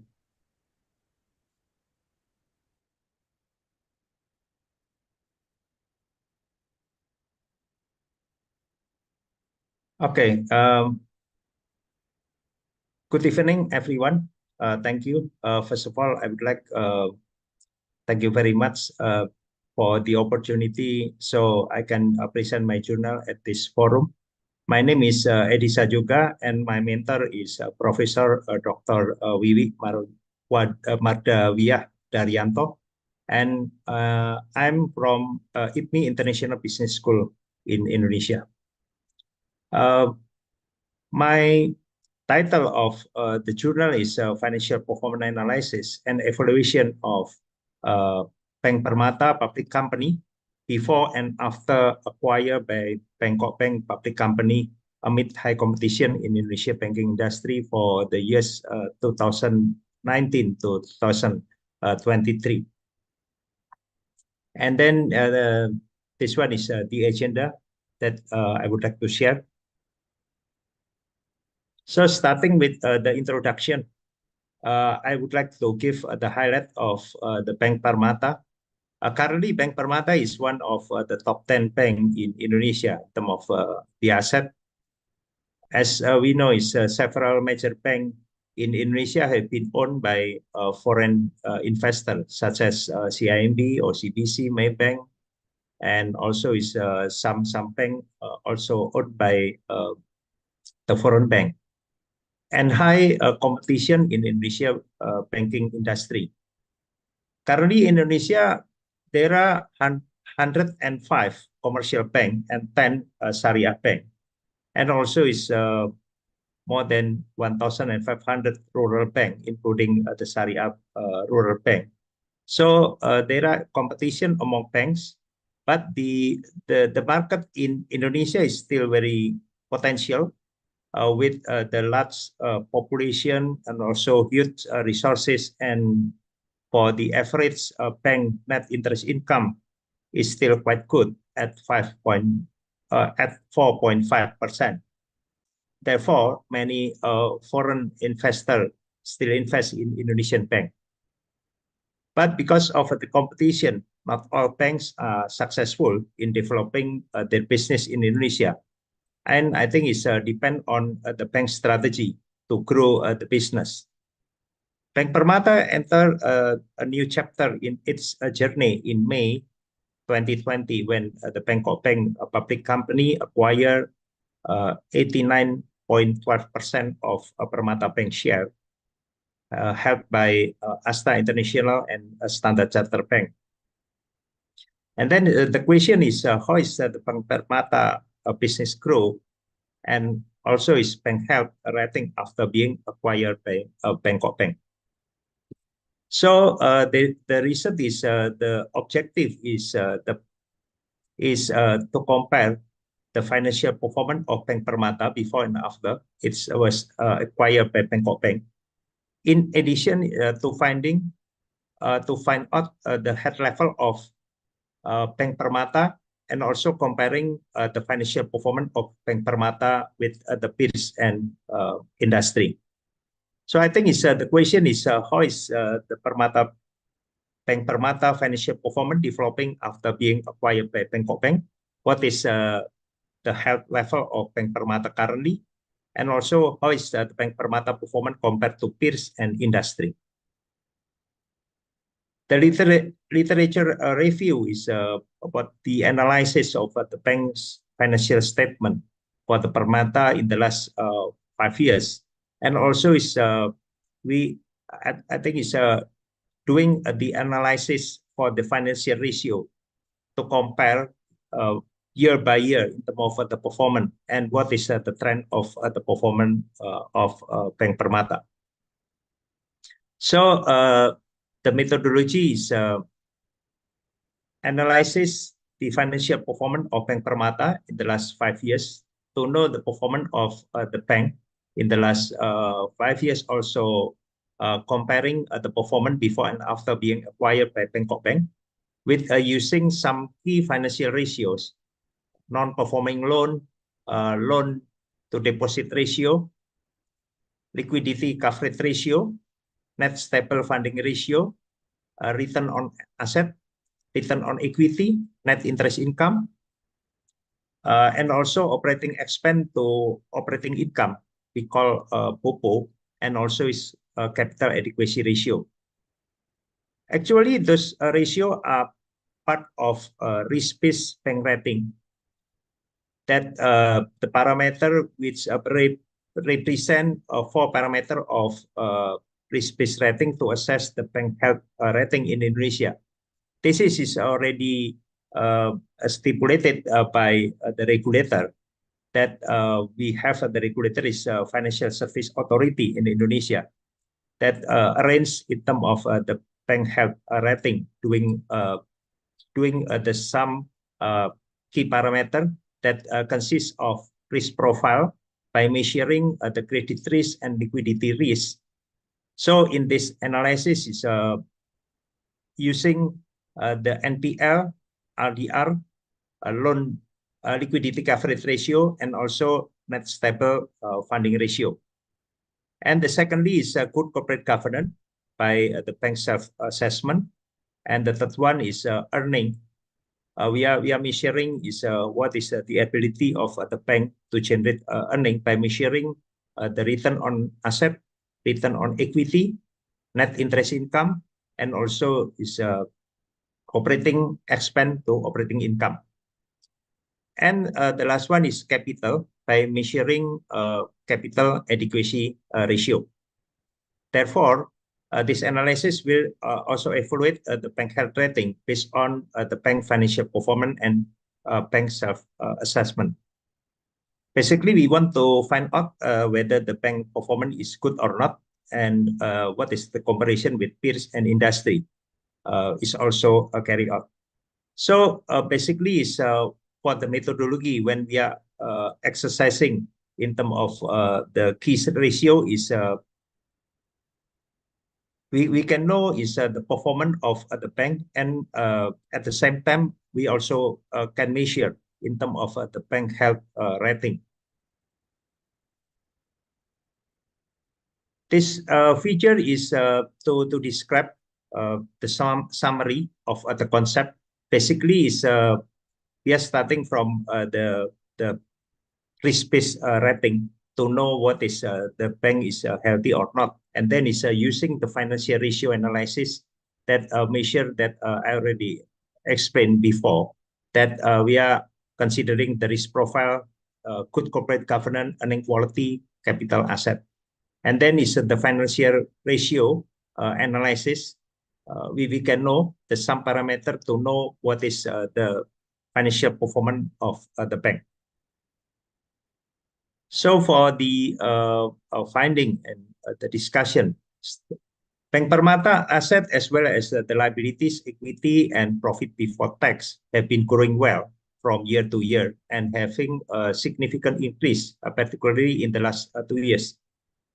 And the secondly is based on the calculation of the main parameters in reviewing the Bank Permata financial performance, the calculation result of financial ratio in the last 5 years. So a pretty good improvement. And also is some financial ratio are still quite low and still below the peers or industry ratio, such as loan to deposit ratio, return on asset, and also return on equity. So they need to be improved. And also is the Bank Permata financial performance become much better after being acquired by Bangkok Bank. And the next one is Bank Permata has a strong capital. The Bank Permata capital adequacy ratio position in December 2023 is 38.7%, is still far above the average peers group of 25.8%. So I think it's currently the capital adequacy ratio of Permata Bank is the highest among the bank in Indonesia currently.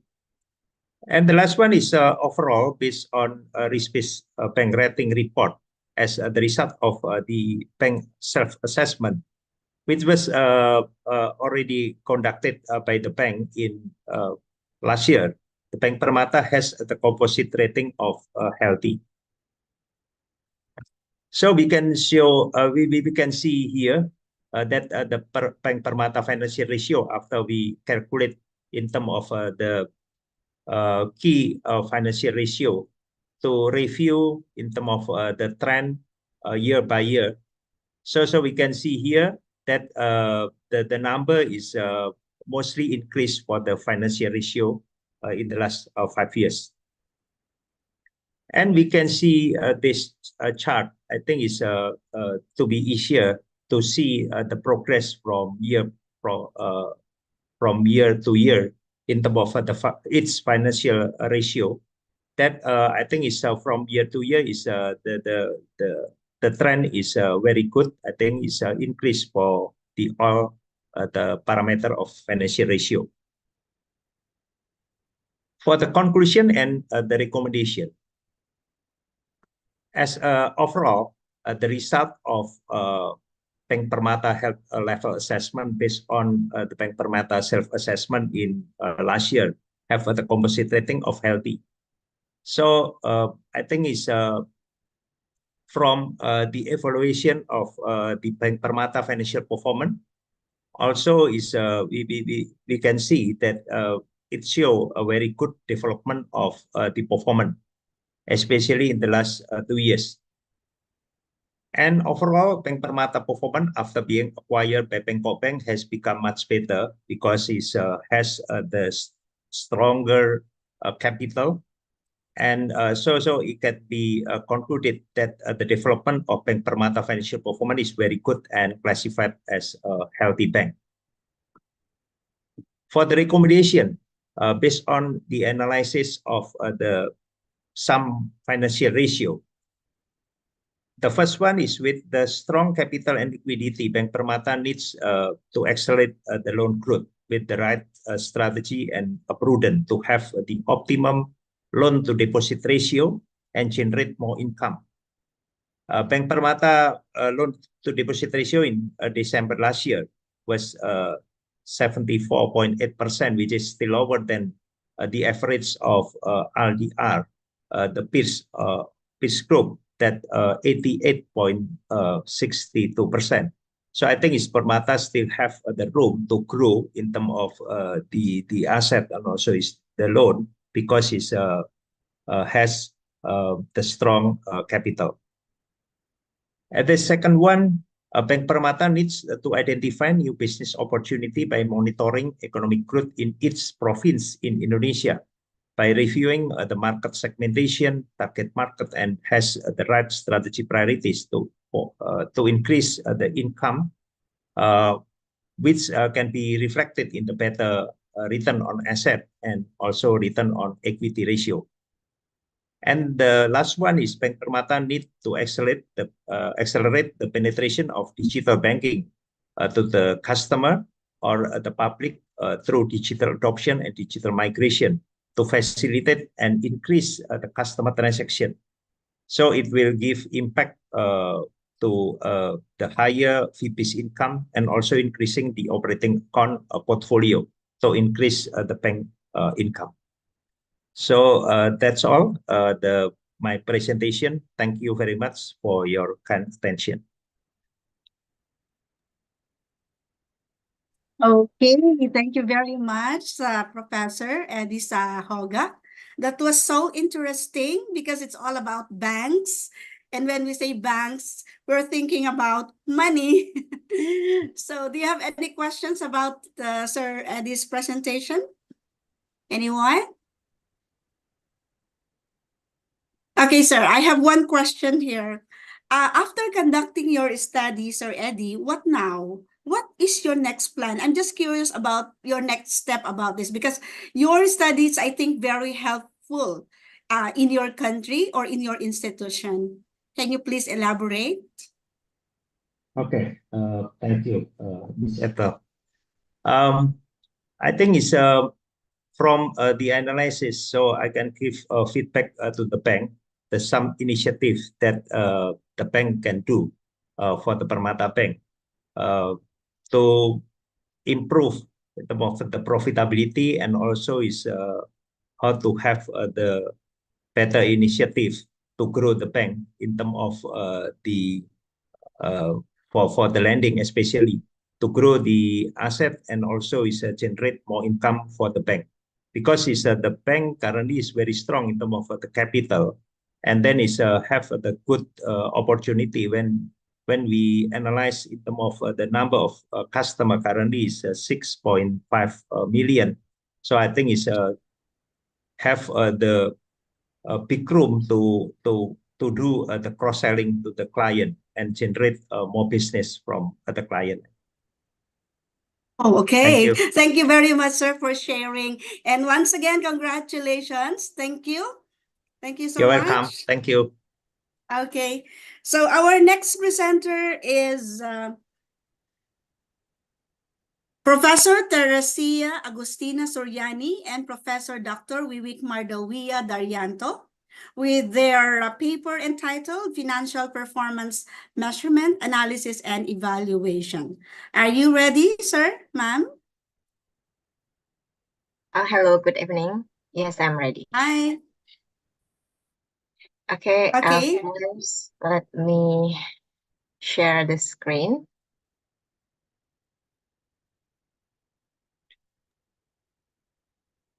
Okay. Can you see my screen now? Yes, it's clear. Yes, thank you. Good evening, everyone. Thank you for the chance to present my journal in this forum. I am Teresia Agustina from IPMI International Business School.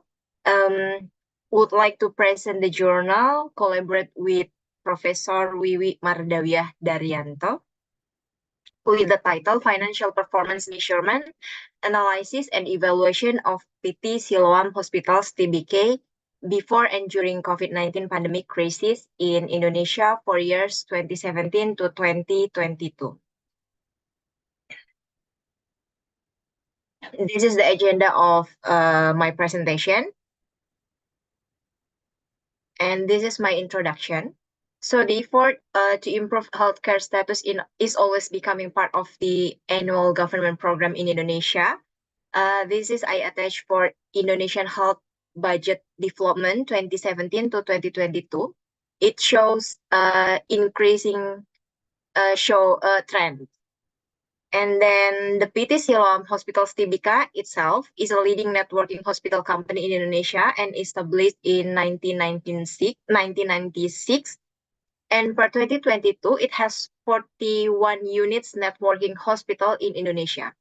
Entered the IPO in 2013 with the first price 9,000 rupiah.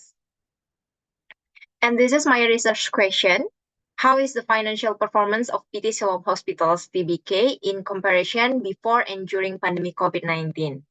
And the research objective is to describe the financial performance analysis of PT Siloam Hospitals TBK before and during pandemic COVID-19 using fundamental financial ratio analysis in terms of its profitability, liquidity, activity, leverage, and market ratio. And this is my literature review. For the financial statement analysis based on Subramaniam 2014 is a method that used to evaluate a company's prospect and risk in the future based on their financial performance.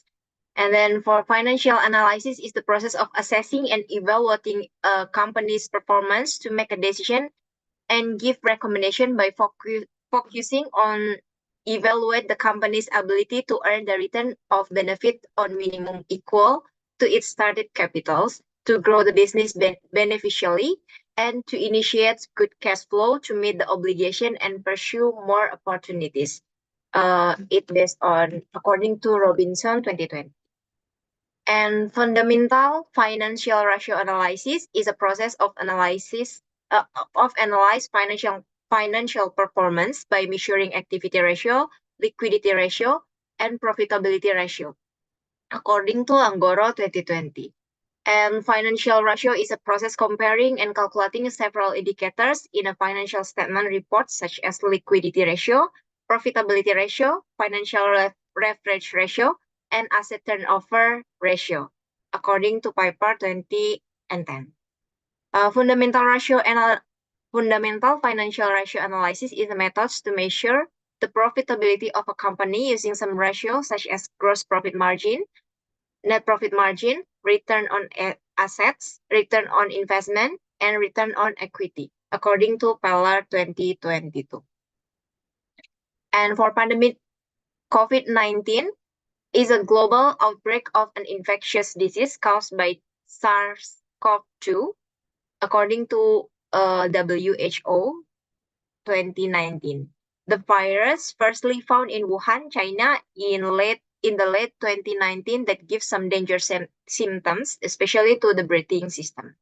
And the spreading of virus is by airborne contact, so people who infected should be isolated in some period besides taking routine medicine. This is the previous research that related to my research. First, from Putri et al. In the year 2024. The finding was PT Siloam International Hospitals TBK showed great performance of solvability ratio, while the liquidity, activity, and profitability ratio was decreased.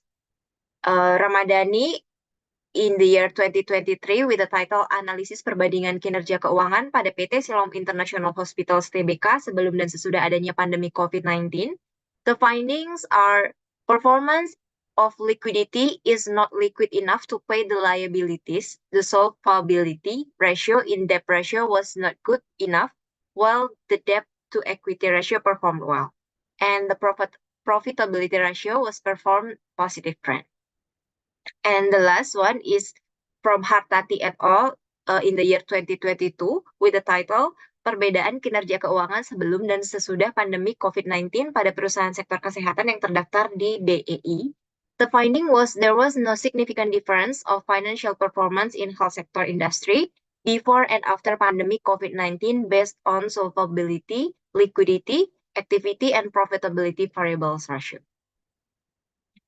This is the methodology that I used. I used fundamental financial ratio analysis with a comparison for 6 years performance of profitability ratio, liquidity ratio, activity ratio, leverage ratio, and market ratio. And for the profitability ratio, I use some indicators like return on sales, return on assets, return on equity, EBITDA margin, and net profit margin. And for the liquidity ratio, I use current ratio and quick ratio indicator. And this is for the activity, leverage, and market ratio. I use asset turnover and inventory turnover for activity ratio, and then indicators debt ratio and debt to equity ratio for the leverage ratio, and dividend yield and dividend payout ratio for market ratio. And this is the finding and the discussion. For the profitability ratio, as we can see in the graph, on the return on equity and return on asset have similar positive trend from 2017 to 2022. The increase of its number during pandemic COVID is higher compared to before COVID-19. And for the return on sales, on the year 2017 to 2019 shows decline influenced by high operating expenses, followed by increasing trend during COVID-19 pandemic. And for the EBITDA margin and NPM, we can see that EBITDA margin shows progressively increased from 2019 to 2021, and the NPM decreased dramatically from 2017 to 2019, but performed very well during COVID-19 with an increase of 324% compared to before pandemic COVID-19. This is for the liquidity ratio and activity ratio. For the liquidity ratio, both current ratio and quick ratio of 6 years performance considered to be healthy, which always more than 1. And the fall of current ratio happened from 2017 to 2019 and quite stable until 2022 in the range of 1.22 to 1.60. And the company has enough resources to pay off its short or long-term liabilities, even though the current liabilities get increased every year. And for the Silo's activity ratio, the asset turnover ratio shows fluctuation from 2017 to 2022, but still in a positive movement. The downline in 2022 caused by additional assets of Silo. And before COVID-19, the inventory turnover significantly increased, while during COVID-19, it went down 19%, but progressively recovered after pandemic with the highest increase, 55% in 2022. This is for the leverage ratio and market ratio. For the leverage ratio, before COVID-19, the debt ratio was stable at less than 20% and slightly increased during the peak of pandemic. The downline debt ratio in 2022 was caused by the decrease of its liabilities. And the pattern of debt to equity ratio from 2017 to 2022 is like the debt ratio, which fluctuates but still in a good range. It has significantly climbed up from 2017 to 2020. First, increased 23% and decreased 6% in 2022. And for the Silo markets ratio, based on Silo annual general meeting of shareholders, the company agreed to not to distribute cash dividends for years 2017, 2018, and 2019 due to additional capital for the company. And the performance of dividend payout ratio is better during pandemic COVID-19 compared to before. And the conclusion and recommendation. For the conclusion, the financial performance of Siloam Hospitals was better performed during and after pandemic COVID-19 compared to before pandemic based on analysis of profitability, liquidity, and activity ratio with a positive trends. And the growth of its business in the 6 years period reflected by the expansion of hospital networking and the operational figures with the increases numbers of inpatient and outpatient patients aligned with the increase of units in every year. And the specific analysis in profitability ratio, the EBITDA margin and net profit margin of Silo shows a positive movement during COVID-19 compared to before pandemic COVID-19. And this is the recommendation for the future for the research. The writer recommends using a longer period of data for better financial ratio analysis. And the second, this research can be a reference for another financial analysis study to compare the performance financial analysis with other companies in the same industry. And for the third, the conclusion of this study can be reference information for those who want to do investment in PT Siloam Hospitals Tbk. And this is my reference. Thank you for your kind attention. Okay, thank you so much, Professor Teresia Agustina Soriani. All right, ma'am, I just want to know what is the implication of your study?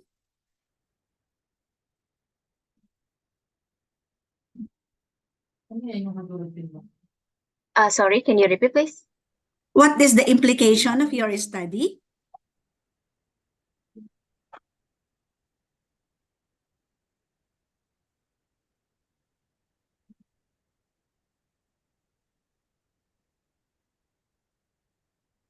What do you mean by implication of my study?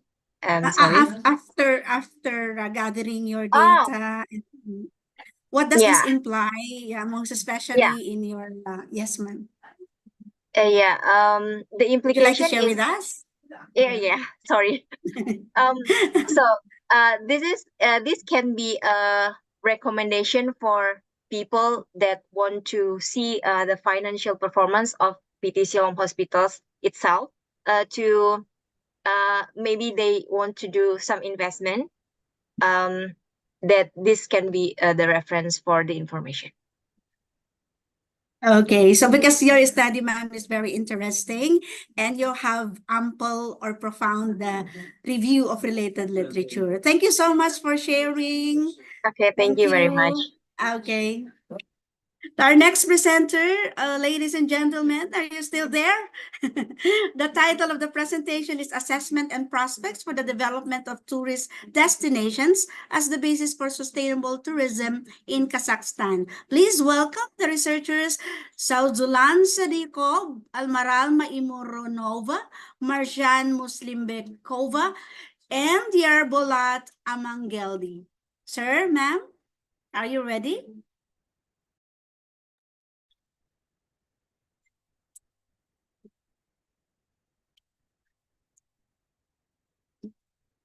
Hello. Are the presenters here? Zazulan Sadikov.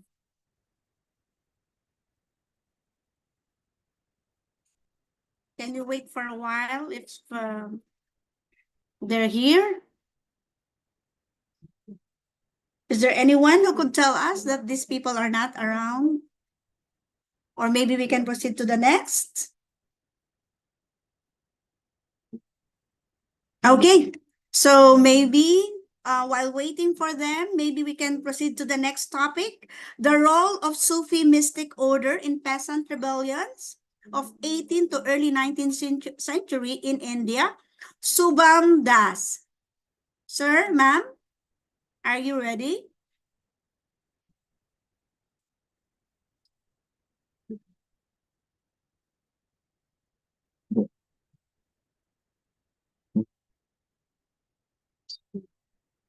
Subham Das.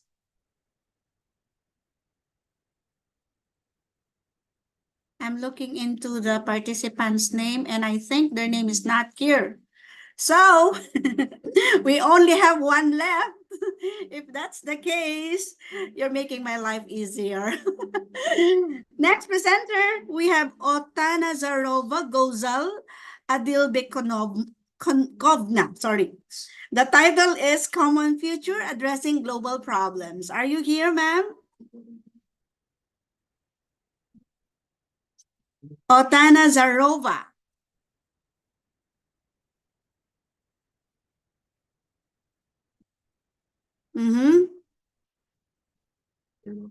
It seems that they're not here in this room, or maybe they are in the other room.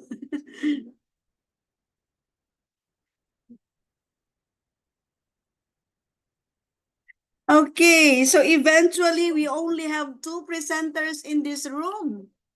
So now that we're done, I would like to thank everyone, the two presenters or researchers for presenting their papers in the CEO Congress. My congratulations to the two presenters. And once again, good evening. Back to you, Sir Karim. Thank you so much. Thank you very much, Etel, for your presentation, for your moderation and the two presenters' presentation. Actually, Subham Das was here. Let's announce him again. Subham, are you here? Because he confirmed from WhatsApp and I looked from here, participation list. He was here. Subham Das, are you here? We will skip your presentation.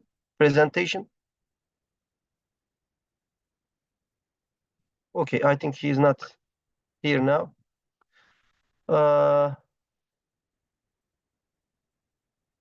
Then we have time, but we do not have three presenters. Let's skip to other session, and then maybe they will come again. We will turn back to these sessions. Dear Mayor George Girju and dear Manol Kojaguru from Romania. Yes, Uh, yes, You can present your presentation, sir. yes, thank you. You're Good day, welcome. and thank you for invitation to participate in the International Communication Economics Organization Social Scientific Congress from Kazakhstan. My name is Gheorghe Giurgiu.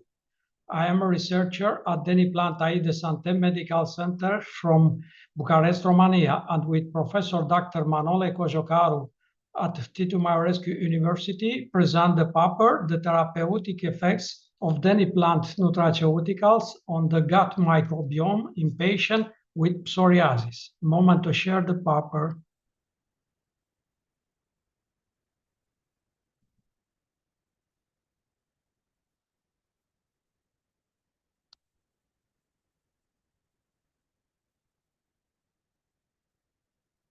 Okay, doctor, you can start.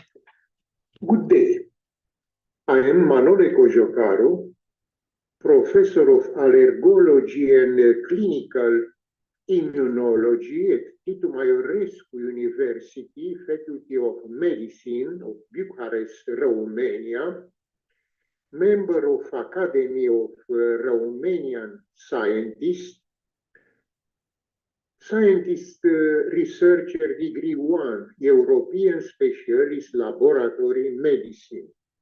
I am honored to present you the therapeutic effects of Deniplant nutraceuticals on the gut microbiome in patients with psoriasis. Psoriasis is a common skin inflammatory condition affecting approximately 3% of the worldwide population. Evidence for dysbiosis as a source of disease pathology is well documented in inflammatory skin conditions such as psoriasis. An increasing body of literature suggests a crucial role for the gut microbiome in modulating systemic inflammatory disease.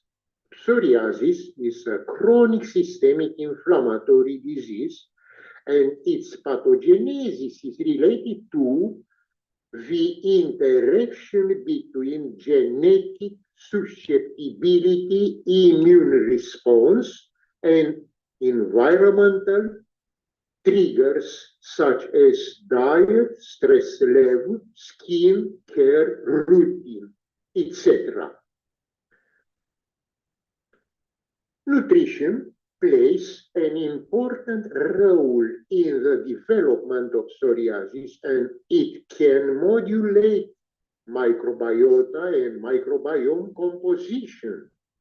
Correct food choices may have a crucial role in the pathogenesis of psoriasis. Lifestyle and dietary habits might be related to the incidence and severity of psoriasis. The treatment of psoriatic patients requires multidisciplinary treatment approach, not only at improving skin symptoms, but also at managing metabolic, nutritional, social, psychological comorbidities that often are associated with this disease. The gut-skin axis is the novel concept of the interaction between skin diseases and microbiome through inflammatory mediators, metabolites, and the intestinal barrier. The dysregulated skin microbiota may become a novel therapeutic target in psoriatic patients. Psoriasis is a common skin disease with chronic inflammation and a complex etiology. The association between the gut and skin is strong, and bidirectional and gastrointestinal health is associated with skin homeostasis. Increasing evidence shows the existence of the gut-skin axis and that an imbalanced gut microbiome can induce inflammatory skin diseases. The gut microbiome can modulate crosstalk between the immune system and the nervous system by secreting neurotransmitters in psoriasis. The skin-gut axis concept provides a new insight to investigate the association between the intestinal microbiota and the skin. This offers a feasible approach for improving skin conditions, but the modulation of the gut microbiota. Several types of neurotransmitters secreted by gut microbes were selected to investigate their potential function in psoriasis. Microbiome-mediated intervention could be designed to manipulate these targets for the treatment of psoriasis. Furthermore, studies also found that an important connection between emotional states and inflammatory skin conditions can be regulated by bacteria of the gastrointestinal tract. Through an extensive review of the literature, we aim to discuss the skin and gut microbiota and redefine their role in the pathogenesis of psoriasis. With the help of Deniplan, Bren Gheorghe-Giurgiu has developed several nutraceuticals for psoriasis that act as immunomodulators of the human microbiome. Hence, it is crucial to understand nutraceuticals' impact on the psoriatic skin microbiota, which is thought to be perturbed. Our study provides insight into the skin microbiota in psoriasis and how it is modulated by nutraceuticals and diet. Deniplan T prevents and treats the internal causes that trigger and maintain psoriasis by naturally modulating the intestinal and skin microbiome. Removing dysbiosis from the intestinal microbiota can prevent and eliminate complications caused by psoriasis. It contains cultivated medicinal plants, berries, and flora, fruit, tree, buds. With the understanding that the brain-gut-skin axis exists, it is now clear that intestinal microbes have significant effects on psoriasis. These results are supported by clinical observations based on a case series showing improvement in psoriatic skin lesions after antibiotic treatment, modulation of gut microbiota by probiotics or fecal microbial transplantation. We confirm the association of psoriasis and gut microbiota dysbiosis. This study provides a detailed and comprehensive systemic review regarding gut microbiome in patients with psoriasis. It is still not clear whether psoriasis is an effect or a cause of the observed disbalance between beneficial and pathogenic microbes. Much less is known about the potential relationship between the composition of gut microbiome and the severity of psoriasis. These results are supported by clinical observations based on a case series showing improvement in psoriatic skin lesions after modulation of gut microbiota by Deniplen nutraceuticals. Food choices can affect microbiome composition and improve the severity grade of psoriatic disease. You can see patient with psoriasis before treatment and after treatment, because Deniplen treatment addresses the internal causes that trigger and maintain the disease without ointments or other medications. Its duration depends on how quickly the body resolves dysbiosis of the intestinal microbiome, and can be between 4 or 6 months. If the disease is older, the treatment can exceed 12 months. After all the lesions healed, there are patients who never had psoriasis again, but there were also patients whose disease reappeared after 10 or 15 years. In conclusion, unfortunately, the direct link between the skin microbiota and the pathogenesis psoriasis remains to be clearly established. The treatment of psoriasis, similar to other immune-mediated complex diseases, is limited to improving the symptoms due to the lack of effective therapy. On the basis of these findings, the treatment of skin inflammation by nutraceuticals is favored, since its therapeutic management is simple, safe, and cheap. Thank you very much for your kind invitation. Thank you for your attention.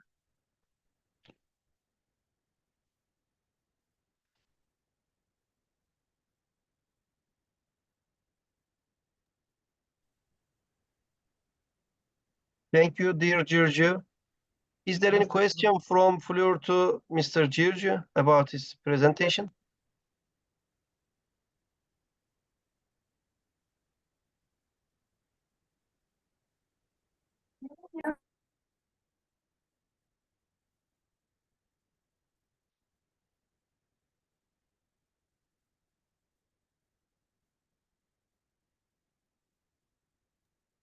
I think there is no question. Thank you, Giorgio. Thank you. You are welcome. The next presentation is leveraging modern technology to enhance education. Dr. Iktar Hussein. Floor is yours, Dr. Iktar Hussein. You can present your presentation.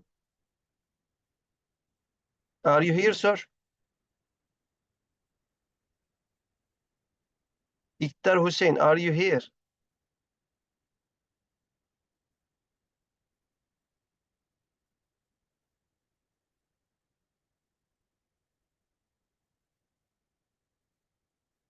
Iktar Hussein, you are here, as I see. Can you open your voice?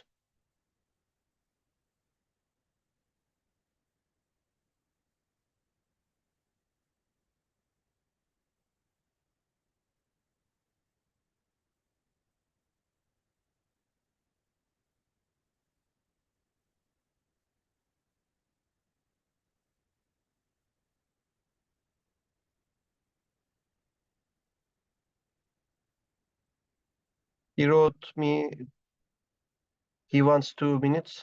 Let's wait for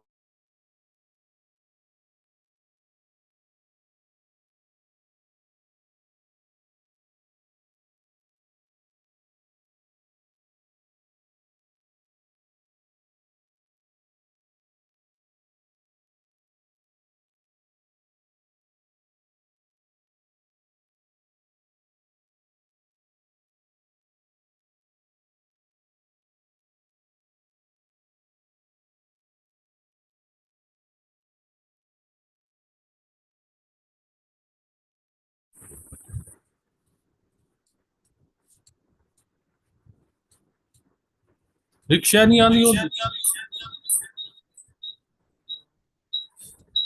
There is an echo. Yes, yes, sir. Please wait. There is an echo from you.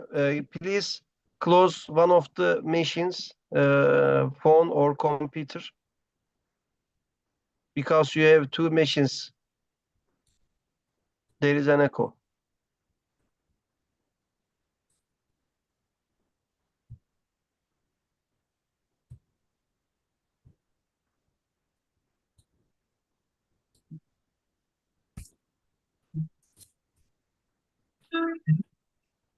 Bismillahirrahmanirrahim. Yes, you can Have make you your. listened my sound clear? No. Yes, that's better now. No, my sound is clear, sir. Very clear. You can start. कुत्ते दे बच्चे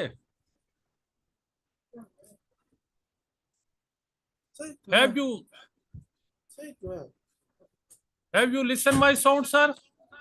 Yes, we can listen you. No, You can start, sir. No, I am starting my presentation.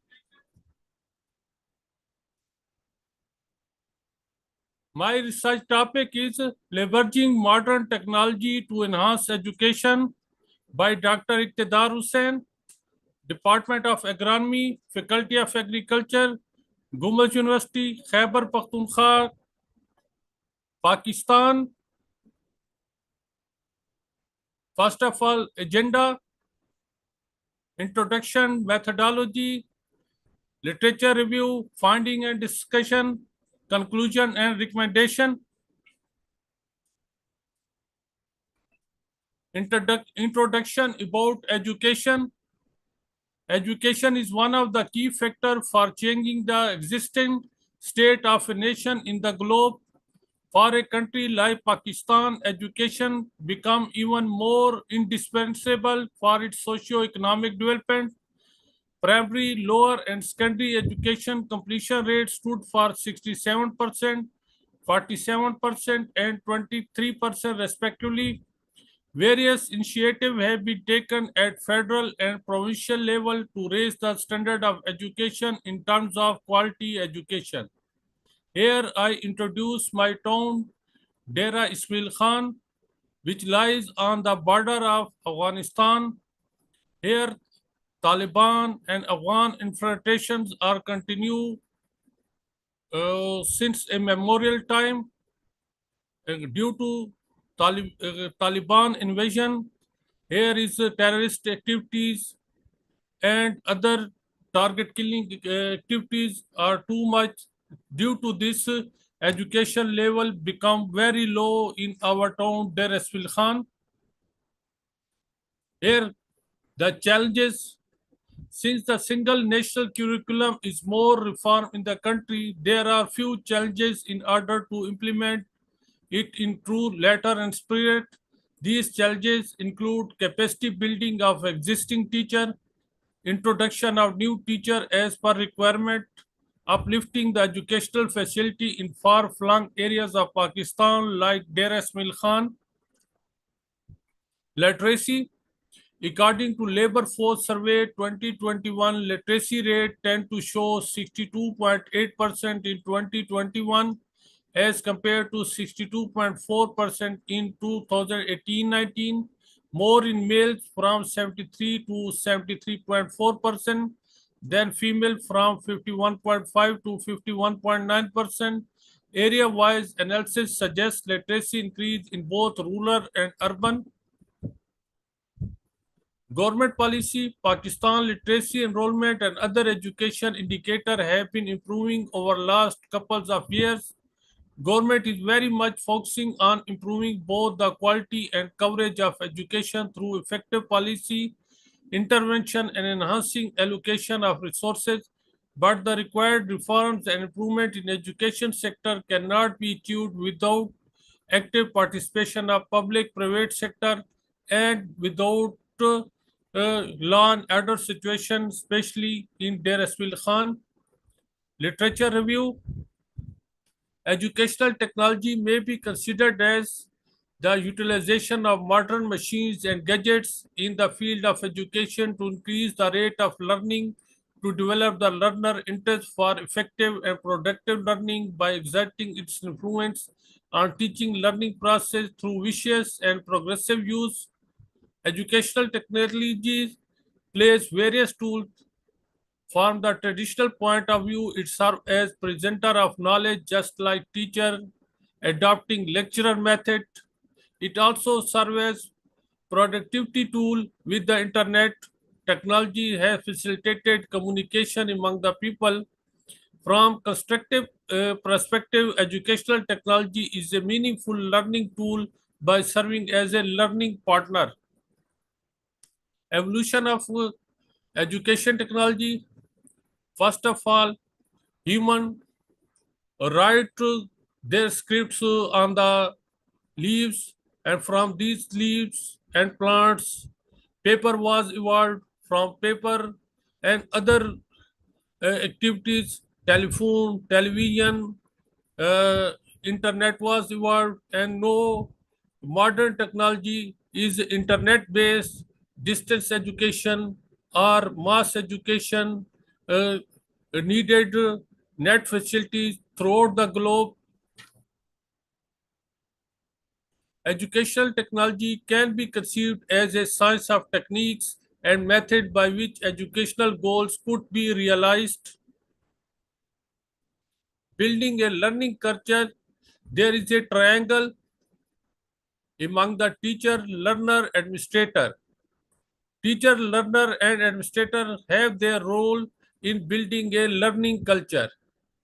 As a teacher, develop knowledge and skill, understand learning and its need, facilities learning, create learning opportunities to the learner, to the student. As a learner, self-directed, self-motivated, self-regulating, lifelong learning can be achieved.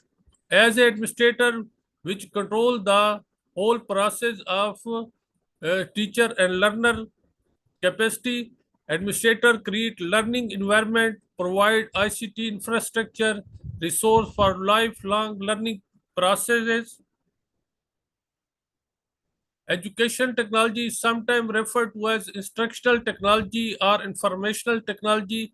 A very careful analysis of words and terms related to educational technology gives one a better understanding of differences between it and technology education. Educational technology is concerned with technology in education. It is involved in use of technology as a tool to enhance teaching and learning process across all subject area. Educational technology is concerned about teaching and learning with technology in the International Society for Technology in Education.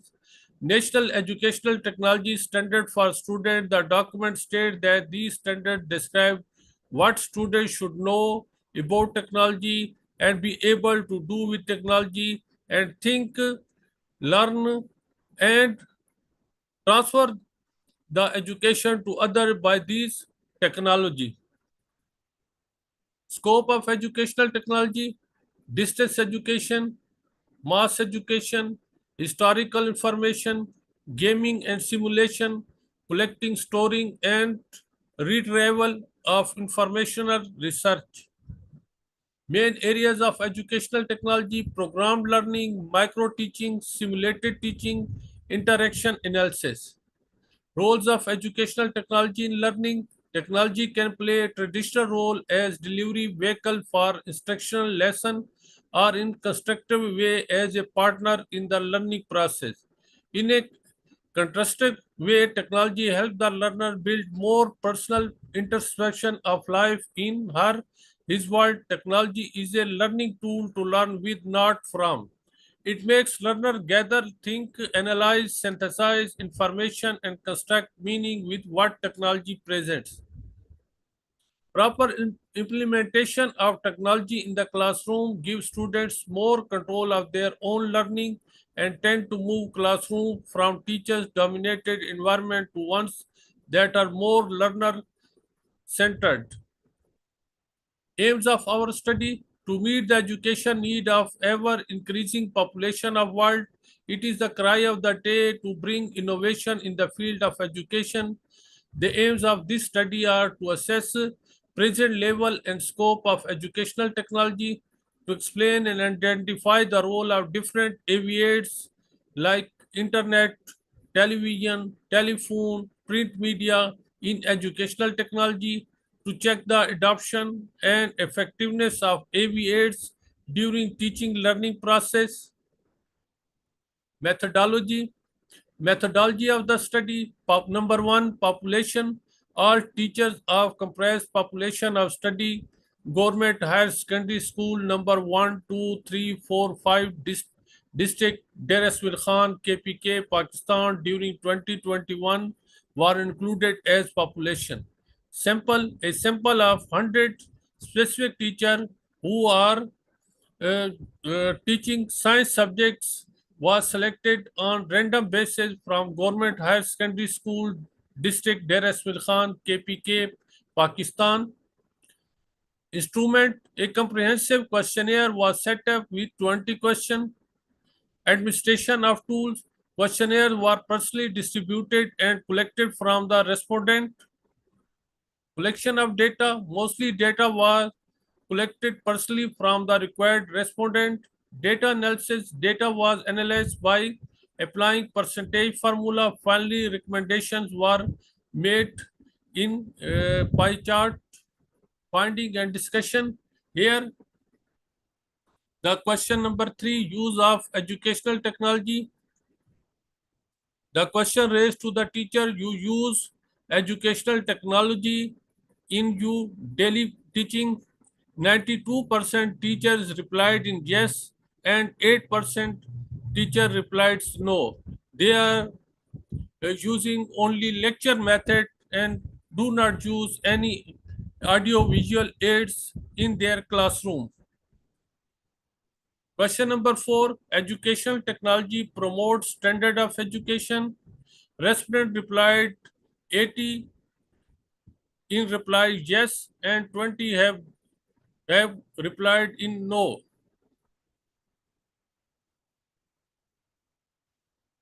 Question number 6, which audio visual aids are available in your instruction or in your classroom?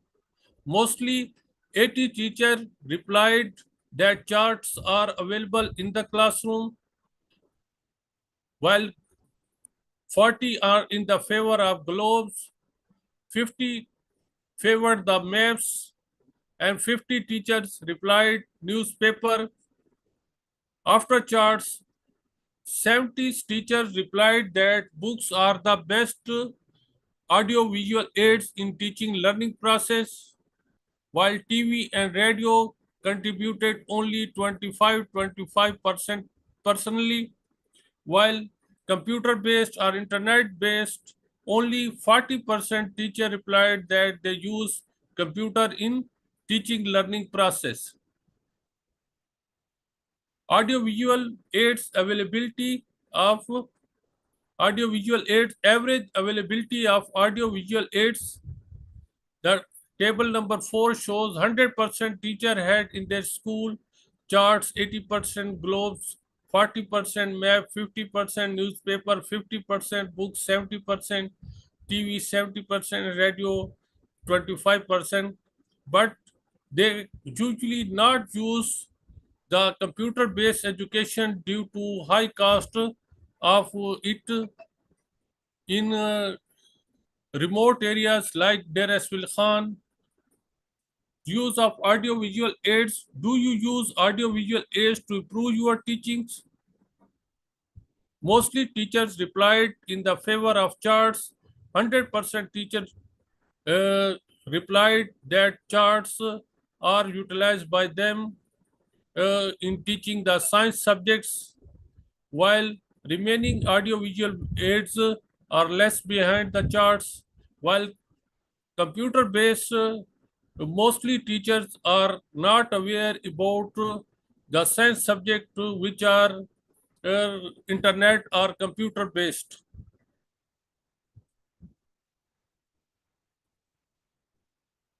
Was the position of classroom changed due to the use of educational technology?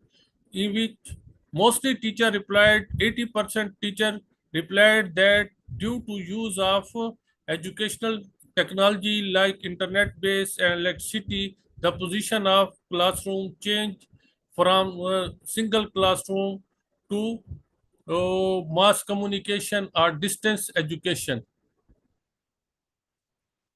Role of radio and television in education. Can the use of computer-based technology improve education? Mostly teacher 80% replied in the favor that computer-based and radio and television-based technology have improved the education. Now comes toward the conclusion and recommendation. It is concluded from our study that modern educational technology, which is computer-based, promoted teaching and learning process well.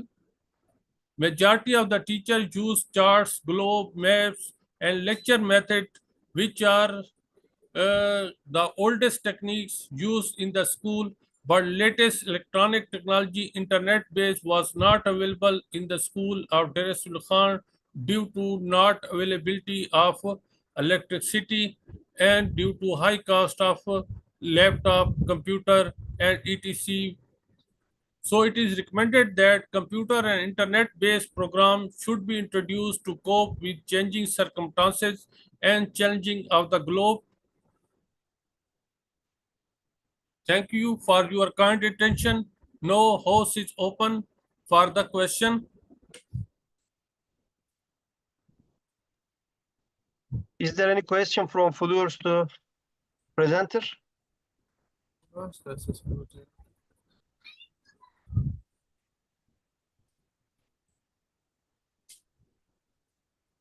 Have you any question?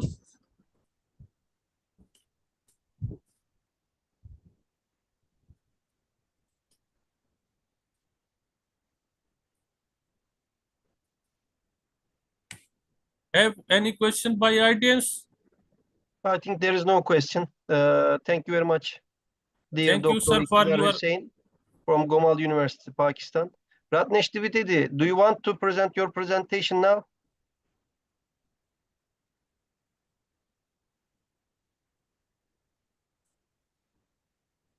Thank you, Dr. Iqbal Hussain. We can Thank you, sir. give a coffee break. Then we will start with the next session. अब break है 5 session से पहले जान थोड़ा चलो जान छुट्टी सोबत को